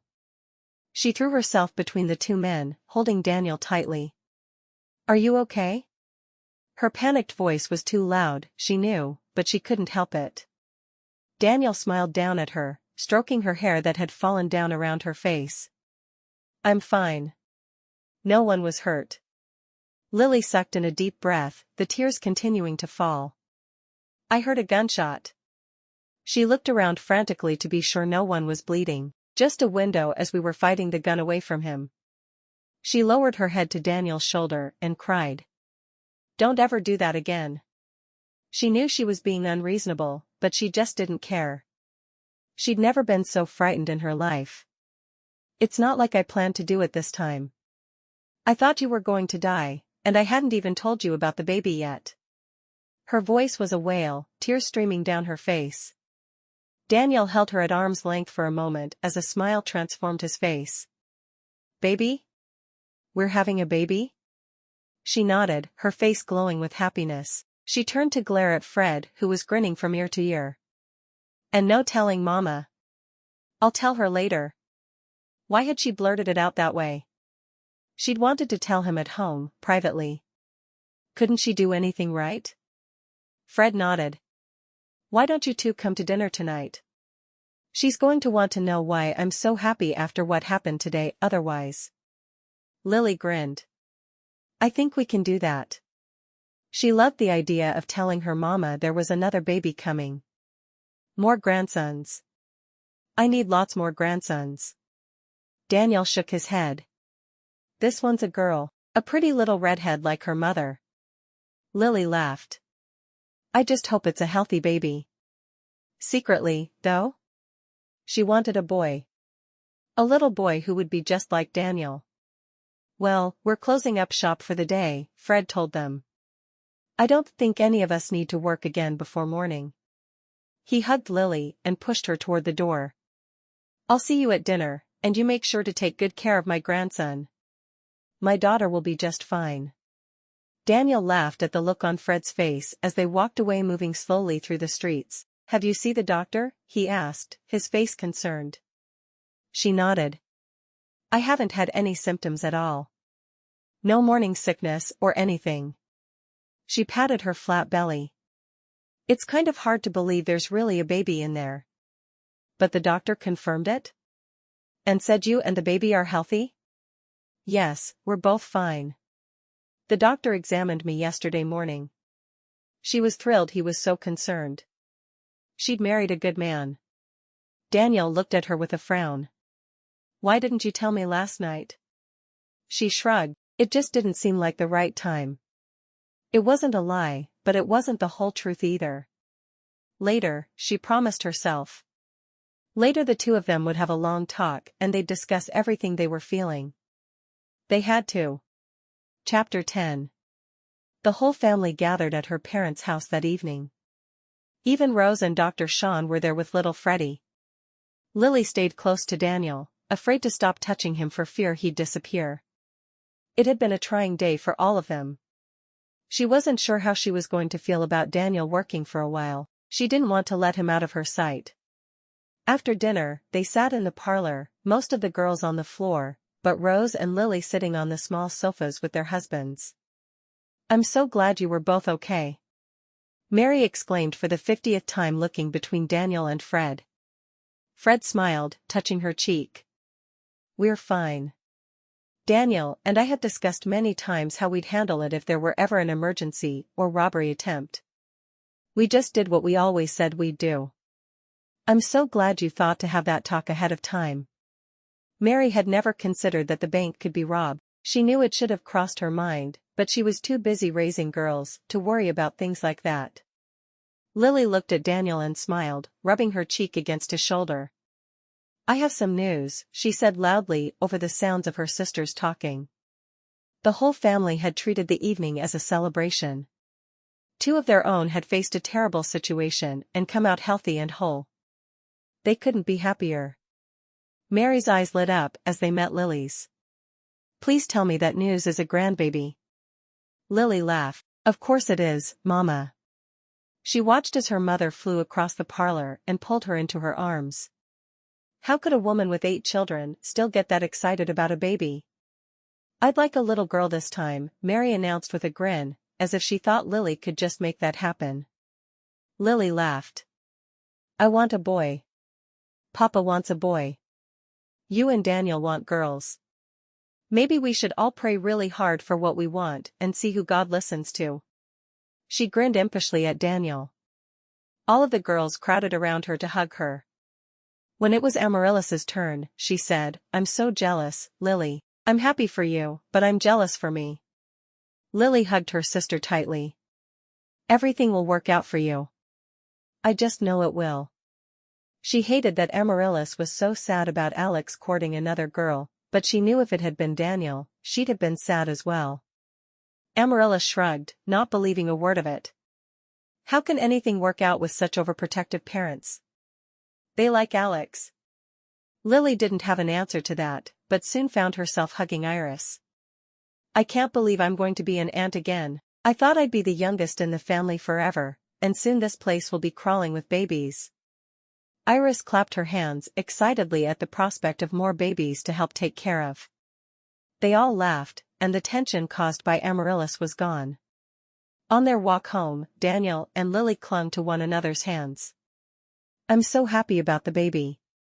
Daniel squeezed her hand as they walked. Lily nodded. I am, too. I want to have a little tiny miniature of you at our house. She sighed contentedly. No, we need a girl just like you. So she'll be perfect. Lily rested her head on his shoulder. I love you so much, Daniel. He looked at her, hoping he wouldn't upset her by answering before stopping and taking her by the shoulders. I love you, Lily. I know you don't believe me, but somehow I'm going to convince you that you're the most important person in the world to me. She stared up into his eyes as her hand stroked his cheek. You've already convinced me. A slow smile spread across her lips as she said the words. He let out a whoop and threw his arms around her waist, spinning her in a circle. Why didn't you believe me? She bit her lip as he set her on her feet. Can we talk about it when we get home? She wasn't quite ready to lay all her fears on the line. Of course. As long as you really will talk about it and not just ignore me. The frustration he'd felt at her disbelief was obvious in his voice. I will. I promise. They were almost home as it was. She had just another minute or two before she'd have to bare her soul to him. She slowed her pace, walking much more sedately than usual, and looking around her. He sighed and slowed his walk to match hers. You know, one of my favorite things about you is that you're not afraid to walk fast and get where you want to go. Of course, I love everything about you. She laughed softly. Even my propensity for wearing men's pants instead of looking like a lady? He grinned. Especially that. How could I not love a girl who isn't afraid to do things her own way? It makes you so much more precious in my eyes. Instead of going into the parlor when they got home, she led him through the house and out into the back garden. She knew she was being silly, but she didn't want a bright light when they talked about how she felt. She was afraid he'd see her tears and think less of her. Once they were in the backyard, she led him to the only bench there. She sat beside him, snuggling her head onto his shoulder. His hand stroked her side and he kissed the top of her head. Are you ready to talk? She sighed. Not really, but I feel like we need to. She took a deep breath. I'm going to take us back several years if that's okay. She'd been thinking about how to explain her mistrust of him, and had decided to just tell him the whole truth, and pray that he understood. Of course. Do you remember when Rose first turned 14? Every boy in school was lined up to be her suitor.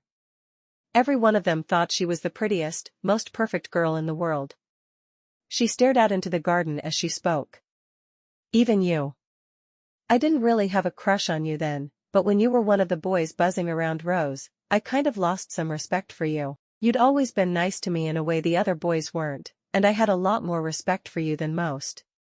The words were honest and she spoke without apology in her voice. I'm sorry about that. His voice was low and filled with regret. Don't be. I'm just trying to make you understand. She kissed his shoulder before continuing. Then there was the day you and Rose were in the garden and I was in that tree. For a moment, I considered not telling anyone I was there, but if Rose found out about it, she'd have said I was spying on her. Rose wasn't a pleasant person to be around at 14. She knew it was an understatement, but he really hadn't seen Rose at her worst, when her voice was shrill and she was throwing things when she didn't get her way. That Rose had been gone for years, and she didn't want to color his memories of her sister. He laughed. I remember. She seemed to think it was our duty as boys to worship her. And you did it. Lily shook her head. Sorry, getting off track. Anyway, I thought about just sitting there, but the idea of her telling Mama I was spying became too much. I was so sick of her and of not being good enough. You know? He nodded. I know.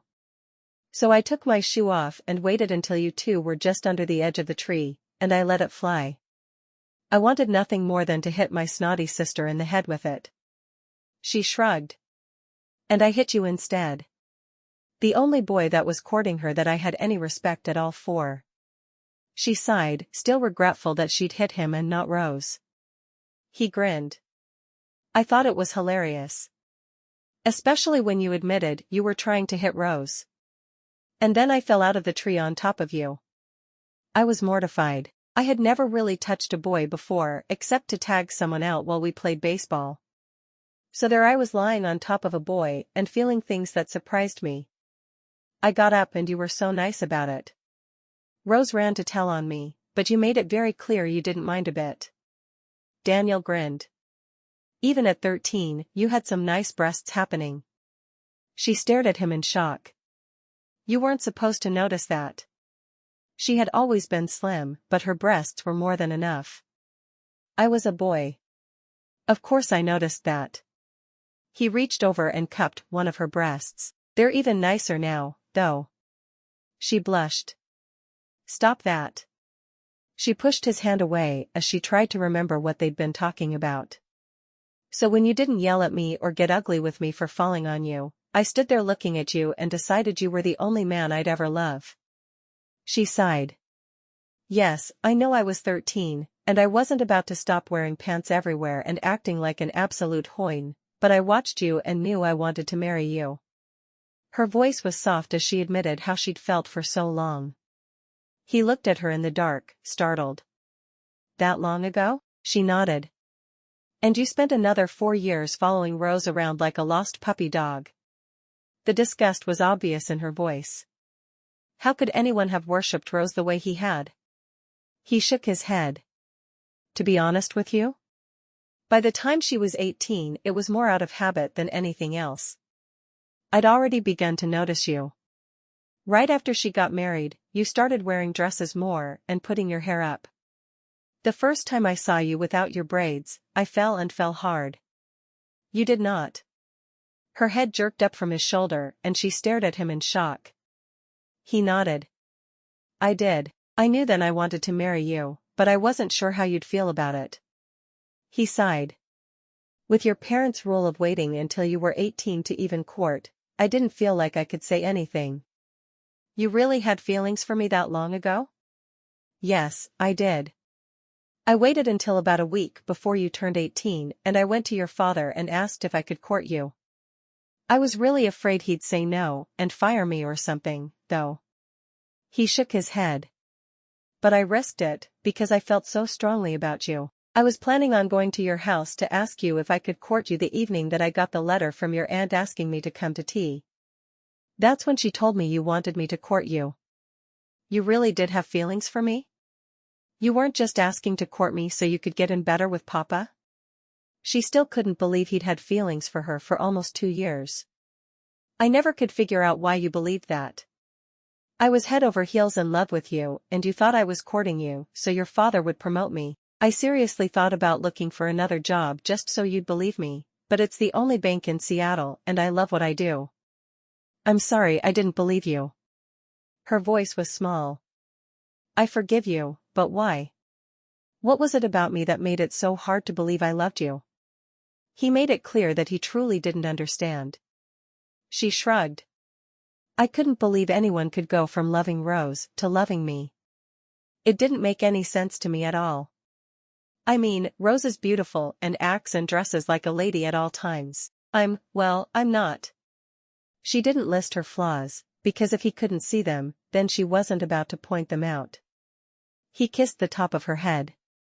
You know, I think you're a lot prettier than Rose.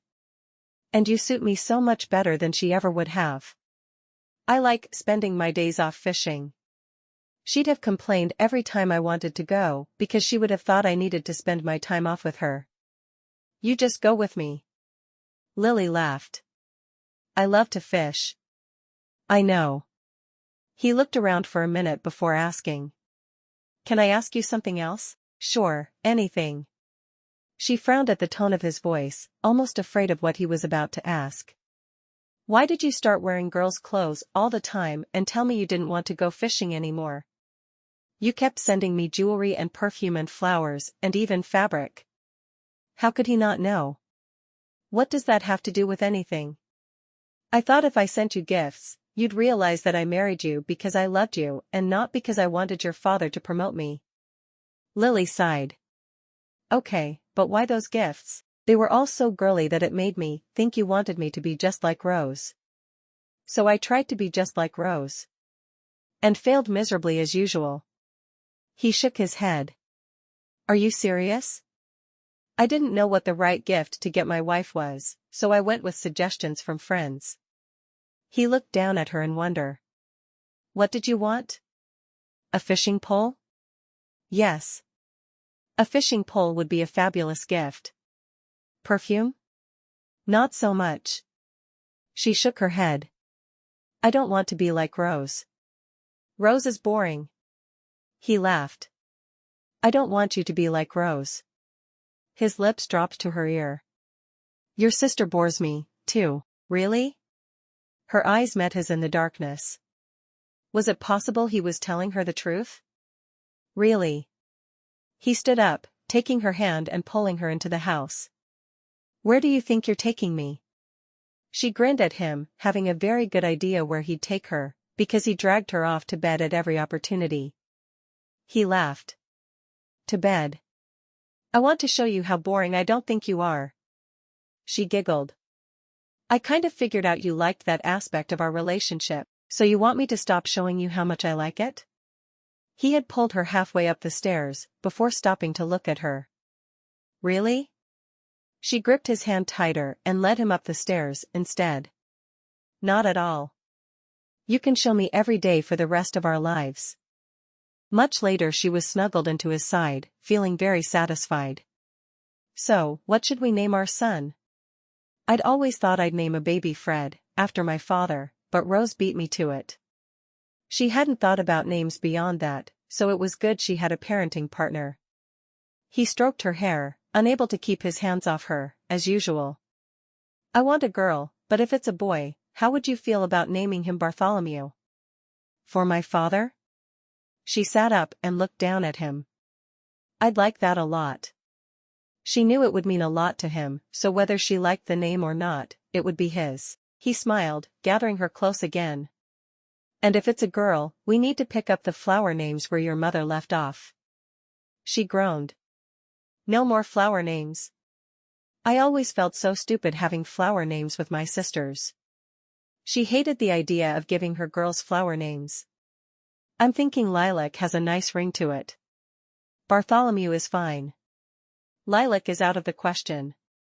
There's no way I'm going to name my daughter Lilac. It's like sending out written invitations for her, to be made fun of. She wasn't changing her mind about this one. There would be no flower names for her daughters. Lilac is a perfectly lovely name. Lily sighed. She wasn't going to win this one, and she knew it. How about Sally? Or Jane? Or Cassandra? I really like Cassandra. She would just keep sharing as many girls' names with him as she could until they settled on one they both liked. He patted her shoulder. Lilac will love her name. You'll see. Epilogue. Lily sat talking with Rose and Aunt Harriet, both of the other women huge in their last months of pregnancy. Lilac and Bart were crawling around on the floor together, both giggling as they chased the small puppy Uncle Max had bought for his children. Lily looked at Rose. Maybe you'll have twins this time. She knew her sister would hate the idea of twins, but she felt the need to torment her. Rose looked at Lily's twins in horror. I sure hope not. One at a time is more than enough for me. Lily grinned. She'd been shocked when the doctor had said he thought he heard 2 heartbeats and not just one. By the time the twins arrived, she'd been resigned to it. She'd hired Laura, from the battered women's shelter, as a nurse for the twins, and had helped some to have so much help with them. They were a handful, but they were both worth it. Lily looked at Harriet with a half grin. So you'll have twins this time? Ever since her twins were born, she'd teased other pregnant women about having more than one baby. It brought her joy. Harriet blanched. I love my babies, but one at a time is enough for me. Lily shook her head. You don't know what you're missing. She loved tormenting her sister, and Aunt Harriet was just an added bonus. I thought Riley was coming for tea today as well. Harriet shook her head. She sent me a note, refusing to come. Rose made a face. She still has her heart set on marrying Alex. I wish she could get it through her head that he's moved on. Amaryllis walked into the room, glaring at Rose. I do know he's moved on, but that doesn't mean that I have to marry someone else.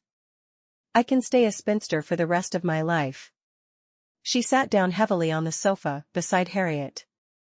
I do appreciate your kind offer, Aunt Harriet, but I'm just not interested in marriage at this time. I'm going to open a library and be in charge of all the books there. Harriet raised an eyebrow. We could use a library here. She patted Amaryllis on the hand.